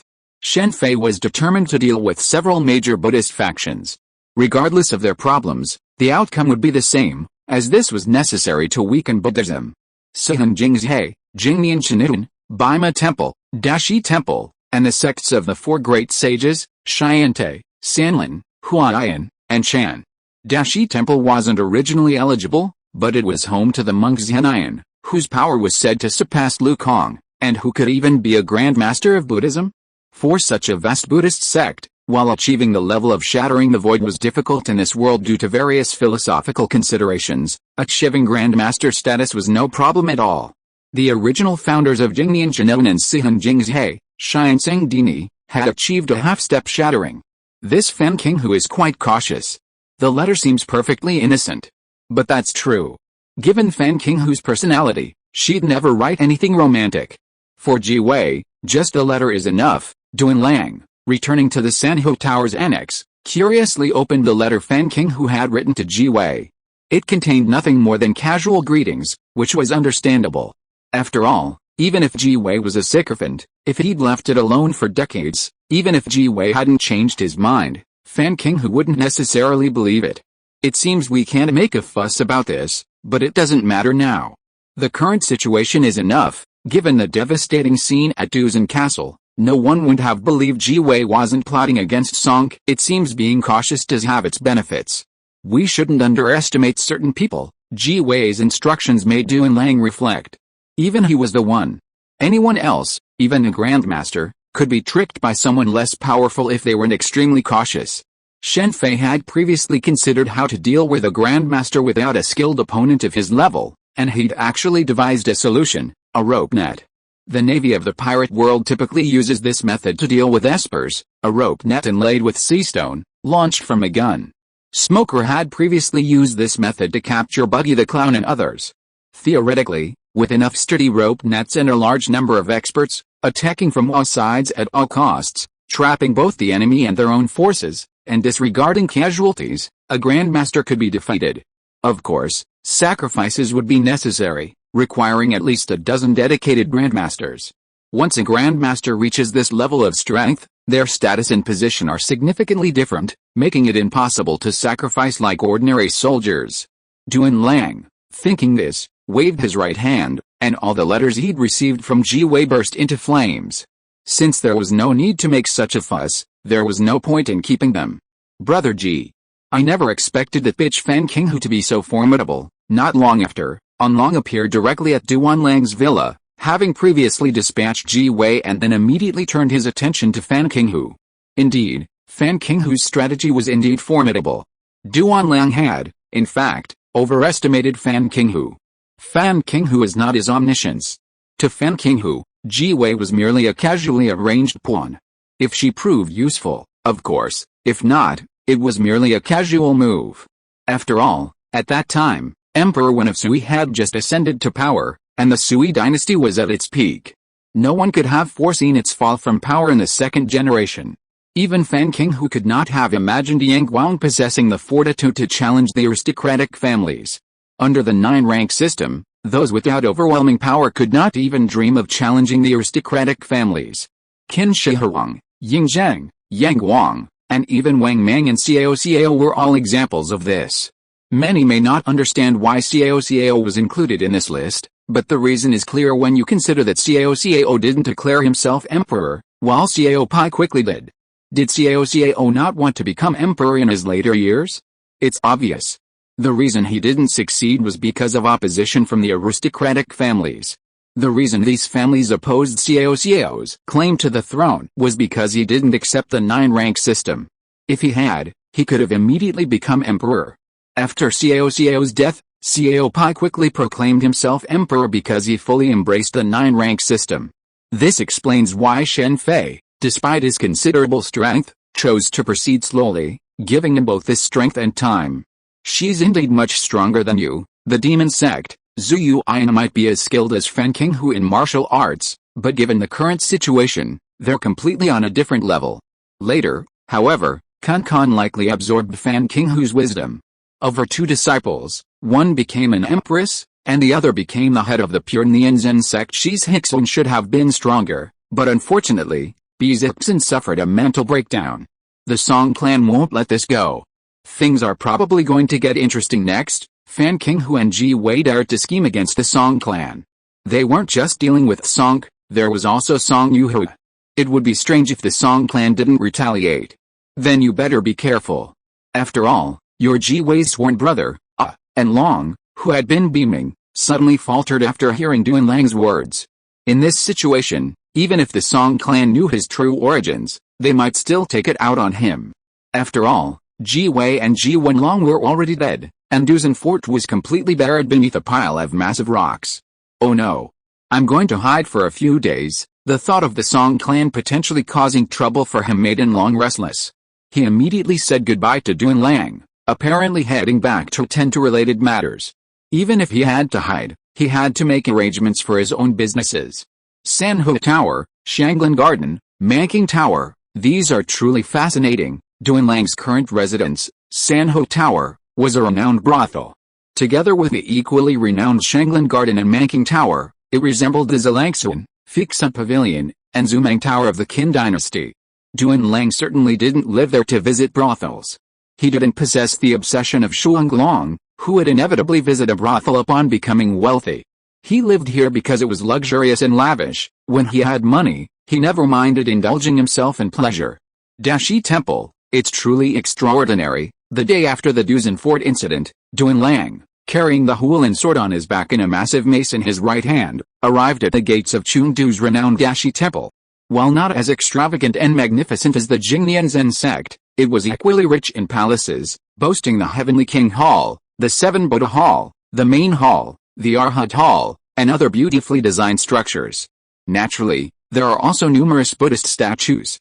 Strictly speaking, if you don't count the bronze statues within the small bronze hall of the Jingnian Zen sect, there are even more Buddhist statues here than at the Jingnian Zen sect itself, as it houses the renowned 500 arhats.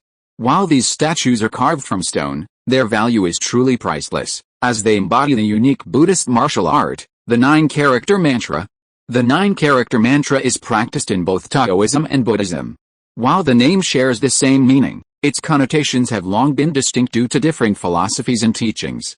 You've been prepared. As Duan Lang stood before the gates of Dashi Temple, the monk sweeping the gate suddenly paled upon seeing him.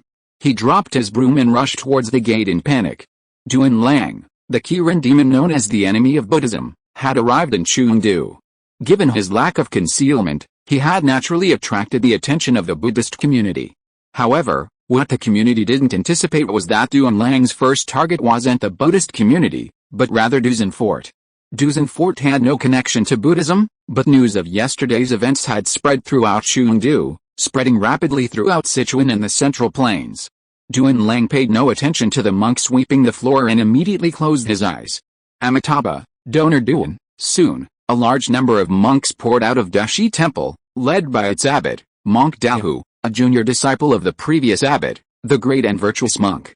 Dashi Temple and the demon sect's heavenly monarch Zai Ying have a deep grudge against each other. A great and holy monk from the previous generation was Zai Ying's mortal enemy, but this man was lucky. When Zai Ying was about to seek revenge on him, Song, the heavenly blade, found him and killed him, forcing him to flee in disgrace. It is said that he fled to the desert outside the Great Wall, and it was difficult for Song to continue chasing him, so he survived. The reason why Song hunted Zai Ying was simple. Song's name was Heavenly Blade, while Zai Ying's name was Heavenly Monarch. This violated the taboo of heaven, which is why Song came to find him. Because of this incident, no one in the entire world dares to use the word heaven as their name. Taboos were very prevalent in the feudal era, especially the names of emperors, which were even more taboo.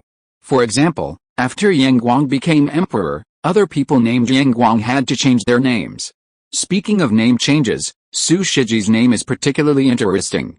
Because of his significant contributions to the Li clan, he was granted the surname Li, becoming Li Shiji. Then, when Li Shimin ascended the throne, the character Shi overlapped with Li Shimin, and the character disappeared, becoming Li Ji.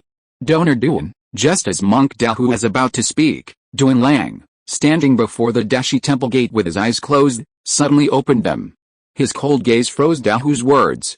The other monks shuddered in fear at Duan Lang's utterly cold expression. They had never seen such a cold and terrifying gaze. It was the gaze of a murderous god. The Buddhist sect, greedy and insatiable, even dares to dream of choosing an emperor on behalf of heaven. They deserve death. As he spoke, Duan Lang suddenly appeared beside Monk Dahu. The mace in his right hand transformed into a bolt of black lightning, slamming fiercely into his head. Though Monk Dahu gathered all his strength and swung his staff to block, he was overwhelmed by Duan Lang's overwhelming force. The staff in his hand snapped in two, and then the mace struck him hard on the head, sending his entire body exploding. A massive crater several meters deep formed in the ground. Duan Lang hadn't closed his eyes to rest, but rather to recall his previous journey to the border between the Central Plains and Goguryeo. He also recalled the disasters China had endured, hating its lack of resistance and lamenting its misfortunes. Add to that the disasters in the Central Plains during the 16 Kingdoms period, and Duan Lang's fury and murderous intent reached a peak. Chapter 767 He Shi Bi, End. Screams echoed endlessly throughout Dashi Temple.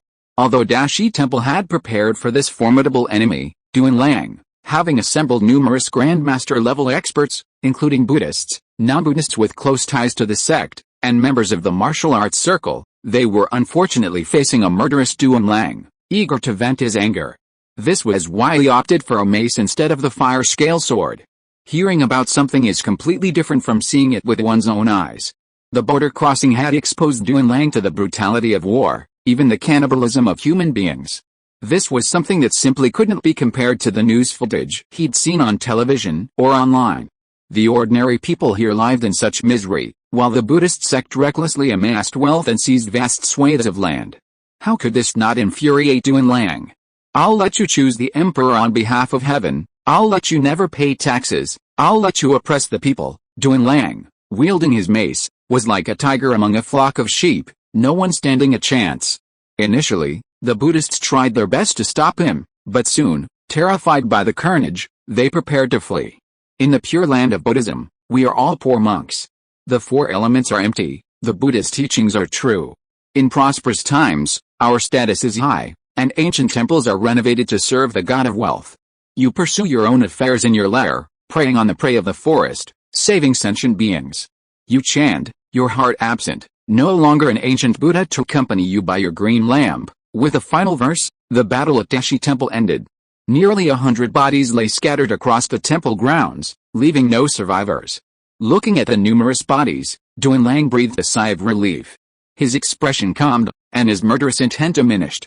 He no longer had the desire to pursue the fleeing monks or those who had come to help.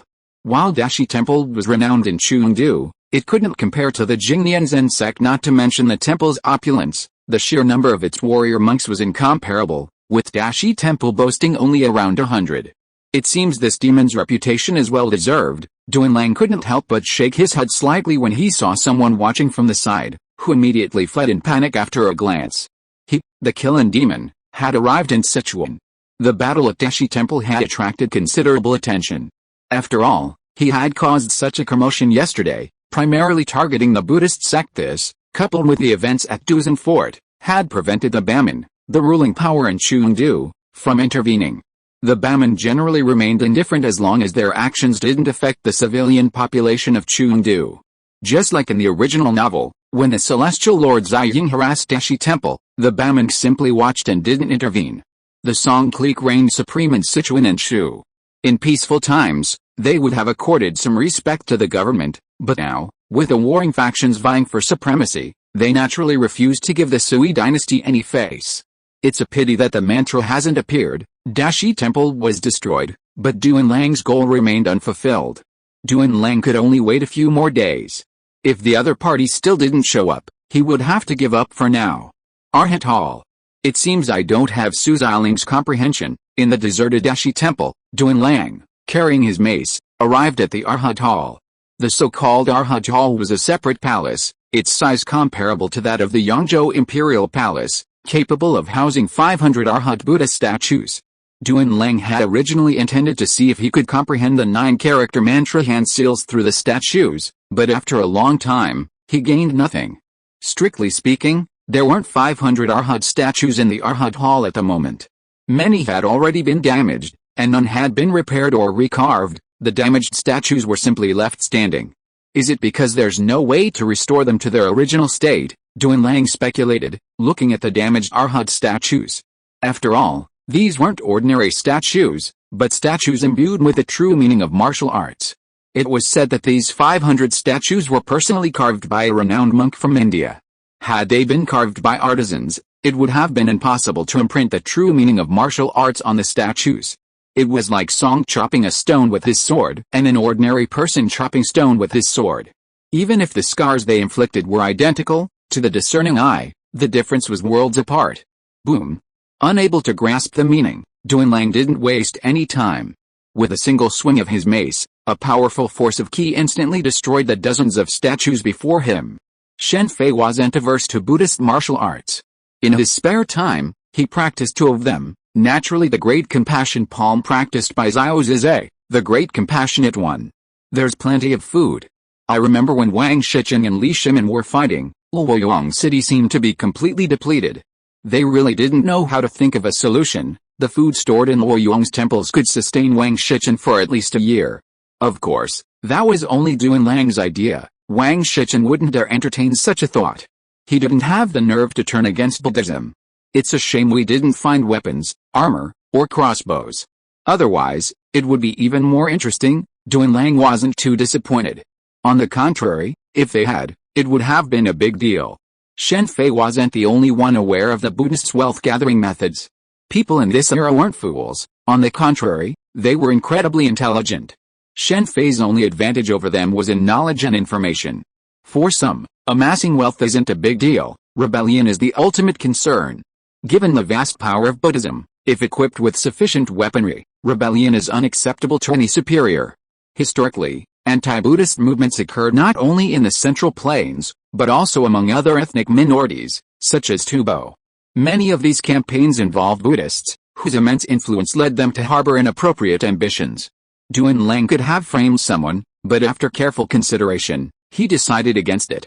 After all, Luoyang was a distant land.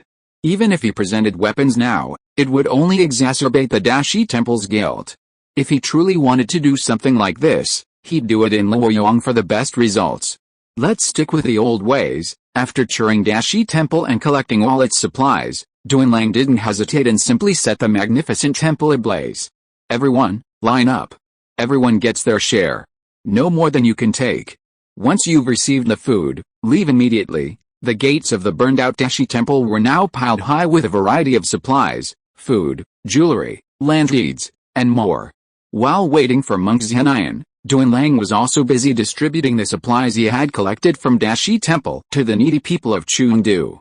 He prepared to give away all the food, treasures, and land deeds, leaving nothing behind. The free supplies attracted a large number of people, and Duan Lang seized the opportunity to publicize the difference between Buddhist sects that paid taxes and those that did not. His key point was that the common people were burdened with such heavy taxes because the Buddhist sect did not pay taxes. Duan Lang simply claimed that the imperial court's heavy taxes on ordinary people were simply a result of shifting the burden of Buddhist taxes onto the common people. While the tax problem wasn't limited to Buddhism, with the aristocratic families bearing the brunt of the burden, Duan Lang could only pin the blame on Buddhism for now, taking things one step at a time. For ordinary people, no matter how much you talk, they're hard to listen. But when it comes to matters that affect their own interests, it's a different story. Add to that the sheer volume of land deeds, wealth, and various supplies, they've seen it with their own eyes. Just knowing numbers is completely different from seeing the actual objects piled before your eyes. It's safe to say that Buddhism's reputation in Chengdu is over. The tax issue is a devastating blow to Buddhism. No matter how they try to cover it up, there's no way to circumvent it. It's simply that no one with enough weight has raised questions about it before. After all, once the issue is raised, it raises so many issues. To the average person, such a move in this era is like trying to stop a chariot with a mantis arm, like promoting geocentrism during the heyday of heliocentrism. Is it finally here? 3 days later, sensing an inexplicable aura emerging from the ruins of Dashi Temple, Duan Lang immediately called over the Song clan members. Opening the granaries and releasing the grain was a very troublesome matter. If no one else was around, Duan Lang could have handled it himself. However, after the Song clan's arrival, he immediately handed the matter over to them. The Song clan took the incident at Dusan Fort very seriously. After all, Song was the clan's foundation, and if someone plotted against him, the clan would certainly not let it go. Upon receiving the news, Song Zhi, the clan's second-in-command, personally rushed over. The Song clan's men were dispatched from near Chengdu, meaning Song wasn't currently in Songjiashan City, otherwise he might have come to Chengdu in person. The two sides then headed off. Duan Lang wanted to diminish the prestige of Buddhism, and the Song clan, whether for revenge or to consolidate their own territory, had to weaken Buddhism.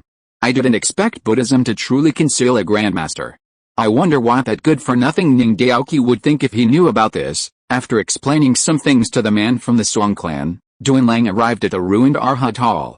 Within the ruins, an old monk, his beard and eyebrows wide, his face solemn yet radiant with peace, stood amidst the numerous Buddha statues in the completely destroyed Arhat Hall. He closed his eyes and muttered something. Although Duanlang had never actually encountered a grandmaster of this era, he had met Lu Miaozi, Zhu Yuan, and Shi Zixuan, and had discussed grandmasters with Kan Kan, so he had some knowledge of their circumstances. Donor, don't you think this is excessive? Excessive? I don't think so. It's not me who's excessive, it's you who've been too greedy, Duanlang said, drawing the fire scale sword from his back. You should know the true state of Buddhism better than I do, so there's no need to waste time on such nonsense. Ultimately, strength will prevail. Even though Buddhism can be eloquent, some things cannot be overstated. Whether it's Fan Qinghu, Liao Kong, or the four great sages, they all understand the Buddhist situation perfectly well, but their status and position dictate that they side with it. If Buddhism loses its vast wealth, how will its numerous disciples be supported? Not to mention that the cost of a single martial monk is several times that of an ordinary monk, leaving the poor in the civil service and the rich in the martial arts. This is similar to the 9-rank system established during the Three Kingdoms period. While some saw problems with it, they were often members of the aristocratic families, and naturally, they were unwilling to diminish their power and status. Furthermore, the vast majority of the aristocratic families viewed the common people as lowly pawns, bound to be ruled, supported, and wielded at their will. Simply put, they were like a weakened version of the celestial dragons. Donor Duan, are you aware that you have been possessed by a demon?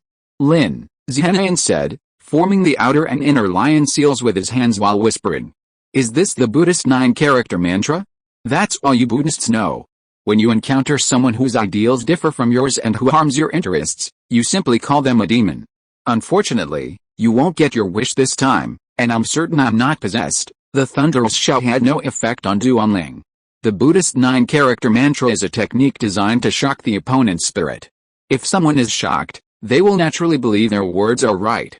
For anyone else, even a grandmaster, the mere mention of the word Lin would be enough to make them doubt themselves. Oh, I forgot to formally introduce you. Duanlang, the eldest disciple of the Kunlun Qianhu Immortal Sword Sect, has been ordered by the Heavenly Emperor to bring down the traitorous emperor chosen on his behalf. All those involved will be condemned to the animal realm, eternally forbidden from reincarnation. As Duanlang spoke, the fire scale sword flew out of his hand, soaring freely above him. Then, as Monk Zhenyan stared in astonishment, the fire scale sword flashed red and transformed into dozens of sword shadows. The next moment, dozens of these sword beams pierced Monk Zhenyan's body. Chosen Emperor, you're truly audacious. Where do you think you've put the Heavenly Emperor? With a flick of Duanlang's finger, the other sword shadows on Monk Zhenyan's body slowly vanished, and the fire scale sword transformed into a streak of red light and flew into its scabbard behind him. You're calling me a demon? You're so funny. Have you ever seen a real demon? By the way, since you're calling me a demon, let me tell you something.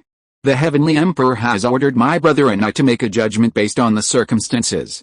In other words, the punishment for Buddhism could range from leniency to complete destruction. What do you think the demon would do to you? Originally, I wasn't planning to completely destroy Buddhism, but since you've called me a demon, how could I possibly betray you? Don't worry, Buddhism will be completely annihilated by what you've said today. Duanlang looked at Zhenyan, who looked resentful and wanted to say something, but whose life force was fading. A strange smile crossed his face. Then, in an instant, the monk's entire body turned to ash, and the power of the fire scale sword erupted within him. You're not the only one who can pull off a scam. It's quite amusing to tease a grandmaster. Is this what they call tax evasion? Duanlang hated those who spoke righteous words but were actually full of thieves and whores. Grandmasters typically possess a far stronger state of mind than the average person, and normally experience no fluctuations. However, this is only relative. How could one possibly remain calm when faced with sword control? Is this the He Clan Jade? I originally wanted to see how Sihan Jingze would conduct this Heavenly Emperor selection, but now it seems I can't leave the He Clan Jade to them. It would be such a shame if it were damaged. Inside the deserted bronze hall of the pure Nianzhen sect, Shen Fei picked up the legendary Imperial Seal. Chapter 768, Luoyang Storm, Part 1. Shen Fei had seen the He-Shi-Bi, the Imperial Seal. The Qinjet Huangdi seal was made from the He-Shi-Bi, but aside from being a precious jade, it held no other functions. All the honors it held were due to the Emperor using it as a seal. However, the He-Shi-Bi from Shuangdong was different.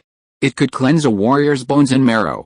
Initially, Shen Fei wasn't too concerned with this effect, After all, with his current strength, it wouldn't have any effect on him, let alone Chelsea and the others.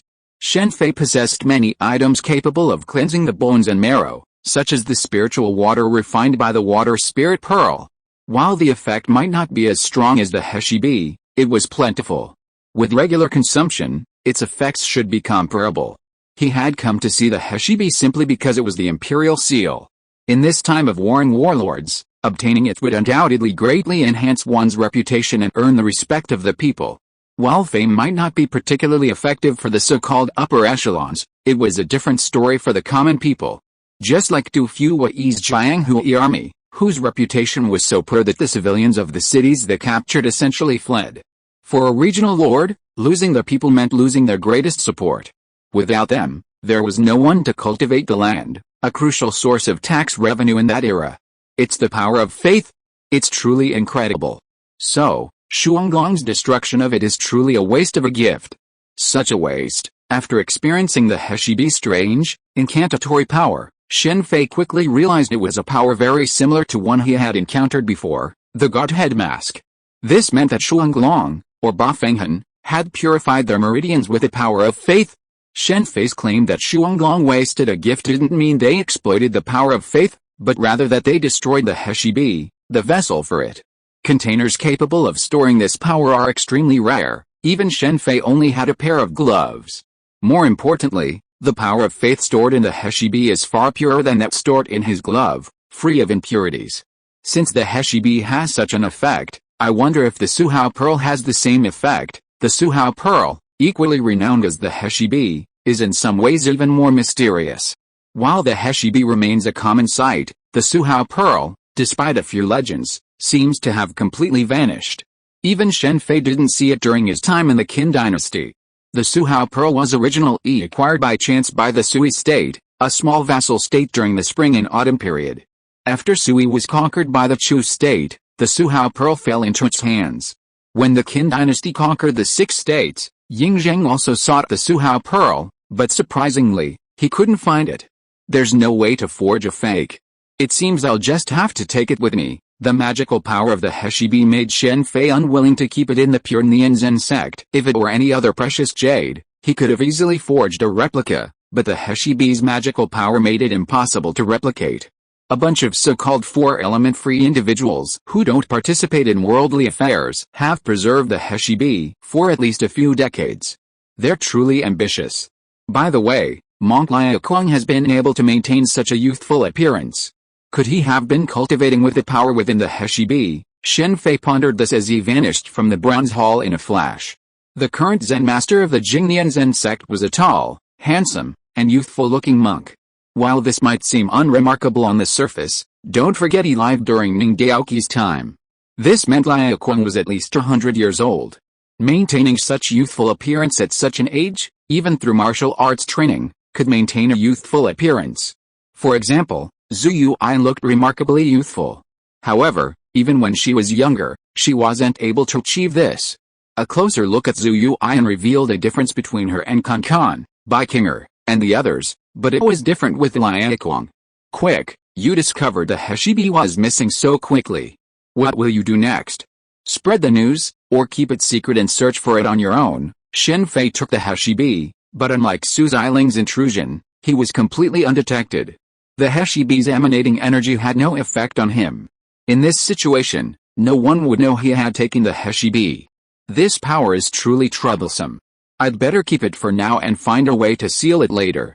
Besides, if I use this as a jade seal, I won't be afraid of cunning thieves stealing it. Returning to the palace, Shen Fei looked at the S.H.I.E.L.D in his hand and tossed it directly into his interspatial ring. The power emitted by the S.H.I.E.L.D had the effect of disrupting the flow of qi, affecting even a grandmaster if they were nearby. The only way to mitigate its emanation was to use copper or something similar to tinfoil, including him, to reduce its power. However, the extent of this influence varies depending on the individual and the cultivation method. The Changshengju seems to have the least impact, which is why Su Ziling was able to single-handedly remove the S.H.I.E.L.D from the Jingnian Zen sect. Your Highness, there's movement at the Jingnian Zen sect. Shen Fei quickly received a report from his subordinates. The monks within the Jingnian Zen sect began to take action. Shen Fei had taken the S.H.I.E.L.D during the day, even though dark and windy night was the best time for martial arts practitioners to act. However, Shen Fei had completely ignored this so-called tacit agreement. Ever since Sihun Jingzhe and Jingnianzhen sect announced their possession of the S.H.I.E.L.D and the appointment of the emperor on behalf of heaven, Jingnianzhen sect has been under close surveillance by martial arts practitioners. It could even be said that this surveillance began as soon as Shuanglong and his companions encountered Fu Juner, Song Shidao, and others. After all, this was the S.H.I.E.L.D.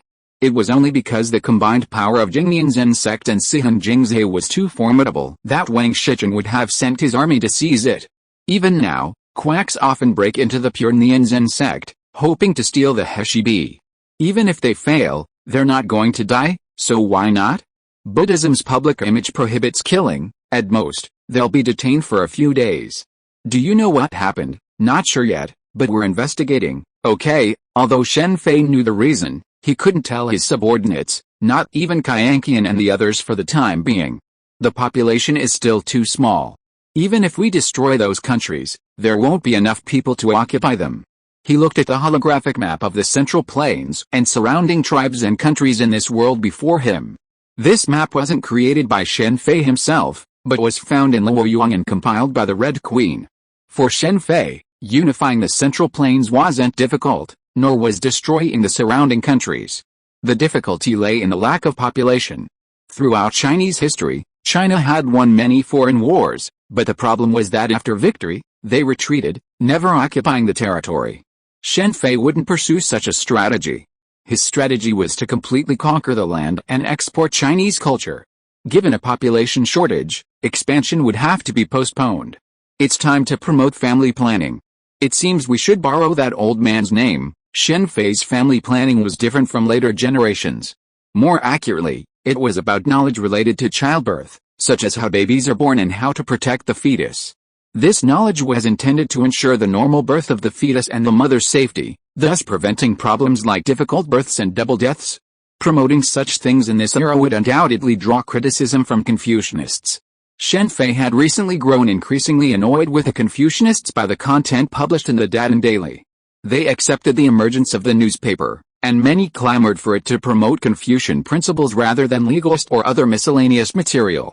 Currently, the Dadan Daily was edited solely by Shen Fei. Out of boredom, he'd occasionally throw in quizzes like chickens and rabbits in the same cage or brain teasers, though he'd also sprinkle in some practical and simple medical information. Newspapers for sale. Newspapers for sale. Today's breaking news, shocking. How exactly does the goddess of childbirth help children? Taoist Sun Samyo, the medicine saint, explains, as a modern man, Shen Fei knew all too well how to attract attention. The novelty of newspapers was already incredibly popular, and with this eye-catching content, it was sure to sell out. Originally, Shen Fei hadn't expected to make money from the newspaper, but the novelty proved incredibly popular. Under Bai Qing'er's manipulation, and with the help of the demonic sect, the Tang Daily's publication was now not limited to Luoyuan. Today's content, aside from everything else, the name of the medicine saint, Sun Samyo, alone was enough to entice many to part with their modest purchase. So the so-called goddess of childbirth is actually like this. This is truly surprising. The truth behind the goddess of childbirth is almost unimaginable in this day and age, but in modern society, it's no secret. It's also a major dark spot in Buddhism. While such temples are rare, they do exist. With this news, Shen Fei was aiming to kill two birds with one stone, no, three. The first step was to spread medical knowledge about this area, raising awareness of the dangers of marrying too young, which could easily result in two deaths. Even though Confucianism didn't prioritize this, Confucians still had mothers. Confucianism emphasized filial piety, so Shen Fei would use this as a tool to counter Confucianism. Afterward, if anyone objected, Shen Fei could simply shut down the opposition. "Are you trying to get your mother murdered?" he asked. In fact, he had already published a statement in the newspapers to silence those who objected. The second, naturally, was Buddhism. Temples for praying for children weren't common in this world, but they did exist. Once this news spread, it would be a huge event. As for the third, naturally, he wanted to bring in Sun Samyo. His reputation was essential to promoting medical knowledge.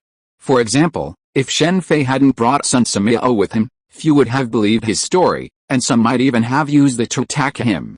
But with the medicine saint Sun Simiao in the picture, things were different. Those who read the news wouldn't believe it was fake. So, the question was, if Sun Simiao was right, who was wrong? Now the king of Tang, Shen Fei, had to follow certain rules. For example, he could only ignore those irritating Confucianists, not just execute them all. Shen Fei was convinced that if Sun Simiao saw the medical information in the news, he would definitely come to Luoyang to find him. This is fake, slanderous, and complete nonsense. In a small liquor store on Luoyang's West Street, a young man in his 30s, upon reading the news, suddenly erupted in anger, tearing up the newspaper. "Brother, it seems you've prayed for a child before. My condolences, but don't worry too much. You're not the only one to have done this." Upon hearing the young man's words, the others in the liquor store looked at his head with sympathy, as if there were a green meadow there. "Doesn't this Tang Wang have anything serious to do all day? Brother, is what's said here true?" Inside the private room of the Duong family restaurant, Song Yazi blushed as she read the news report. In this era, knowledge related to women was a closely guarded secret, and now that it was being brought out in the open, it was bound to cause some controversy. Such a serious matter cannot be false. Song Shidao's expression turned grim. With Sun Simiao's endorsement, Song Shidao naturally had no doubts about the information. As for Shen Fei's impersonation of Sun Simiao, Song Shidao doubted that he had the audacity to do so. Buddhism is despicable. Upon hearing Song Shidao's response, Song Yazi's expression suddenly changed. As a woman, she naturally detested such matters. "This is truly a coup de grace," Song Shidao said, and he and Song Lu exchanged a glance. Tang Wang Shen Fei's actions left both of them deeply moved. Even if only a few scumbags of Buddhism were involved in praying for children at temples, once exposed, many people saw it as a traitor to Buddhism as a whole. Not to mention the outrage of those who had once prayed there upon learning the truth. While the anger of ordinary people might be futile, it wasn't uncommon for some aristocratic families to have prayed for children. Even if it were just a few minor families, if they really started to stir up trouble and retaliate, Buddhism would suffer greatly. And Song Shidao was certain that these minor families would absolutely retaliate. After all, for aristocratic families, offspring were their greatest weakness. Everything these noble families did was for the sake of their family legacy. Not to mention that some of these minor families, after having prayed for children, might publicly publicize their success and thank the temple for its efficacy. The initial sensation would be as embarrassing as the present. If anyone else had said this, some might have been skeptical, but since it was endorsed by the medicine saint Sun Simiao, there was no doubt about it. "Master, something terrible has happened." The contents of the news were quickly known to the people of Jingnianzhen Monastery. The He-Shi's mysterious disappearance hadn't been resolved yet, and now something like this had occurred. At this moment, even after years of diligently practicing silent meditation, Liaoquang felt the urge to curse. If Zhanguo and Liaoquang had met at this moment and learned of each other's experiences, they would have instantly become friends. Inform Master Fan Zhe, even Liaoquang, with his extraordinary wisdom, was at a loss in the face of this situation. Yes, soon, a carrier pigeon flew out from the backyard of Jingnianzhen Monastery. Surprisingly, just as the pigeon reached a high altitude, a sharp arrow pierced its body. If you're listening to this novel on a channel other than Fanfic World, it means they downloaded and uploaded it without effort. We cordially invite you to visit our channel, Mundo Fanfic Novelis. There you'll find the original version of this story and you can explore many other novels of various genres. We're waiting for you to immerse yourself in a world of incredible novels. Chapter 769, Luoyang Storm, Part 2. Zhu Yuan is indeed inferior to Fan Qinghu in terms of overall planning. However, compared to Wu Zhao, Fan Qinghu is far behind. Furthermore, she didn't even use a code to transmit messages. Did she ever consider interception? Looking at the secret message intercepted from the pure Nianzhen sect's carrier pigeon, Shen Fei shook his head slightly. Besides logistics, intelligence is also crucial in war. For example, the Great Qin's Black Dragon Scroll and the Thousand Machines Copper Plate utilize knowledge of cryptography. Both are indispensable. If only one is stolen, there's no way to decipher them. Even if the chance is extremely small, it can't be ignored. It seems that developing intelligence is also on the agenda. We can learn from the Black Dragon Scroll and the Thousand Machines Copper Plate. Li Mi defeated Yuan Huiji. Yuan Huiji was truly vulnerable, In a side hall to the left of the Imperial Palace, Shen Fei, Su Xingzi, Kun Kan, Bai Qinger, Yang Zai, and others stood beside a massive sand table that depicted the entire terrain of Luoyang and the surrounding areas of Chang'an. Shen Fei compiled relevant maps and then had Red Queen scan them using a large number of drones. These figures were then crafted using earth-based magic. Shen Fei had previously made figures, and since this one was crafted using magic, not handcraft, it was even more exquisite. It's safe to say that if Shen Fei were to buy such figures now, he'd definitely make a fortune. Most of the irrelevant parts of the side hall had been removed, and the entire hall was covered in sand table maps of Luoyang, surrounding towns, and mountain ranges. Something's not right. Li Mi's strength isn't right. He just defeated the Wagon army. It's impossible for him to defeat Yu Wenzhui so quickly. Originally, Shen Fei didn't care much for this intelligence. He knew Yu Wenzhui's abilities well enough. He was the type with lofty ambitions and a life of his own. It wouldn't be surprising if you were defeated by Li Mi. However, Su Xingzi raised a different question. What's the problem? Shen Fei asked immediately. Li Mi's actions are too swift. He's only just defeated Zhairang and unified the Wagon army. It's impossible for him to launch an attack on Yu Wenzhui so soon, both morally and logically. Most importantly, they probably don't have enough supplies to launch a series of attacks. Shen Fei's intervention denied the Wagon army the opportunity to seize the Sui dynasty's granaries, leaving them severely short of supplies. Also, normally, the most important priority for the Wagon army right now is to capture the Xingluo granary, but Li Mi abandoned it and attacked Yu Wenzhui directly. Judging from this, his next target is us, Su Xingzi said, using a bamboo stick to draw several lines on the sand table. He then shared his speculation. According to Su Xingzi, Li Mi attacked Yu Wenzhui because he was worried that he would be cut off from behind during his attack on Luoyang. Therefore, he defeated Yu Wenzhui first and forced him to retreat. Li Mi's ability to wage wars repeatedly suggests he's not short of supplies. Someone must have funded him in this area. Also, a number of Jianghu figures have recently arrived in Luoyang City, some of whom are masters who haven't been active in the martial arts world for years. It stands to reason that Li Mi couldn't have commanded them. Su Xingzi currently holds considerable power in Luoyang, second only to the emperor. He wields much the same authority as Wang Shichen, who naturally retired after Shen Fei ascended to the throne. Since the empire hasn't been unified yet, Shen Fei naturally doesn't need to disperse power so much. Su Xingzi holds considerable power not only in domestic affairs but also in the military. You mean the Buddhist sect funded them? That's very possible. Fan King who seems to want to use Li Mi's power to deal with me. According to Li Mi's style of doing things, the next step is to assassinate me. Even if he fails, Fan King who can put the blame on Li Mi and have nothing to do with Buddhism. Li Mi's luck is really good. He can even do this, as the saying goes, success and failure are both due to Ziohe. Li Mi's current situation is more or less the same. Because of Shen Fei, the Wagon army split prematurely, causing its plan to fail and its power to be greatly reduced. However, it is also because of him that the Buddhist sect, which once paid no attention to him, has turned its attention to him. Only the Buddhist sect or the aristocratic families have the power to pull out those masters who have been absent from the martial arts world for a long time, just like Li Yuan later found masters who became famous many years ago to deal with Shi Zixuan. There may not be many top-tier grandmasters, but there are certainly plenty of those below them who possess the strength of a regular grandmaster. With a 20-year cycle, a grandmaster's strength wouldn't diminish significantly even in their 60s or 70s. With so many years of accumulation, there are naturally many grandmasters. Just like the Buddhist sect, the number of grandmasters is also the result of years of accumulation.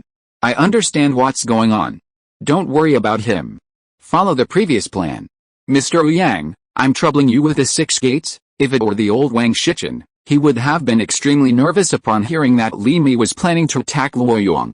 However, for Shen Fei, Li Mi was nothing. It just so happened that his Wei Wuzu and white armor soldiers were almost finished, making it a good time for them to make their debut in this world. Please rest assured, Your Highness, Yang Zai said solemnly. The 6 gates were now led by Yang Zai. After all, this was a law enforcement profession, and among Shen Fei's current command, only Yang Zai was the most suitable. Those from the demon sect weren't suited for this kind of work. It would have been easier for a lower-level constable, but not for the chief constable at a higher level. Originally, Yang Ziyi had refused. Initially, he had no intention of joining a single faction. His support for Wang Shichen stemmed from their friendship, and the same was true when he later assisted the Li clan. Of course, he also had the utmost concern for the nation and hoped for a swift peace in the Central Plains, which was why Li Yuan summoned him to persuade Song. However, this time, Shen Fei had managed to trick him into coming. More accurately, it wasn't trickery, but rather a shared pursuit of a common ideal. We've finally arrived in Luoyang, young Master Ling. It seems Big Brother has begun to act. Luoyang was a normal day, except for the arrival of 3 distinguished young men from outside the city gates. One of them, watching the wooden platform at the gates continuously expounding on the rule of law and other related policies, burst into laughter. These 3 men were Cao Zhang, Su Xiling, and Ba Fenghen. After many days, the 3 had finally arrived in Luoyang. Law? This Tang King is quite interesting. After listening for a moment, Ba Fenghen's face cracked with a rare smile. To promote the rule of law, Shen Fei had people preaching non-stop at the city gates for 12 hours. At the same time, tall wooden signs with text and images about the rule of law were erected at intersections. 4 of the city gates even had the 16 mantras of the rule of law displayed on giant wooden plaques. There was also a refugee registration office nearby, registering those who had fled to Luoyang. Those willing to settle there were offered various benefits. I was originally planning to give that old man Chueo's head as a gift to Big Brother, but I didn't expect him to be so decisive and flee so quickly. Let's go see Big Brother Shen first. Brother Fenghen, come too. Su Xiling carefully surveyed the surroundings and nodded with a smile. You guys go, I won't need you. Ba Fenghen immediately shook his head and declined. Alright, young Master Ba, let's share the good and the bad together. I promise Big Brother is different from the others. Cao Zhang ignored Ba Fenghen's meaning and simply dragged him forward. Alright, I understand. I'll go. Cao Zhang's enthusiasm made Ba Fenghen have no choice but to compromise. Brother Shen, in front of the palace gate, Shen Fei came to the palace gate in person after receiving the report from the guards. When Cao Zhang saw him, he immediately shouted enthusiastically. It's you? Ba Fenghen had been looking at the huge stone tablet of no marriage and no tribute erected in front of the palace gate. After discovering Shen Fei, his face immediately changed. The previous battle with Shen Fei was the worst defeat Ba Fenghen had ever suffered, even worse than the later battle with Chueo. It's me. Shen Fei smiled and nodded at Ba Fenghen, then turned to Shuanglong and said, I heard that Chueo of Teal was chasing you. How is the situation now? If that old guy hadn't run so fast, I would have taken his head off. Cao Zhang immediately outlined the pursuit. Chueo was undoubtedly a top-tier grandmaster, formidable in strength, but unfortunately, the twin dragons were significantly stronger this time than in the original novel. Furthermore, having been pursued all the way, they had rapidly improved. Ultimately, the 3 of them combined their strength to counter Chueo's ultimate attack, and at the cost of his left arm, Chueo managed to dodge their fatal attacks. Previously, even the twin dragons combined might not have been a match for Ba Fenghen, but now both Cao Zhang and Su Xiling possessed the strength to fight Ba Fenghen one-on-one. Since you're here, would you like to tour the Imperial Palace? Shen Fei asked, observing Cao Zhang curiously surveying the surrounding buildings. Great. I've been wanting to visit the Imperial Palace for a while. The mention of the palace immediately piqued Cao Zhang's interest. While Su Xiling and Ba Fenghen weren't as curious as Cao Zhang, they certainly wouldn't miss the opportunity to tour the palace. This is the Dragon Throne. Would you like to sit on it? Shen Fei pointed at the throne as they reached the top of the Imperial Hall. Can you just sit on it? Cao Zhang exclaimed immediately, and at the same time, Su Xiling and Ba Fenghen were also shocked. Everyone present knew very well what the Dragon Throne was. It's just a chair. Why can't you sit on it casually? Shen Fei really didn't care about the Dragon Throne. As long as you are modern and have money, you can sit on the Dragon Throne. There are luxurious versions and simple versions. As for dragon robes, they are even more casual. Forget it. Cao Zhang stared at the Dragon Throne for a long time, and finally waved his hand, not ready to sit down. Okay, do it if you want. Do you think I'm testing you? It's just a broken chair, sit down. Seeing the hesitation in Cao Zhang's eyes, Shen Fei grabbed him and pressed him on the Dragon Throne. How do you feel now? Shen Fei asked with a smile as he looked at Cao Zhang, who was pressed on the Dragon Throne and curiously touched the dragon chair. It's a bit too hard and very uncomfortable. Cao Zhang stood up after saying that. Zuling, do you want to sit on it and try it? After seeing Cao Zhang stand up, Shen Fei immediately looked at Su Xiling. Forget it, I'm not interested in this at all. Su Xiling quickly waved his hands, as if afraid Shen Fei would push him down. He immediately deployed his body movements and moved away from Shen Fei. The Emperor's power doesn't come from a broken chair or a dragon robe. Seeing Su Xiling flee, Shen Fei gave up. After all, he was different from Cao Zhang. Let's go and have a look somewhere else. The palace was a palace. Not only was it magnificent, but the scenery was also extremely beautiful, with pavilions, terraces, and other buildings all exquisitely designed. It feels like something's missing. Cao Zhang's initial enthusiasm faded as they walked, especially after Shen Fei spoke of the Emperor's duties and responsibilities. Cao Zhang was a restless man. Keeping him in the palace all the time would be suffocating.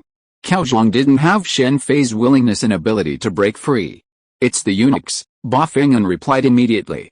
Yes, Brother Shen, how come we haven't seen a single one along the way? Cao Zhang asked curiously. All of them have been disbanded.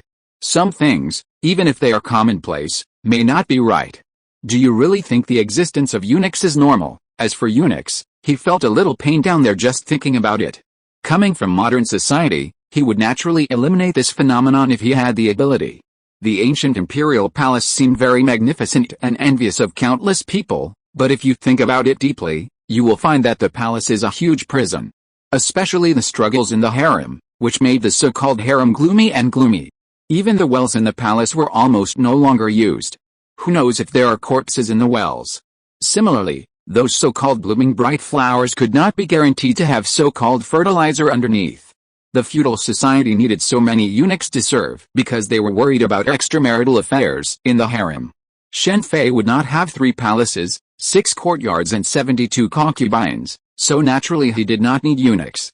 He even planned to renovate the palace and use it for office use by various departments in the future. Indeed, if it were not for the last resort, I'm afraid no one would want to enter the palace to be a eunuch. Mentioning the origin of the eunuch, Shuanglong, Ba Feng'an and the other 2 immediately fell silent. They had never thought about it. What seemed very normal to them was actually a chilling thing when they thought about it. Okay, let's not talk about these unpleasant topics when we are so happy. Shen Fei was ready to change the subject. Brother Shen, you won't drive them all out of the palace, will you? Su Xiling suddenly said. Am I so untrustworthy? Come on, I'll take you to see them. Looking at Su Xiling's worried expression, Shen Fei shook his head lightly, and took the 3 of them out of the side door of the palace and came to a royal manor. Those eunuchs who were sent away from the palace were settled here by him. At the same time, this was also the first orphanage and the first school he built. Yang Guang seldom came to the palace in Luoyang, so the eunuchs here naturally had nothing to do. When they were idle, some eunuchs began to study on their own. It can be said that the eunuchs in the palace were the group with the highest literacy rate. Apart from anything else, it is impossible for them to be illiterate just to serve the people in the palace.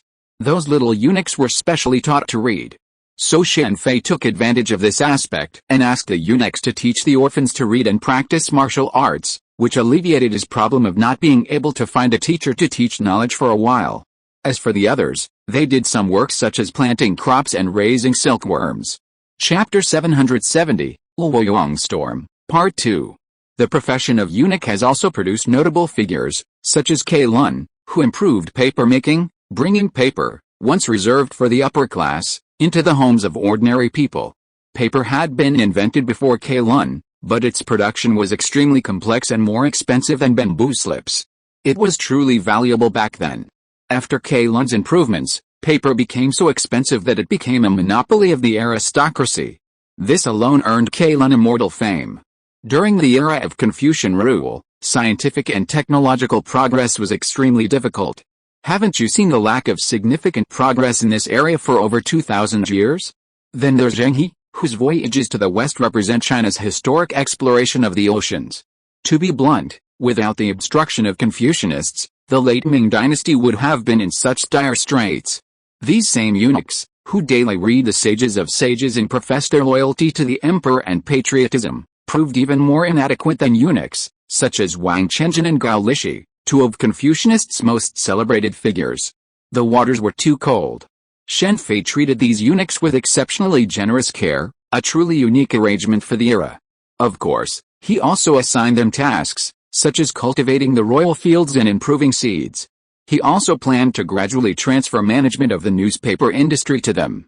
It's no secret that the eunuchs within the imperial palace possessed considerable talent, some rivaling even the so-called scholars.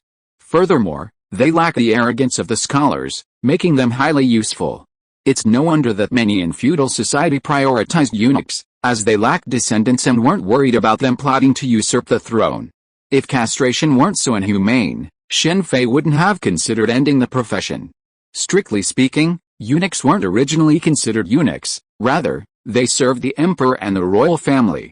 Castration, on the other hand, was initially used to punish slaves and captives. However, it's unclear who initiated it, and gradually, all eunuchs became eunuchs. Let's go, it's almost time for dinner. Why don't you come over? I'll treat you today. While the palace had its own imperial chef, it was rare for Shuanglong and Ba Fenghan to come.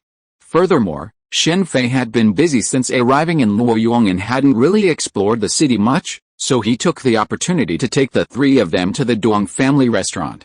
Brother Shen, is this okay with you? Su Xiling glanced around at Shen Fei as he quietly left the palace to rejoin him. Don't worry, Xiling.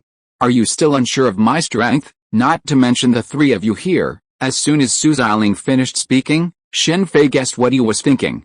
He had been looking around to see if there were any hidden guards. With Shen Fei's current status, his every move was undoubtedly under scrutiny. Under such circumstances, he naturally required a large number of guards on every trip. It was probably the price of being a powerful figure. Just like Stark, he was always accompanied by a large number of bodyguards on every trip. While there was no guarantee that anyone would attack him, it was always a safe bet. As an emperor, you have to be even more strict in this regard. Just wandering around alone and looking around is simply impossible. Even if you don't care, those below you will definitely notice. Did you see Li Yuan, after becoming emperor, deliberately using tunnels to visit brothels? Honestly, if it weren't for the people, I really wouldn't want the throne. The emperor may seem to have all the power, but in reality, it's extremely difficult to leave the palace alone. Isn't the so-called palace nothing but the emperor's prison? Shen Fei sighed with emotion at this point. This was a profound experience he had gained recently, and this was even under the extreme conditions of decentralization. Those who were greedy for power would only be even more busy. Your Highness, Prince Tang, this is just you saying it. If it were anyone else, I would definitely think he was just posturing. This experience made Ba Fenghan's attitude towards Shen Fei much better. So, for the sake of my future, I have to change some things now. I never thought being an emperor would come with so many restrictions and hassles. I definitely can't stand this kind of life. Cao Zhang's experiences in the palace had the greatest impact on him. If he had previously harbored any lingering thoughts of vying for supremacy, of a king, a general, or a minister, they were now largely gone.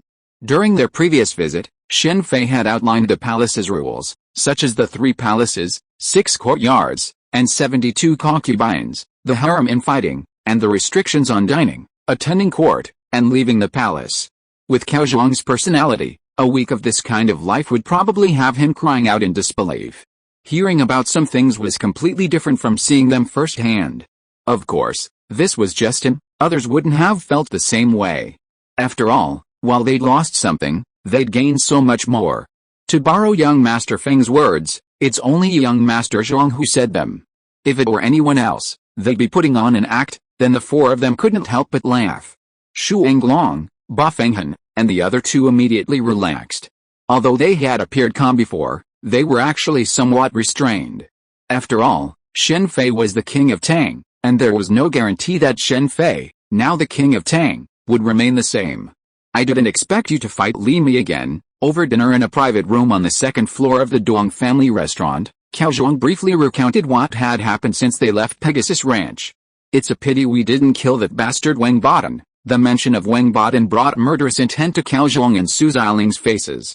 Although Shen Fei had changed the fates of many people, even preemptively killing Xiang Yushin, Su Xiao still encountered the same situation as in the original novel. After all, she was just a maid, and neither Zhairang nor Li Mi paid any attention to her. Even though Zhai Jiao and Su Xiao had a good relationship, it was unlikely that they would argue with her father, Zhairang. over Susu. After all, such things were common in this world. Not to mention maids, even concubines could be given away freely in this era. Many of history's famous literary masters and poets did the same. Li Mi is about to attack Luoyang. If you want revenge, now's your chance. Li Mi is going to attack Luoyang now. Is he crazy and looking for death? Hearing Shen Fei mention Li Mi's attack on Luoyang, Cao Zhang was stunned. Although Cao Zhang came from a gangster background, he possessed immense military talent. Just looking at the battles of the young marshal's army in the original novel, one could see that some talent is innate. Looking at the original novel, Cao Zhang helped Wang Shichen defeat Li Mi and then helped Dao Jian defeat the Li clan. Although they ultimately lost to Li Shimin, that wasn't due to war crimes, but rather the disparity in strength between the two sides, and his own team had a terrible team. Li Mi's most important task now is to recuperate. Given Luoyang's strength, he doesn't stand a chance. Cao Zhang then explained Li Mi's situation. From his eloquent speech, it was clear that he had put considerable effort into this area. What if the Buddhist sect helps him? Shen Fei said with a smile. Buddhism, why would they help Li Mi? Cao Zhang was stunned again. It's simple. In their eyes, I threaten the survival of the entire Buddhist sect, let alone just helping Li Mi. Even collaborating with the demon sect, as long as they can kill me, is perfectly normal. Shen Fei's eyes suddenly turned to Su Xiling. Just as he was about to say something, his gaze shifted back to the door. Your Highness, the King of Tang, Song Shidao and Song Yazi of the Song clan request an audience. At the same time, two voices, one steady and the other pleasant, rang out from outside. Come in, Miss Song, long time no see. Seeing Song Shidao and Song Yazi approaching, Cao Zhang immediately waved to them with a playful smile. Upon seeing Cao Zhang, Song Yazi snorted coldly, seemingly having a very negative impression of Cao Zhang.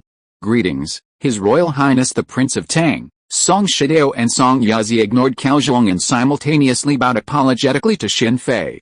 In front of the Prince of Tang, even Song Yazi had to observe some etiquette. Young Master Song, Miss Song, Su Xiling greeted them solemnly, unlike Cao Zhang's playful smiles. Sit down, together, I'll do it. Miss Song, please. Waiter, bring a few more dishes. Cao Zhang immediately pulled out a stool beside him, gesturing for Song Yazi to sit next to him. Sadly, Song Yazi ignored him and sat directly next to Su Xiling. Seeing this, Song Shidao's brows furrowed slightly. Out of love for Shuanglong, he had always been very kind to Shuanglong. But Cao Zhang's actions, combined with his sister's, gave him a bad feeling. Who is this? Temporarily putting aside his bad feeling, Song Shidao looked at Ba Fenghan and asked directly. This is Ba Fenghan. Su Xiling immediately introduced Ba Fenghan's identity, along with Song Shidao and Song Yazi. After the introductions, Song Yazi immediately asked Su Xiling, I didn't expect you to actually kill Ren Xiaoming and survive Chuao's pursuit. How did you do it? Of course, it was through strength. Before Su Xiling could say anything, Cao Zhang interjected, Ren Xiaoming is nothing. Even if it were Chuao, if he hadn't escaped so quickly, they could have been reunited. Cao Zhang's words startled Song Shidao and Song Yazi, who then looked at Su Xiling with a questioning look. Mr. Zhang, you're right. Su Xiling nodded, briefly explaining the situation. I didn't expect you've grown to this point. Jun'er would be very happy if she knew. Song Shidao's eyes flickered with a mixture of comfort and regret after hearing Su Xialing's words. Song Shidao is undoubtedly a very infatuated person. After hearing the news of Fu Jun'er's death, he has been blaming himself. If he had taken action at that time, maybe Fu Jun'er could have been saved. If Fu Jun'er was from the Central Plains at that time, Song Shidao would definitely not hesitate, but who made her a Korean? When Fu Jun'er was mentioned, the playful smile on Cao Zhang's face immediately disappeared. Fu Jun'er was the person that Shuanglong respected the most and the first person to treat them well.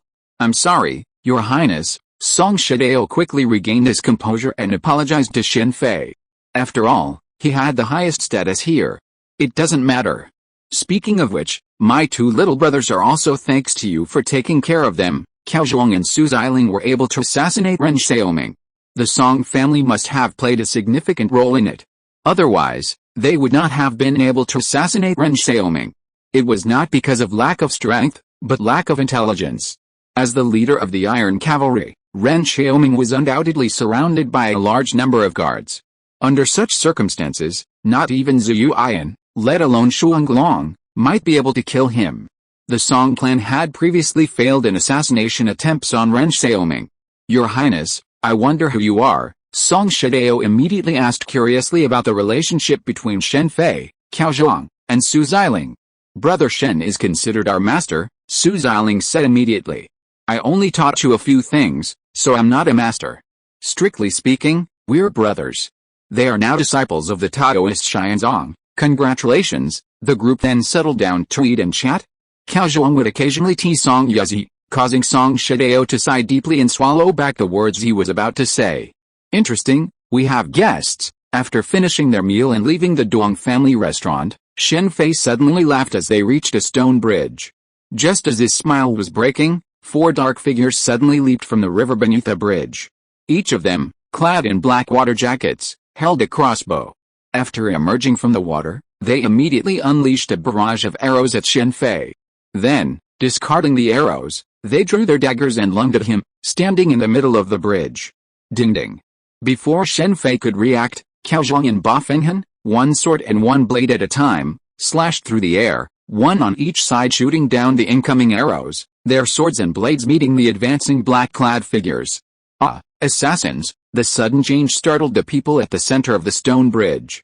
Terrified, they scrambled to escape. 2 of them, dressed as wealthy young men, rushed directly towards Shen Fei, one in front and one behind.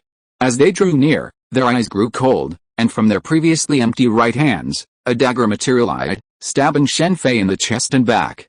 But the next moment, their expressions changed dramatically as they suddenly felt as if they couldn't control their bodies, falling involuntarily toward either side of the bridge. Su Xiling performed the Bagua step, waving his hands and unleashing a Tai Chi aura, sending all the assassins in the center of the stone bridge flying.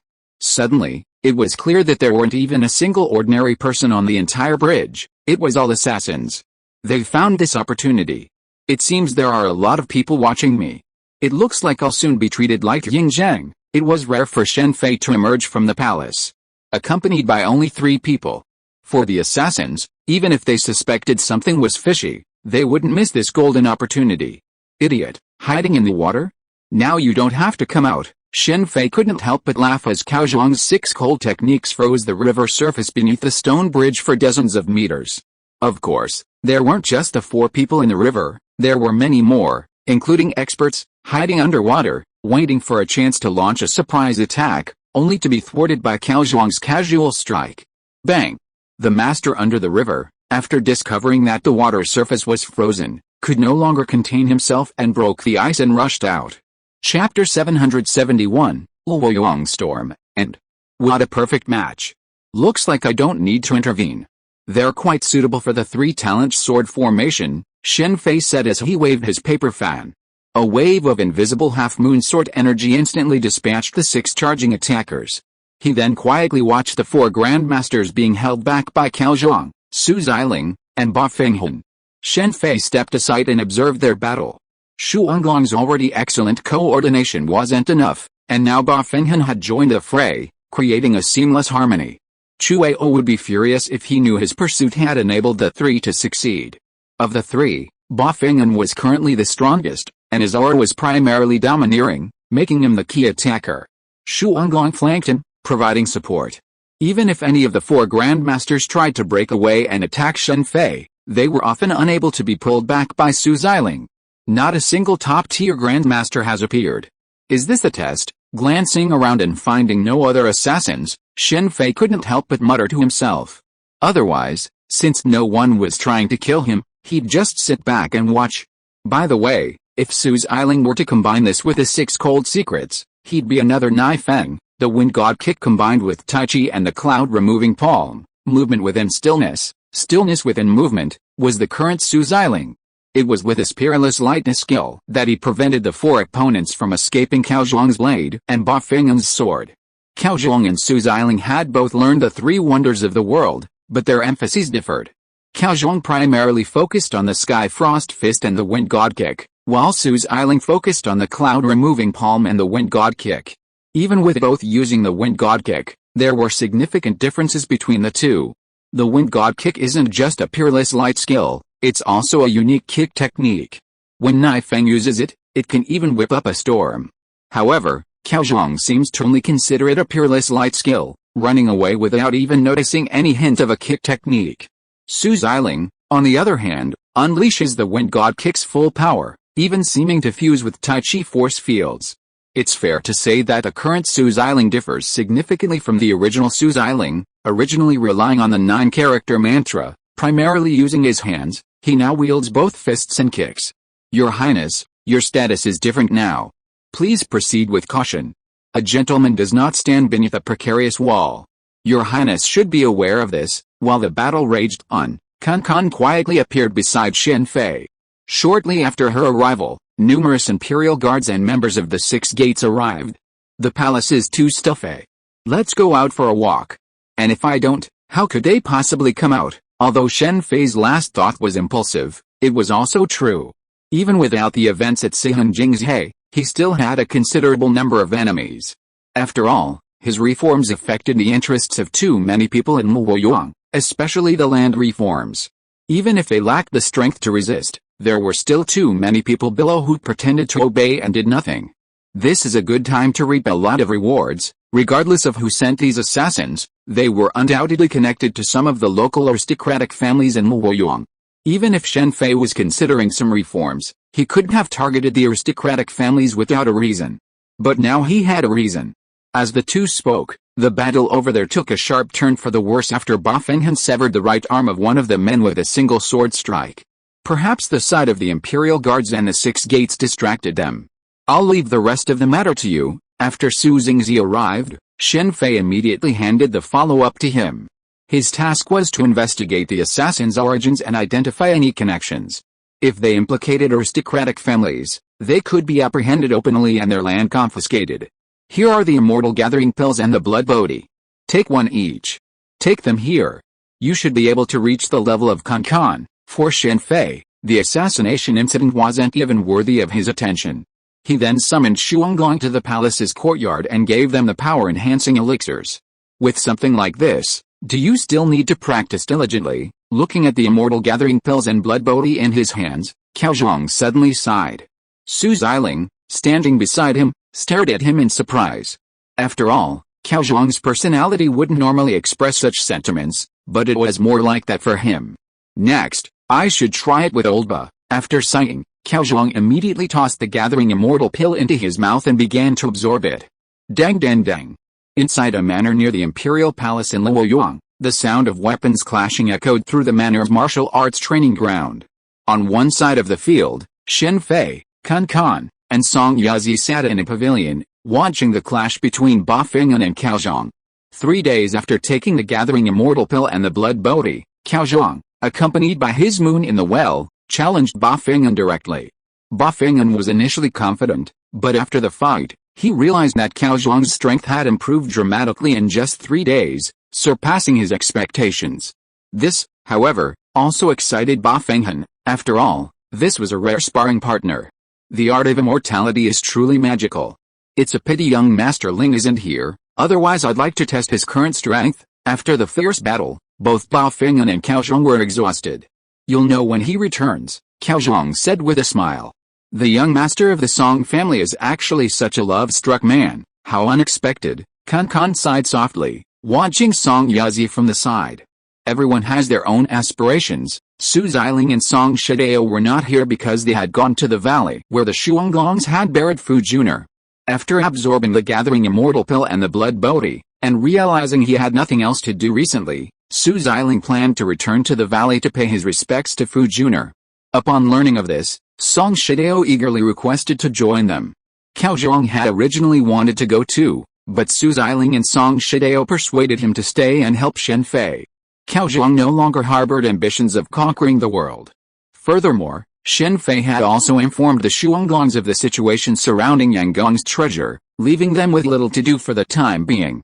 As for Su, after helping Zhai Jiao escape from Limi, she was taken by Zhai Jiao to join Dao Jian. What a coincidence. You're all here. That day, Lu Miaozi, Shi Qingxun, and the others finally arrived in Luoyang, bringing their men and war horses from the Pegasus Ranch. Also arriving by sea were the Dongming sect, bringing with them a significant quantity of Dongming sect crafted weapons. Of course, The Dongming sect publicly announced that Shen Fei and the Dongming sect had purchased the weapons, not that the Dongming sect had sided with him. Upon their arrival, Shen Fei immediately handed the Pegasus Ranch troops over to Cao Zhuang for command. He also assigned 1,000 men from the Luoyang army to Cao Zhuang's command. It wasn't that he didn't want to give Cao Zhuang greater power, but rather that Cao Zhuang himself wanted to train a powerful army, even if he no longer wanted to conquer the world. Cao Zhuang yearned for world domination, or, more accurately, for battle. From a very early stage, Cao Zhuang often told Su Xiling that he would be the general and Su Xiling the prime minister. It's unclear whether Su Xiling has the talent to become prime minister, but Cao Zhuang certainly has the talent to become a great general. He's already mastered the military tactics taught to him by Lu Miaozi, and even the 6 secrets of Ao Han and the 10 blood battle styles show signs of integration. Given time, the 8 methods of the well might even emerge. Ning Daoki, you're trying to stop me. While Shen Fei was carrying out reforms in Luoyang, Song, who had left Songjia Mountain City alone to meet Shen Fei, was approaching Luoyang when he was unexpectedly intercepted in a remote mountain forest. Ning Daoki, the foremost Taoist, known as the foremost in the Central Plains, appeared before him. I've been asked to bring a letter to you, Ning Daoki said, pulling out a letter. Without a second thought, the letter slowly floated from his hand towards Song. However, just as the letter reached Song, a flash of a blade suddenly appeared, and the next moment, the letter shattered into pieces, scattering through the air.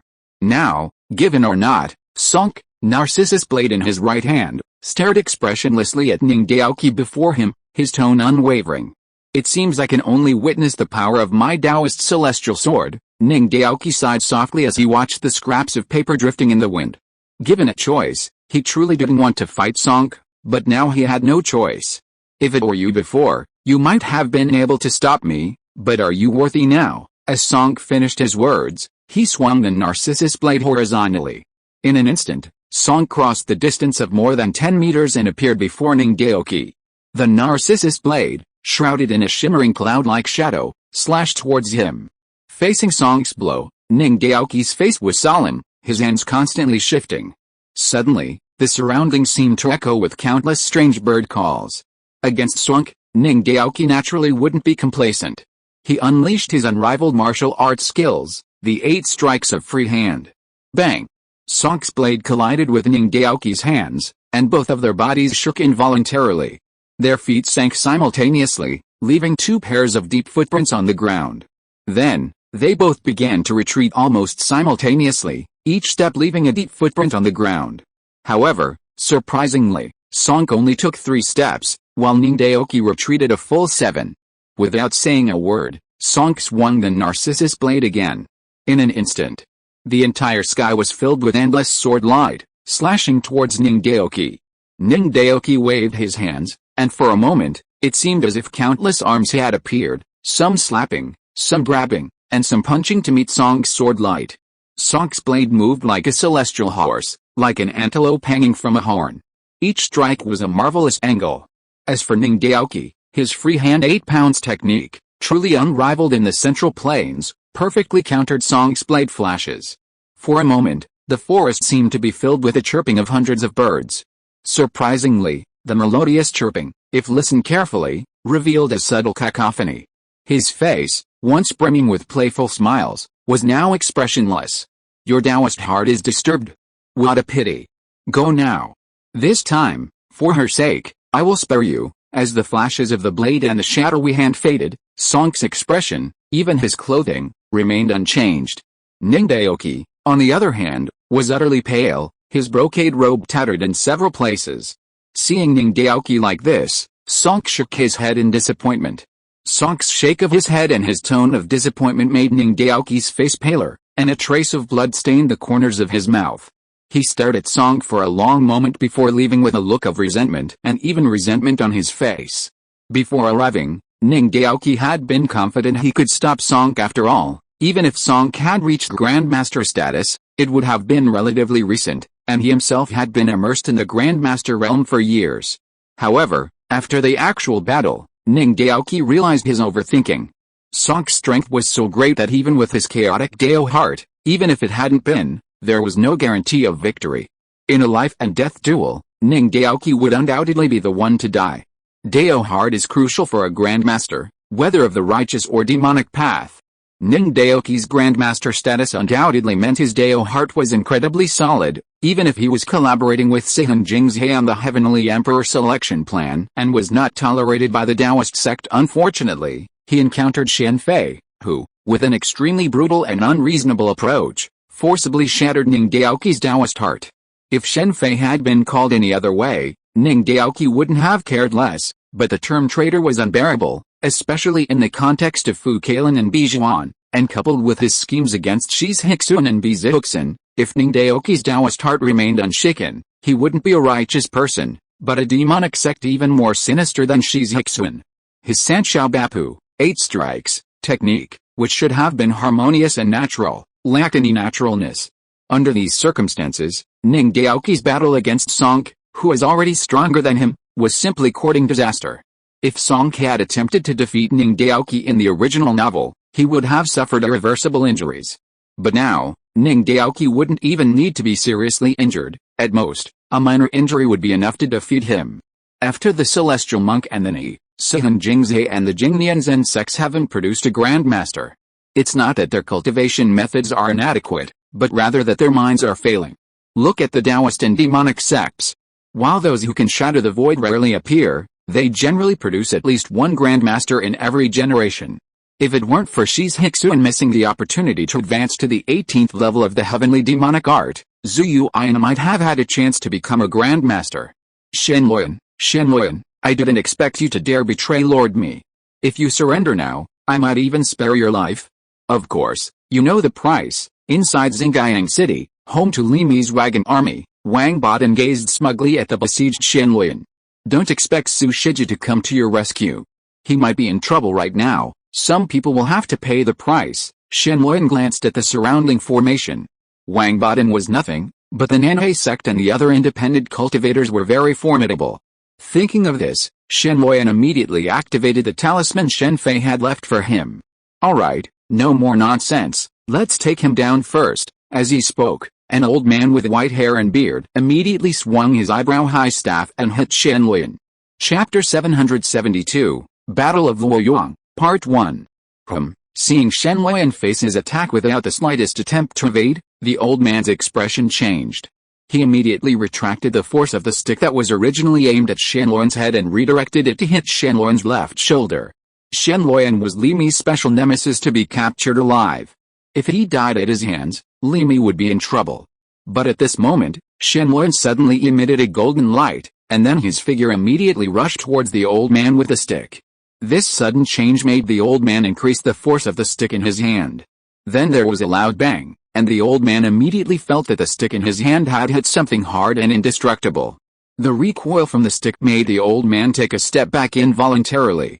But at this moment, the old man's vision suddenly appeared, and before he could react, he felt a sharp pain in his left eye, and then he knew nothing. Master Mei, this sudden change stunned the people surrounding Shen Luyan.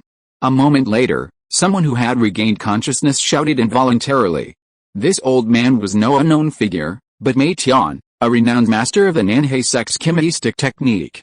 He had once fought and survived battles with the Song clan, but had accidentally fallen into Shen Luyan's trap. Stop her, the others were stunned, but Shen Luyan was not. She instantly transformed into a streak of golden light and rushed towards Wang Badan. Wang Badan, looking at the fallen Mei Tian, immediately retreated in panic, ordering his 4 guards to stop Shen Luyan. In terms of martial arts, Wang Badan and Shen Luyan were practically on par. Shen Luyan's swordsmanship was ranked among the most extraordinary and unique skills, and the same was true for his soft spear. Under normal circumstances, a fight between the two would be difficult to determine in a short time. However, Mei Tian, caught up in the situation, never understood what had happened until his death. But Wang Badan saw it all clearly. Mei Tian's brow-high stick struck the golden light on Shen Luyan, and it immediately bounced back. Although Wang Badan didn't know what the golden light on Shen Luyan was, he, with his own life at stake, naturally wouldn't put himself in danger. Bang, bang, bang. Shen Luyan, charging towards Wang Badan, looked at the 4 of his personal guards standing between her and Wang Badan. She made no move to dodge, allowing their weapons to strike the golden light on her, sending them flying as she continued charging towards Wang Badan. Wang Baden watched the expressionless Shen Lun, who had directly knocked his personal guards away, and a chill ran down his spine. However, there was no way back now. In this critical moment, Wang Baden calmed down, gripping his specially crafted fine steel spear with both hands, and stabbed Shen Lun in the chest as she charged forward. While Wang Baden wasn't a good man, he was a seasoned warrior with considerable foresight. From what he had seen earlier, he had roughly deduced the nature of the golden light surrounding Shen Lun. He was using a soft spear, and by exploiting its properties, he could easily evade Shen Lun's attacks and then take her down. Unfortunately, while Wang Baden's idea was brilliant, Shen Lun seemed to have seen through it. Just as his soft spear was about to pierce the golden light surrounding her, she suddenly sped up, narrowly avoiding Wang Baden's attack. Wait, up! Seeing Shen Lun dodge his soft spear, Wang Baden was terrified. He was about to say something, but before he could utter a single word, Shen Lun's dagger pierced his neck. The excruciating pain in his neck caused Wang Baden to drop the spear. He clutched his neck with both hands, his eyes filled with fear as he stared at Shen Lun, wanting to say something, but perhaps because his neck was pierced, no words came out. After piercing Wang Baden's neck with a single sword, Shen Lun, having drawn her dagger, didn't even bother to glance at him. Instead, she unleashed her agility and fled towards the nearest west gate. Shen Lun, just as Shen Lun was about to unleash her agility, the Nanhe sect's leader, Mei Sun, the golden spear, charged over with a roar. If it had been another Nanhe sect member who had perished, Mei Sun might not have been so enraged, but Mei Tian, the Kimbaistic, was his grandfather. Mei Sun, forgetting Li Mi's orders, was determined to avenge his grandfather by killing Shen Lun. Unfortunately, while Mei Sun's martial arts skills were considerably superior to Shen Lun's, his speed was far inferior. As she roared, Shen Lun had already dashed out of the street. Shen Lun had already activated her divine speed talisman, making it difficult for even a master, let alone Mei Sun, to catch up with her in a short time. Shen Lun's sudden outburst made Li Mi's face darken for a moment. The next moment, he immediately grabbed a nearby bow, drew his arrow, and shot forth, pierced by a powerful zenki, streaking through the air like a meteor. Bang! The arrow impacted the golden light surrounding Shen Lun's body, instantly shattering into pieces. However, to Li Mi's astonishment, this arrow, brimming with his entire zenki, caused no harm to Shen Lun at all. Master Mi, from today on, we are severing all ties. With these words, Shen Lun stormed out of the west gate. Perhaps due to his arrogance, Li Mi assumed Shen Lun couldn't possibly escape, so he didn't even close the gates when he attacked. Master Zhao, what was that? Although Shen Lun's escape had greatly exceeded Li Mi's expectations, he was a powerful figure after all, and he quickly regained his composure and turned to ask Zhao Gangku, who was standing beside him, about what had happened. I don't know either. It might be some secret technique, but it won't last long. She's your military advisor, don't you know that? Zhao Gangku was a master of the older generation. Although he had never seen a talisman, he guessed part of the truth. HMPH, Zhao Gangku's words darkened Li Mi's calm demeanor, which had just returned to normal. Li Mi had never been very fond of Shen Lun, especially after hearing rumors about her strategizing. It was when Li Mi first entered the wagon camp that he promoted Shen Lun to win over the people and win over Su Shiji. Later, after becoming successful, his true colors began to show, marginalizing Shen Lun. He either ignored Shen Lun's suggestions or deliberately adopted the opposite strategy, as if trying to prove that he was more powerful than Shen Lun. If he had listened to Shen Lun's strategies, he wouldn't have suffered the tragic fate described in the original novel. Whether it was the strategy to tackle Woyong or to join the Li clan, Li Mi didn't listen to Shen Lun's advice. But that's understandable. Even in modern society, many men would be unhappy if a woman was too dominant, let alone in this era. Most of Li Mi's subordinates, let alone Li Mi, shared similar sentiments. Master Lu, I'll trouble you with the training of the mechanical beasts. And Xiaozhong, you will temporarily manage the mechanical beast team. Wait until Xiling returns to see if he's interested. After arriving in Luoyang, Shen Fei used his free time to create a number of mechanical beasts using the Operation Fruit. After all, with war imminent, it would be too late to expect to train a large number of mechanical masters to produce them. Unable to find anyone to support the mechanical beast unit, Shen Fei considered Shuanglong. These are truly formidable weapons of war. Cao Zhuang's eyes lit up as he rushed over, his gaze aglow at the majestic mechanical white tiger and earth-breaking sub-burrow. Nearby, Zhu Yuan, Kun Kun, Su Xingzi, Yu Chuhong, Xia Xianan, and others gazed in awe at the array of mechanical beasts. Shen Fei had built numerous mechanical beasts, including the white tiger, earth-breaking sub-burrow, vermilion bird, bat, and black tortoise, with the exception of the azure dragon. This time, Shen Fei had brought with him a number of aristocratic families from Luoyang who had joined his forces. There was no way to keep mechanical beasts secret, after all, they were destined for battle. In such a situation, it would be wise to showcase them directly, to demonstrate his strength and bolster their confidence. Some of these visitors knew a little about Shen Fei's true capabilities, but others remained completely in the dark. Master Shen, take a look at what weapons can be mounted on these mechanical beasts. Firearms are, of course, the best. Xia Xianan, the head of the Xia family and a renowned expert in firearms, spoke with considerable skill. Please rest assured, Your Highness. I will do my best. If Xia Xianan had previously doubted Shen Fei's ability to unify the world, all doubts immediately dissipated after seeing these mechanical beasts. This thing is in the sky. If something goes wrong, it will be a disaster. After learning about the function of the mechanical Suzaku, Cao Zhang immediately asked. Don't worry. Unless it is completely destroyed, even if something goes wrong, it can be slowly lowered by the wind. There are also precautions. Strictly speaking, the mechanical Suzaku is safer than modern aircraft. First, it does not fly as high as airplanes. Second, the wings on both sides of the mechanical Suzaku are completely imitated bird feathers. With hundreds of parts, as long as half of the wings are not lost at once, the wind can cushion the landing.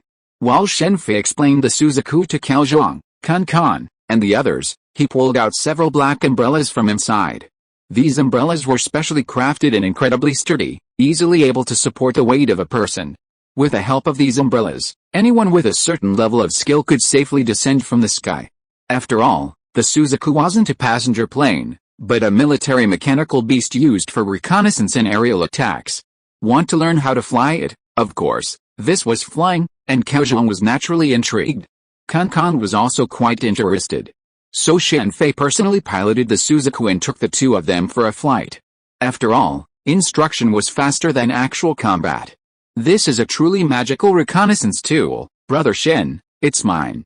Above Mang Mountain, Cao Zhang, upon discovering the usefulness of a small, retractable monocular telescope, immediately seized it for himself.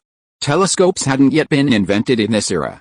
While a skilled practitioner's vision was much better than that of an average person, it was still far inferior to a telescope.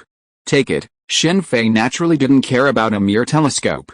Miss Kingsun, I'll trouble you with things here for the time being. Inside the Tang Daily's workshop, Shen Fei carefully explained every step to Shi Kingsun.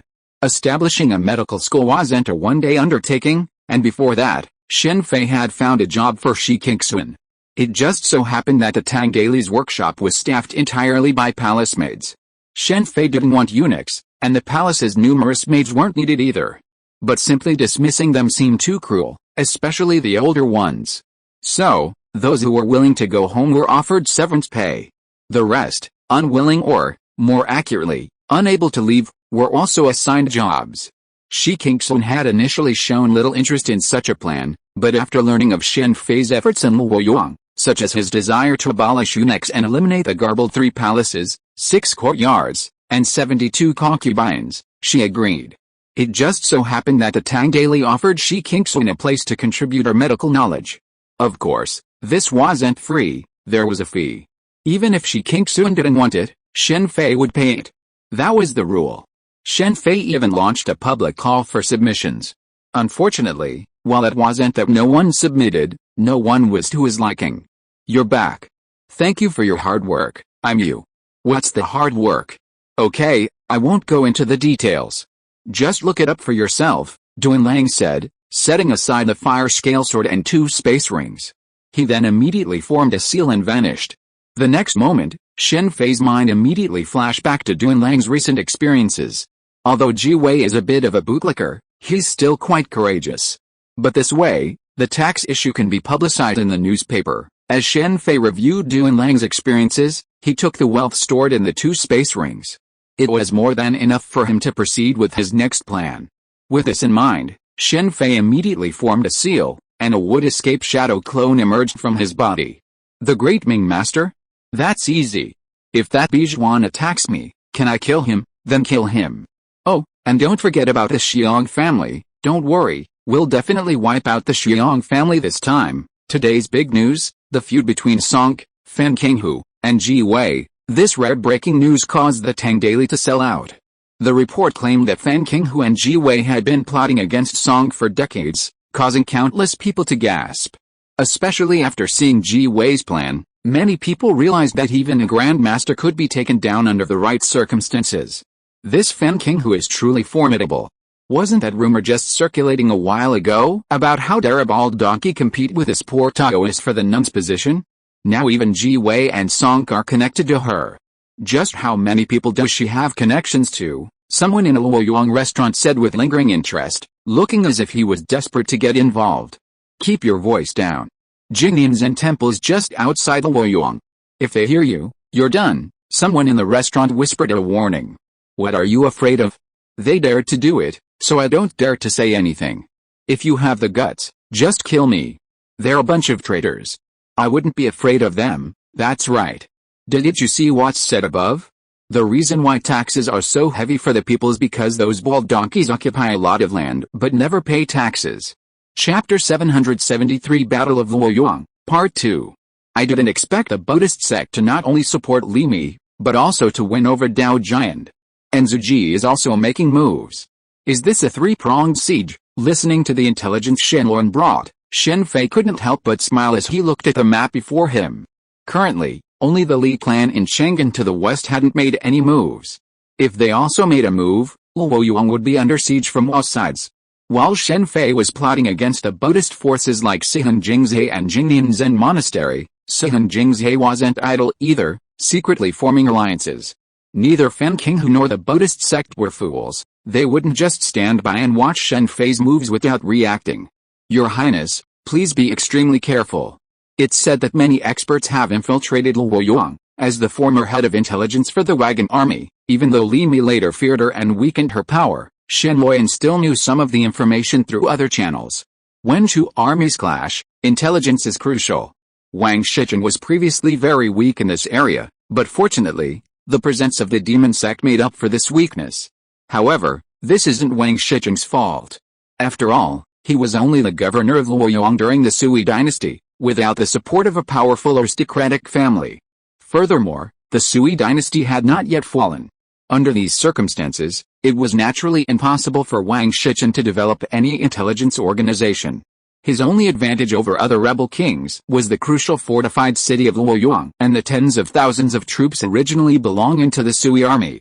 After Yang Guang's death, numerous generals gained military power across the country, such as Feng Zetao, who dominated the mountain villa, and Xingluo Kang, among others. There were countless generals, but unfortunately, none of them ultimately achieved much, and most were short-lived. If Wang Shichen had been governor of Luoyang instead of focusing on other areas, he wouldn't have been around in the subsequent struggle for supremacy. Don't worry about that. Now that you've officially joined me, I'll let you witness the true power of my side. Shen Fei truly didn't care about those who infiltrated Luoyang. On the contrary, he even hoped that as many experts as possible would arrive, so that he could conquer the world in a single battle. What are these? The four spiritual mechanical beasts of the Maoist school. Seeing Shenlong unconsciously covering her open red lips with her fair hand in shock at the mechanical beasts, Shen Fei immediately explained some of the abilities of the four spiritual mechanical beasts to her. The mechanical black tortoise had no effect in Qin Shi's time, but things were different in this world. Qin Shi's time, specifically Qi State, had a navy, and they didn't prioritize it much. But in Shuanglong's world, there was already a well-established navy. Lu Miaozi had even invented flywheel battleships specifically for warfare, as well as torpedo boats for naval warfare. Besides the various mechanical beasts, the Great Qin's crossbows and the 100 Battles Divine Mechanical Crossbow were also under construction. Of course, this 100 Battles Divine Mechanical Crossbow wasn't the Dongfeng Express crafted by the Gongshu family during the Qin dynasty, but a pure mechanical crossbow designed specifically to counter the most skilled soldiers in the army. Yang Guang lacked such equipment, otherwise Fu Kailan wouldn't have been so brazen. After witnessing the power of the mechanical beasts, Shen Luoyan immediately understood why Shen Fei had dared to tread such uncharitable paths. With such powerful weapons, even the renowned Turkic wolf cavalry couldn't stand up to the mechanical beasts. Have you heard of the Wei Wuzu?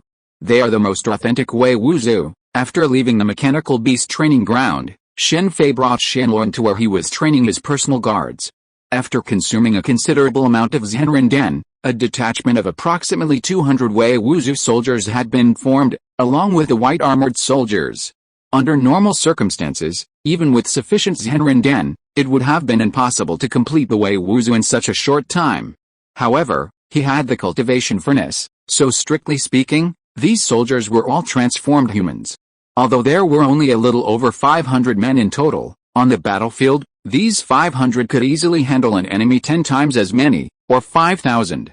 The Wei Wuzu would serve as shields in the front, while the white armored soldiers would provide damage in the rear.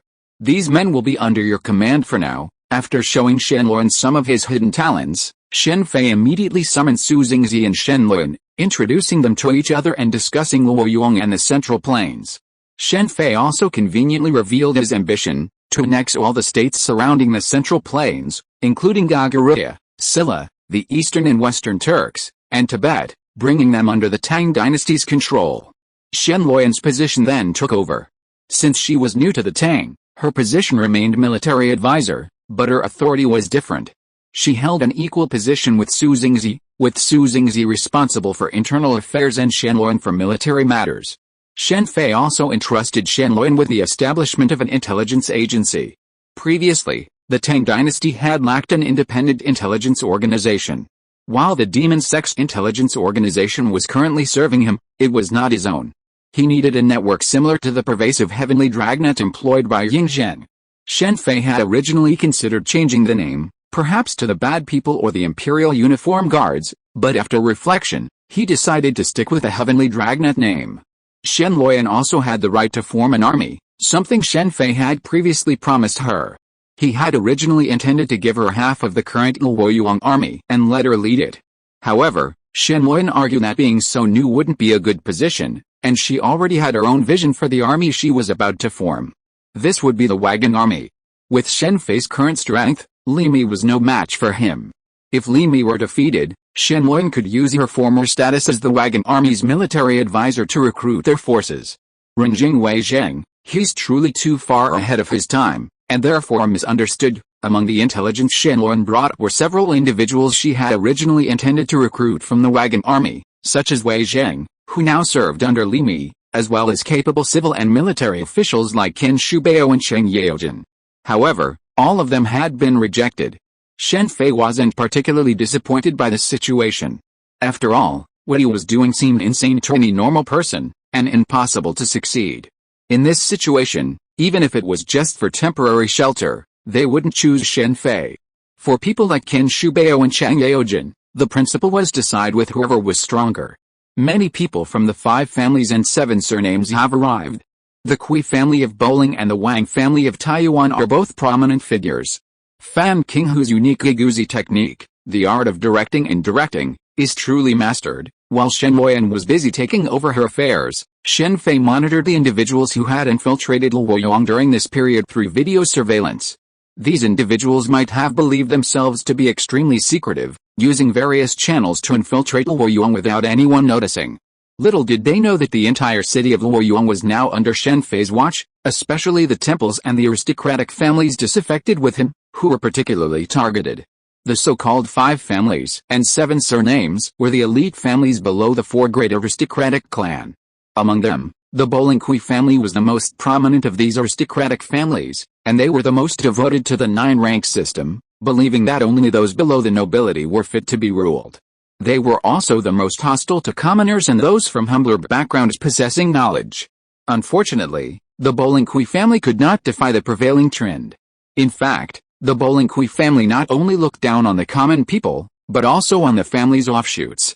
As a result, the Kui family split, forming the King Kui family, which angered the then patriarch of the Bowling Kui family to death. Afterward, even the Bowling Kui family, despite their displeasure, was forced to acknowledge the King Kui family's status, as they now possess equal power.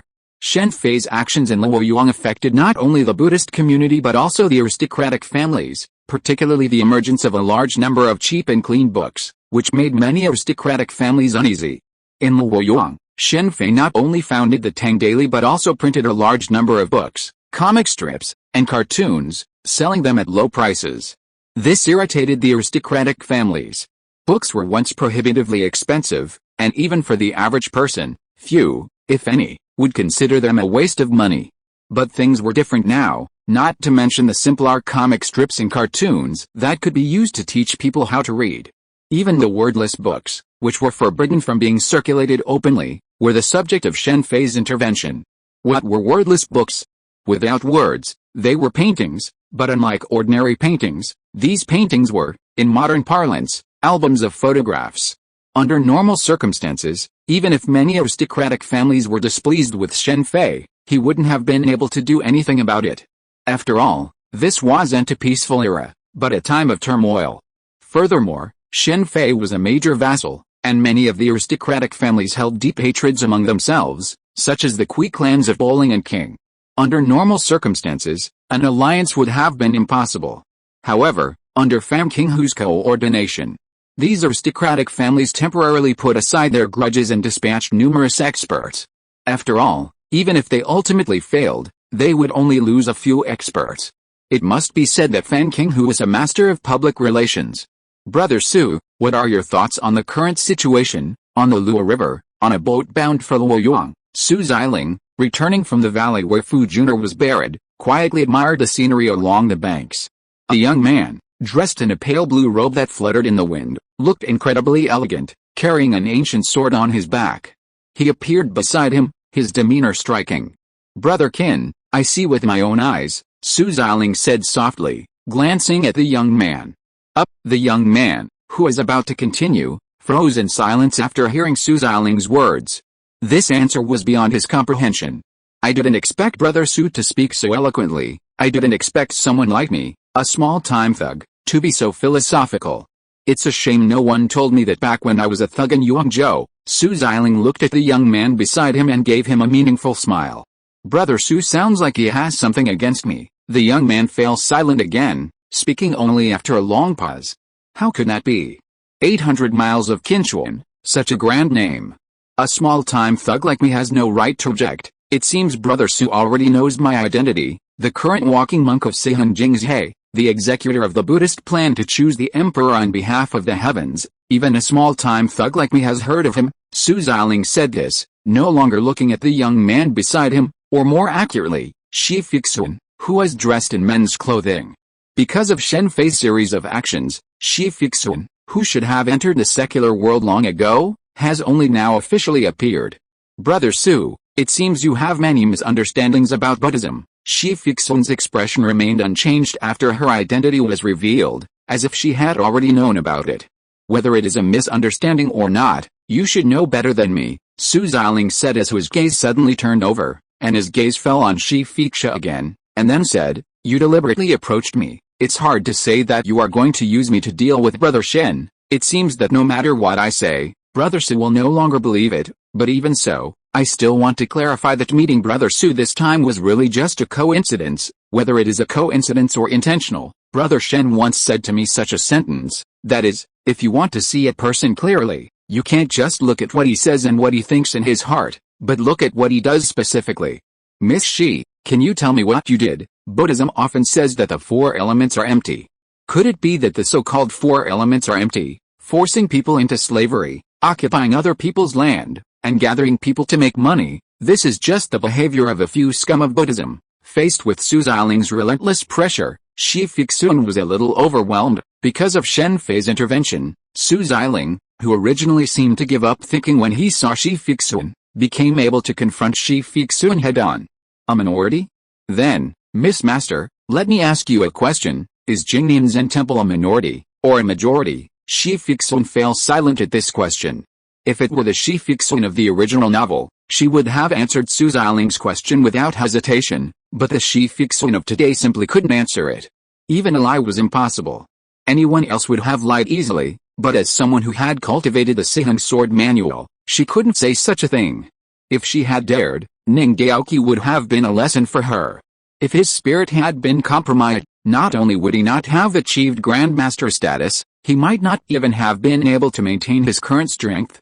The Sihang Sword Manual was a martial art that involved the mind, and the mind couldn't be compromised. Buddhism says that there is no one in the world who cannot be saved.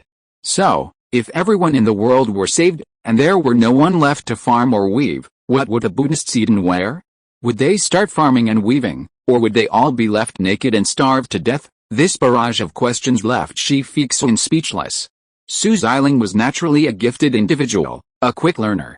After interacting with Shen Fei and Lu Miaozi, he'd learn more than Cao Zhang. Furthermore, having been raised as a scoundrel, even the Chang Shengju, eternal life art, had altered his temperament, but it couldn't change his essence. Of course, that was assuming his intelligence was fully functional. If it weren't, that was fine.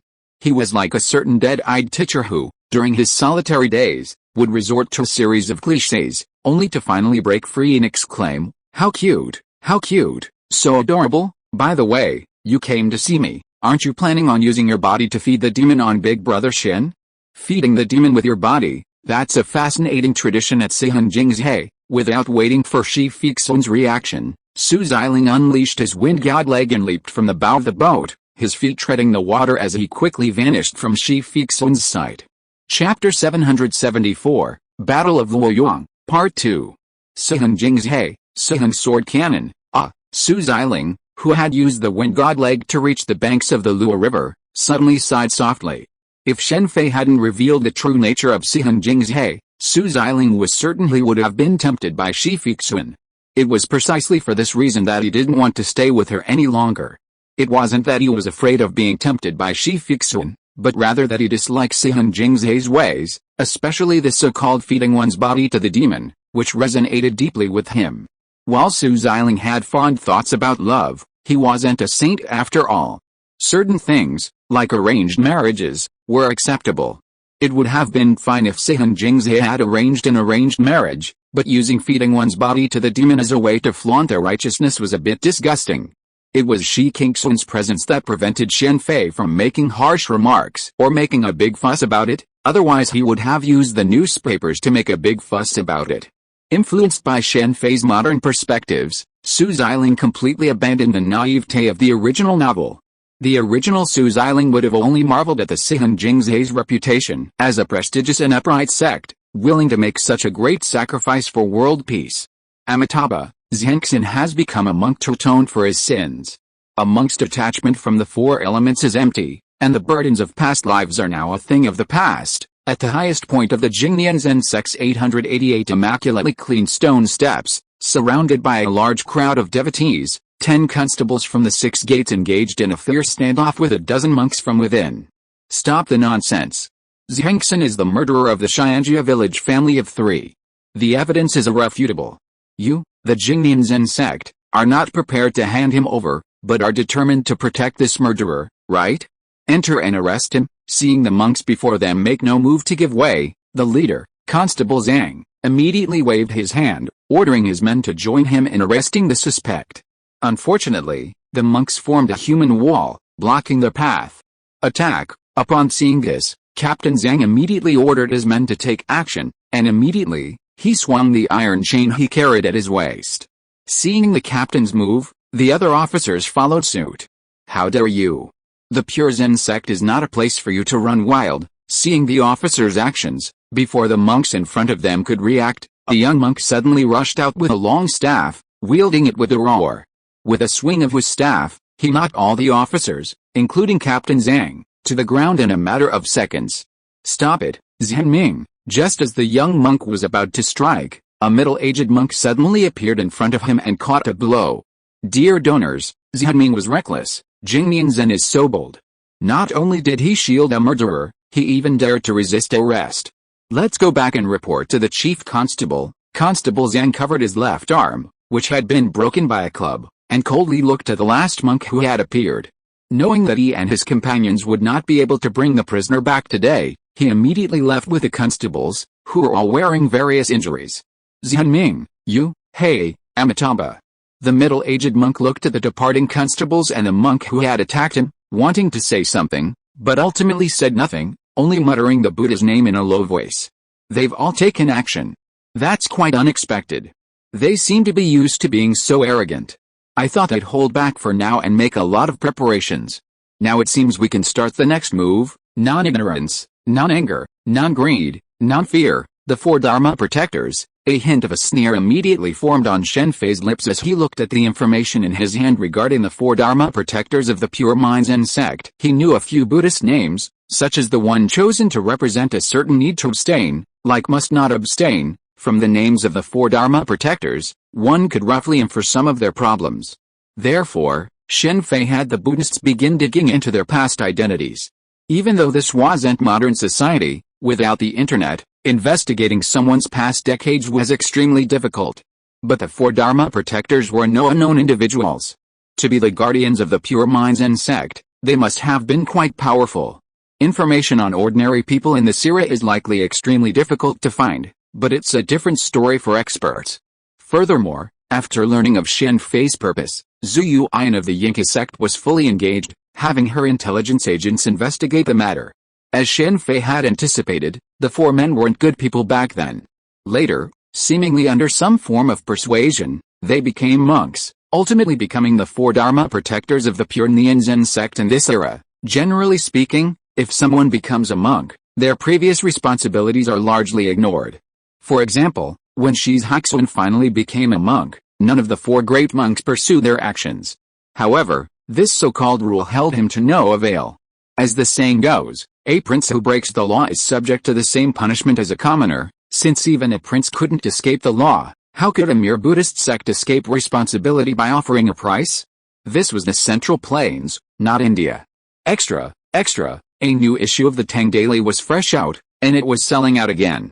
After this issue, Buddhism's reputation plummeted, though it wasn't easy to predict elsewhere, especially in Luoyang.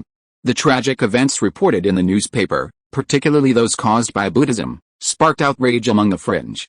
The content made it clear to them why Buddhism had acquired so much land, all through unscrupulous means, the most important of which was, of course, planning.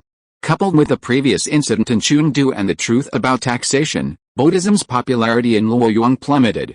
The common people didn't care who was emperor, they just wanted to survive. Previously, limited by their own understanding, they naturally didn't understand the situation. But things were different now, especially regarding the taxation section. It turned out the reason they paid so much tax wasn't just due to the imperial court, but also to the Buddhist community.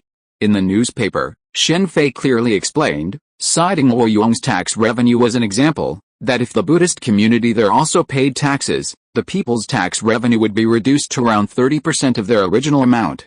Dad, didn't you come here to see His Majesty the King of Tang?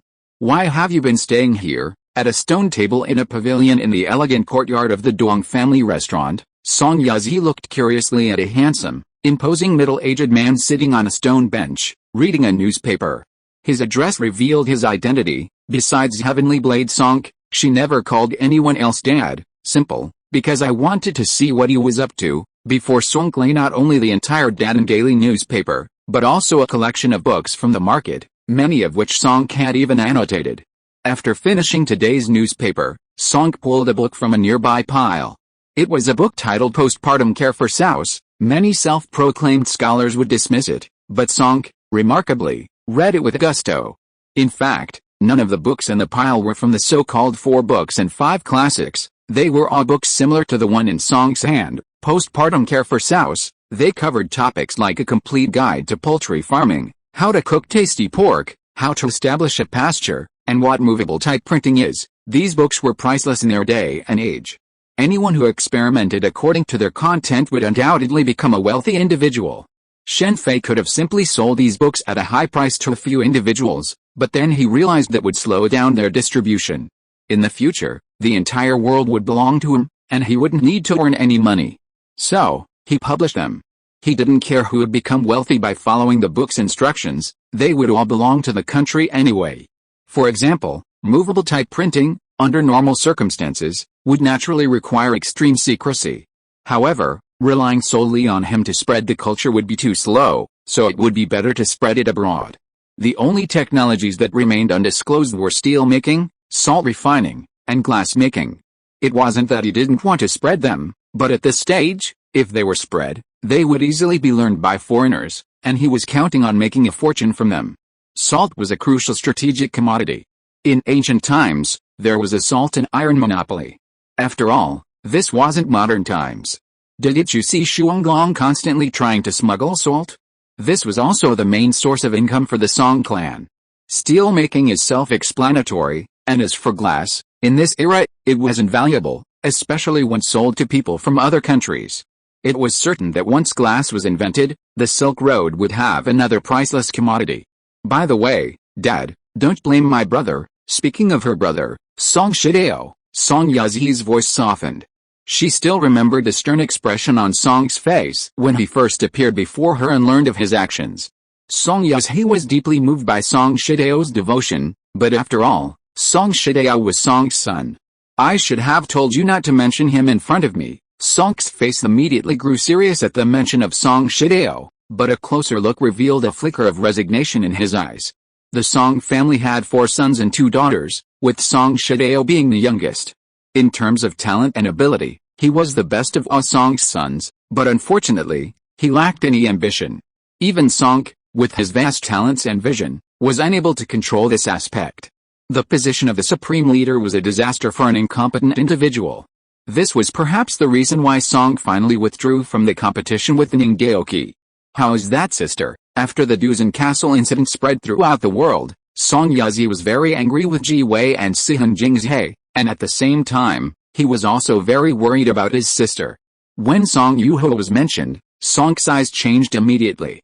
If it weren't for the fact that Ji Wei and Ji Wenlong were already dead, and if the matter in Luoyuan was not very important, Song would have been unable to resist going to Sihan Jingzhe.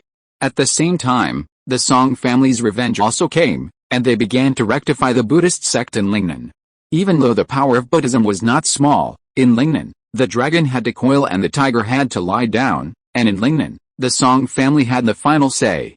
Your second uncle has taken her home. When you have time, go back and see her, then I'll go back tomorrow. Although Song Yazi didn't want to leave Luoyuan now, his sister's side was more important. This is the art of immortality. The materials are quite good. The art of immortality is forged from black gold threads, possessing properties impervious to water and fire. Even masters of the Grandmaster level are unable to destroy it. Although the text is cryptic, Shen Fei has managed to understand how to practice it thanks to the successful examples of Cao Zhong and Su Xiling. However, this is of little use to Shen Fei, and it's also difficult to popularize. Firstly, the art of immortality relies on talent and understanding.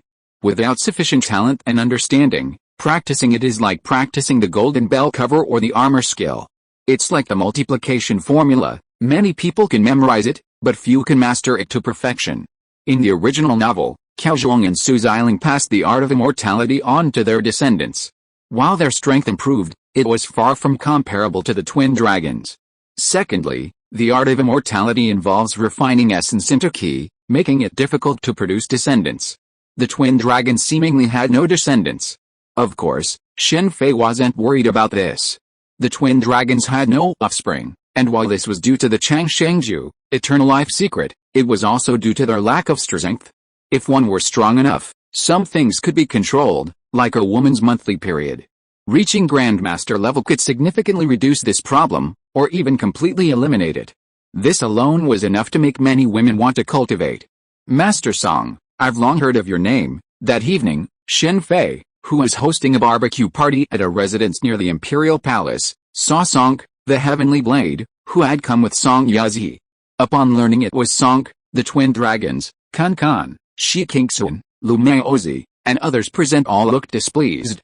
A person's reputation is like a tree's shadow. In some ways, Song was even more famous than Ning Daoki, whose reputation was merely that of the Central Plains' greatest grandmaster. But Song was different. He was also a brilliant strategist, military strategist, and politician. Perhaps only Shi's Haixun could rival him in this regard. King Tang, you should understand the consequences of your actions, Song said bluntly after greeting Shen Fei. Shen Fei was now the king of Tang. After all, despite his youth, he was Song's equal in status. It's nothing more than an enemy everywhere. Anyone who dares to resist will be suppressed, Shen Fei paid no attention to the aristocratic families, Buddhists, or Confucianists. The worst that could happen was a massacre. After a certain point, no one would object. These people cared only about profit, not backbone. If they had backbone, China wouldn't have suffered the disasters of its history. Faced with foreign invasions, these so-called aristocratic families were always the first to surrender. They were vicious in internal strife and useless in external strife. He was not Yin Zheng, so he would not fail. Guy Nai once commented on Yin Zheng, saying that he and his empire would fail because Yin Zheng was human, but he had achieved something beyond human. This was the reason for Yin Zheng's failure. Simply put, Yin Zheng, being human, would die, and with his death, the Qin Empire would be doomed. Chapter 775, Battle of Luoyang, End. Being one step ahead is genius, but being 2 steps ahead is madness. Ideas that are too far ahead of their time are bound to be rejected by the majority. This is the main reason why the Qin and Sui dynasties were so short-lived. From the perspective of later generations, their ideologies were undoubtedly advanced, but they didn't align with the prevailing trends of the time. Yin Zheng was relatively lucky. While he was alive, he was still able to maintain order. The great chaos that followed only occurred after his death. In contrast, Yang Guang's situation was much worse. Chaos ensued during his lifetime. Of course, Shen Fei had no such concerns. To paraphrase, all unfavorable circumstances in the world are caused by the incompetence of those involved. More than one person has said this. Suppressing the world means the Song clan is also among those to be suppressed. Indeed, anyone who doesn't accept my ruling philosophy will be suppressed. Looking at the serious Song, Shen Fei spoke slowly. While the Song clan's help would save him considerable trouble in unifying the country, even without them, no one in the world could stop him. Then I, Song, will be glad to learn from you, please, whether it was to subdue the Song clan or to witness the power of a grandmaster. Shen Fei had no reason to refuse a fight with Song. Although Shen Fei had previously sparred with Cao Zhang, Kun Kan, and Du Yufeng in his spare time, studying the martial arts of this world, they were not grandmasters and lacked their inherent qualities. So that's how it is. Spiritual power merges with Zhenki, communicating with the outside world to form momentum. In the manner of martial arts arena, watching Song, his aura steadily gathering as he wielded the Narcissus knife, Shen Fei nodded thoughtfully. As he thought about this, his aura grew with Song's, maintaining a state of even strength. Driven by his favorable impression of Song and wanting to show Su Xiling, Cao Zhang, Kun Kan, and the others observing the fight what a grandmaster truly was, Shen Fei wasn't prepared to display overwhelming power, as he had against Shi Hixun and Zhu Yuan. For Shuanggong and Kun Kan, witnessing a grandmaster in action was a rare opportunity. Be careful. With his momentum reaching its peak, Song's eyes suddenly lit up. The next moment, he had leaped over 10 meters and appeared directly before Shen Fei. The Narcissus blade flashed through the air, slashing towards Shen Fei with a mysterious trajectory. This is the Grandmaster. Feeling the air around him suddenly constricted, Shen Fei instantly understood the difference between a Grandmaster and those below him. The ki fused with spiritual power had undergone a qualitative shift compared to the ki below that of a Grandmaster. Ling. Thinking this, Shen Fei casually thrust the Hangyuan sword in his right hand forward. With a clang, the tip of the Hangyuan sword touched the tip of the Narcissus blade. Following a crisp sound, an invisible shockwave erupted in all directions, causing the surrounding air to tremble slightly. Seeing Shen Fei easily deflect the attack, even Song's expression shifted slightly. Then, a strange gleam shone in his eyes, and he seemed suddenly elated. He raised the Narcissus blade once more, unleashing the 8 heavenly sword techniques. Ever since becoming a Grandmaster, Song's mind had remained calm. He had already reached the pinnacle of this world. And even Ning Daoqi couldn't surprise him further. Although Song harbored great ambitions, he was undeniably a warrior, striving for greater heights. Before Shen Fei's appearance, he had reached a point where no further progress was possible. Even knowing that the shattered void lay ahead, he remained unchanged. Unlike most others, who had no concept of the shattered void, many believed it to be a legend, unrealistic. However, the Song clan was different. The first patriarch of the Song clan had witnessed the sword immortal Yan Fei and others in the legends of the borderlands. Even those who hadn't witnessed the shattered void with their own eyes, knew it was real. Knowing is one thing, but seeing it with your own eyes is always a significant difference. But now, with Shen Fei's appearance, Song finally saw the possibility of further advancement. Given time, his strength might reach the point of shattering the void. Clang, clang, clang. As Song unleashed the 8 secrets of the Heavenly Blade, the entire training ground was instantly filled with endless flashes of swords and shadows. The collision of sword light and sword energy instantly left the marble floor pitted. Good. Seeing his attacks completely unable to harm Shen Fei, Song suddenly retreated, shouting excitedly. Simultaneously, the sky of swords and shadows vanished without a trace. Looking at Song, his eyes blazed with intense fighting spirit. This was the first time since he mastered the 8 secrets of the Heavenly Blade that he had been able to use them without restraint, leaving his opponent unscathed. Although my 8 secrets of the Heavenly Blade are called 8 swords, strictly speaking, there is a 9th sword. Please appreciate it, Your Highness, the Tang King. Technically, the 8 secrets of the Heavenly Blade should be the 9 secrets of the Heavenly Blade. As to why Song chose this name, that was something he had to ask himself. As he spoke, the Narcissus blade in Song's hand began to tremble. This time, he was concentrating his powerful Zhanki within the Narcissus blade. The aura emanating from him, as well as the surrounding marble, began to shatter. It was certain that this 9th blade was of extraordinary power. No wonder it wasn't used in the original novel's duel with Ningdaoki. Master Song, Shen Fei swung the Hangguang sword in his right hand, his face calmly indicating that Song was at ease. Even though Song's single strike had demonstrated a unity of man and blade, it was nothing to him. No matter what technique, it was always driven by Zhanki. Grandmasters weren't simply masters of integrating their mental energy into Zhanki. More directly, their Zhanki was immense and undergoing a qualitative change, simply like the difference between ordinary chakra and immortal chakra. No matter how high a realm is, without sufficient Zhanki to propel it forward, it's useless. Just like the Shuanglongs, when Fu Jun'er first taught them the 9 profound art, they immediately displayed immense comprehension and mastered it. They later cultivated the art of immortality. However, in their first battle, Su Xiling couldn't even defeat a few thugs. Boom. After building up momentum, a massive blade beam, over 10 meters long, emanated from Song's Narcissus blade and slashed down at Shen Fei. Facing the thunderous blow, Shen Fei smiled and raised his left hand. A violent explosion erupted, sending a cloud of dust billowing, making everyone look down on him. You don't seem worried at all. Seeing this, Song Yazi's pretty face immediately tensed, worried that her father had killed the Tang King with this move.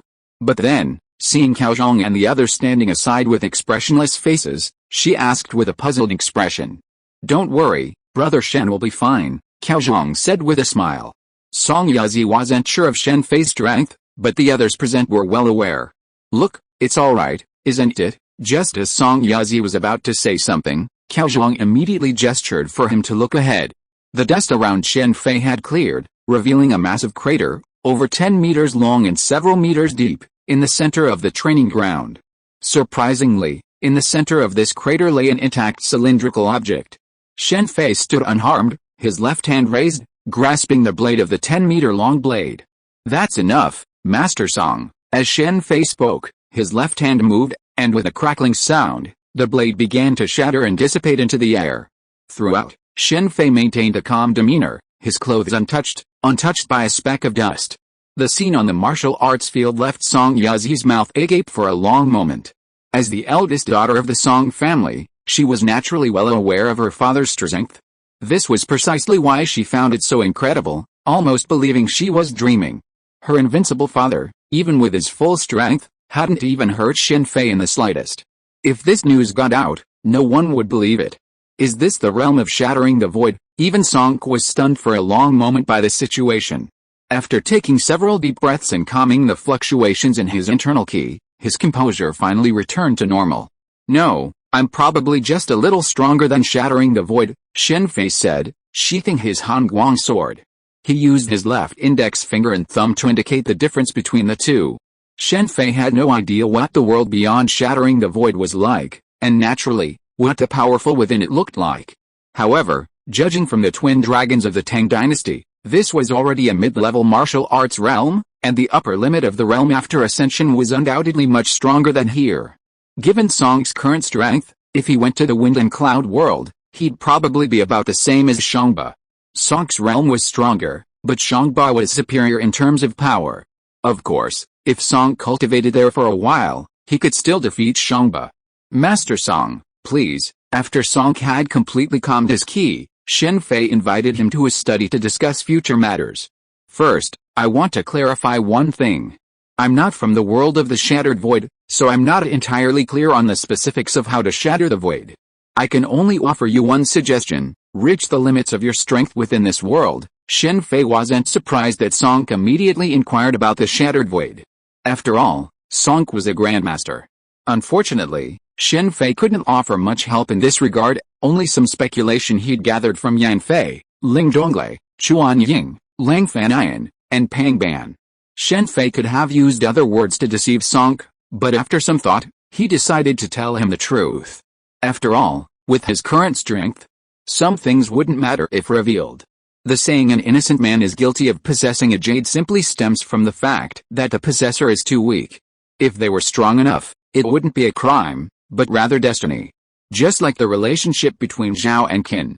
Even though Lin Xiangru heroically returned the jade intact to Zhao, allowing Zhao to possess the He-Shi for a while, it ultimately ended up being sent to Qin. Master Song, although I'm sorry, I need to clarify something. The Song clan can still hold the title of Duke of Xianan, but it's just a title, okay? Song had no objection and simply nodded in agreement, agreeing with Shen Fei without making any further requests. His previous statement was merely a preliminary explanation. In reality, for a long time, even if he unified the country, the rule of Lingnan would depend on the Song clan. Lingnan was a region of diverse ethnic groups, and earning their trust was not something that could be achieved overnight. It took the Song clan over 100 years to achieve their current position in Lingnan. Limi, the Buddhist sect has taken action. How will you respond this time? Don't worry, I already have a way to deal with them. If the Song clan leader doesn't mind, how about I show you around tomorrow? Okay. Having just clashed with Shen Fei before, he naturally understood that with Shen Fei's strength, if he took action personally, he could easily kill Li Mi and the others, thus ending the siege of Luoyang. However, he still asked the question, and Shen Fei soon understood what he meant. Conquering the world and ruling the world are two completely different things. Li Shimin was very capable at conquering the world, but ruling it was only so-so. If he hadn't accepted the legacy of the Sui dynasty, his reign as emperor wouldn't have been as prosperous. For Song, unifying the Central Plains was certainly important, but restoring peace to the region as quickly as possible was equally important. Otherwise, he wouldn't have given up so easily.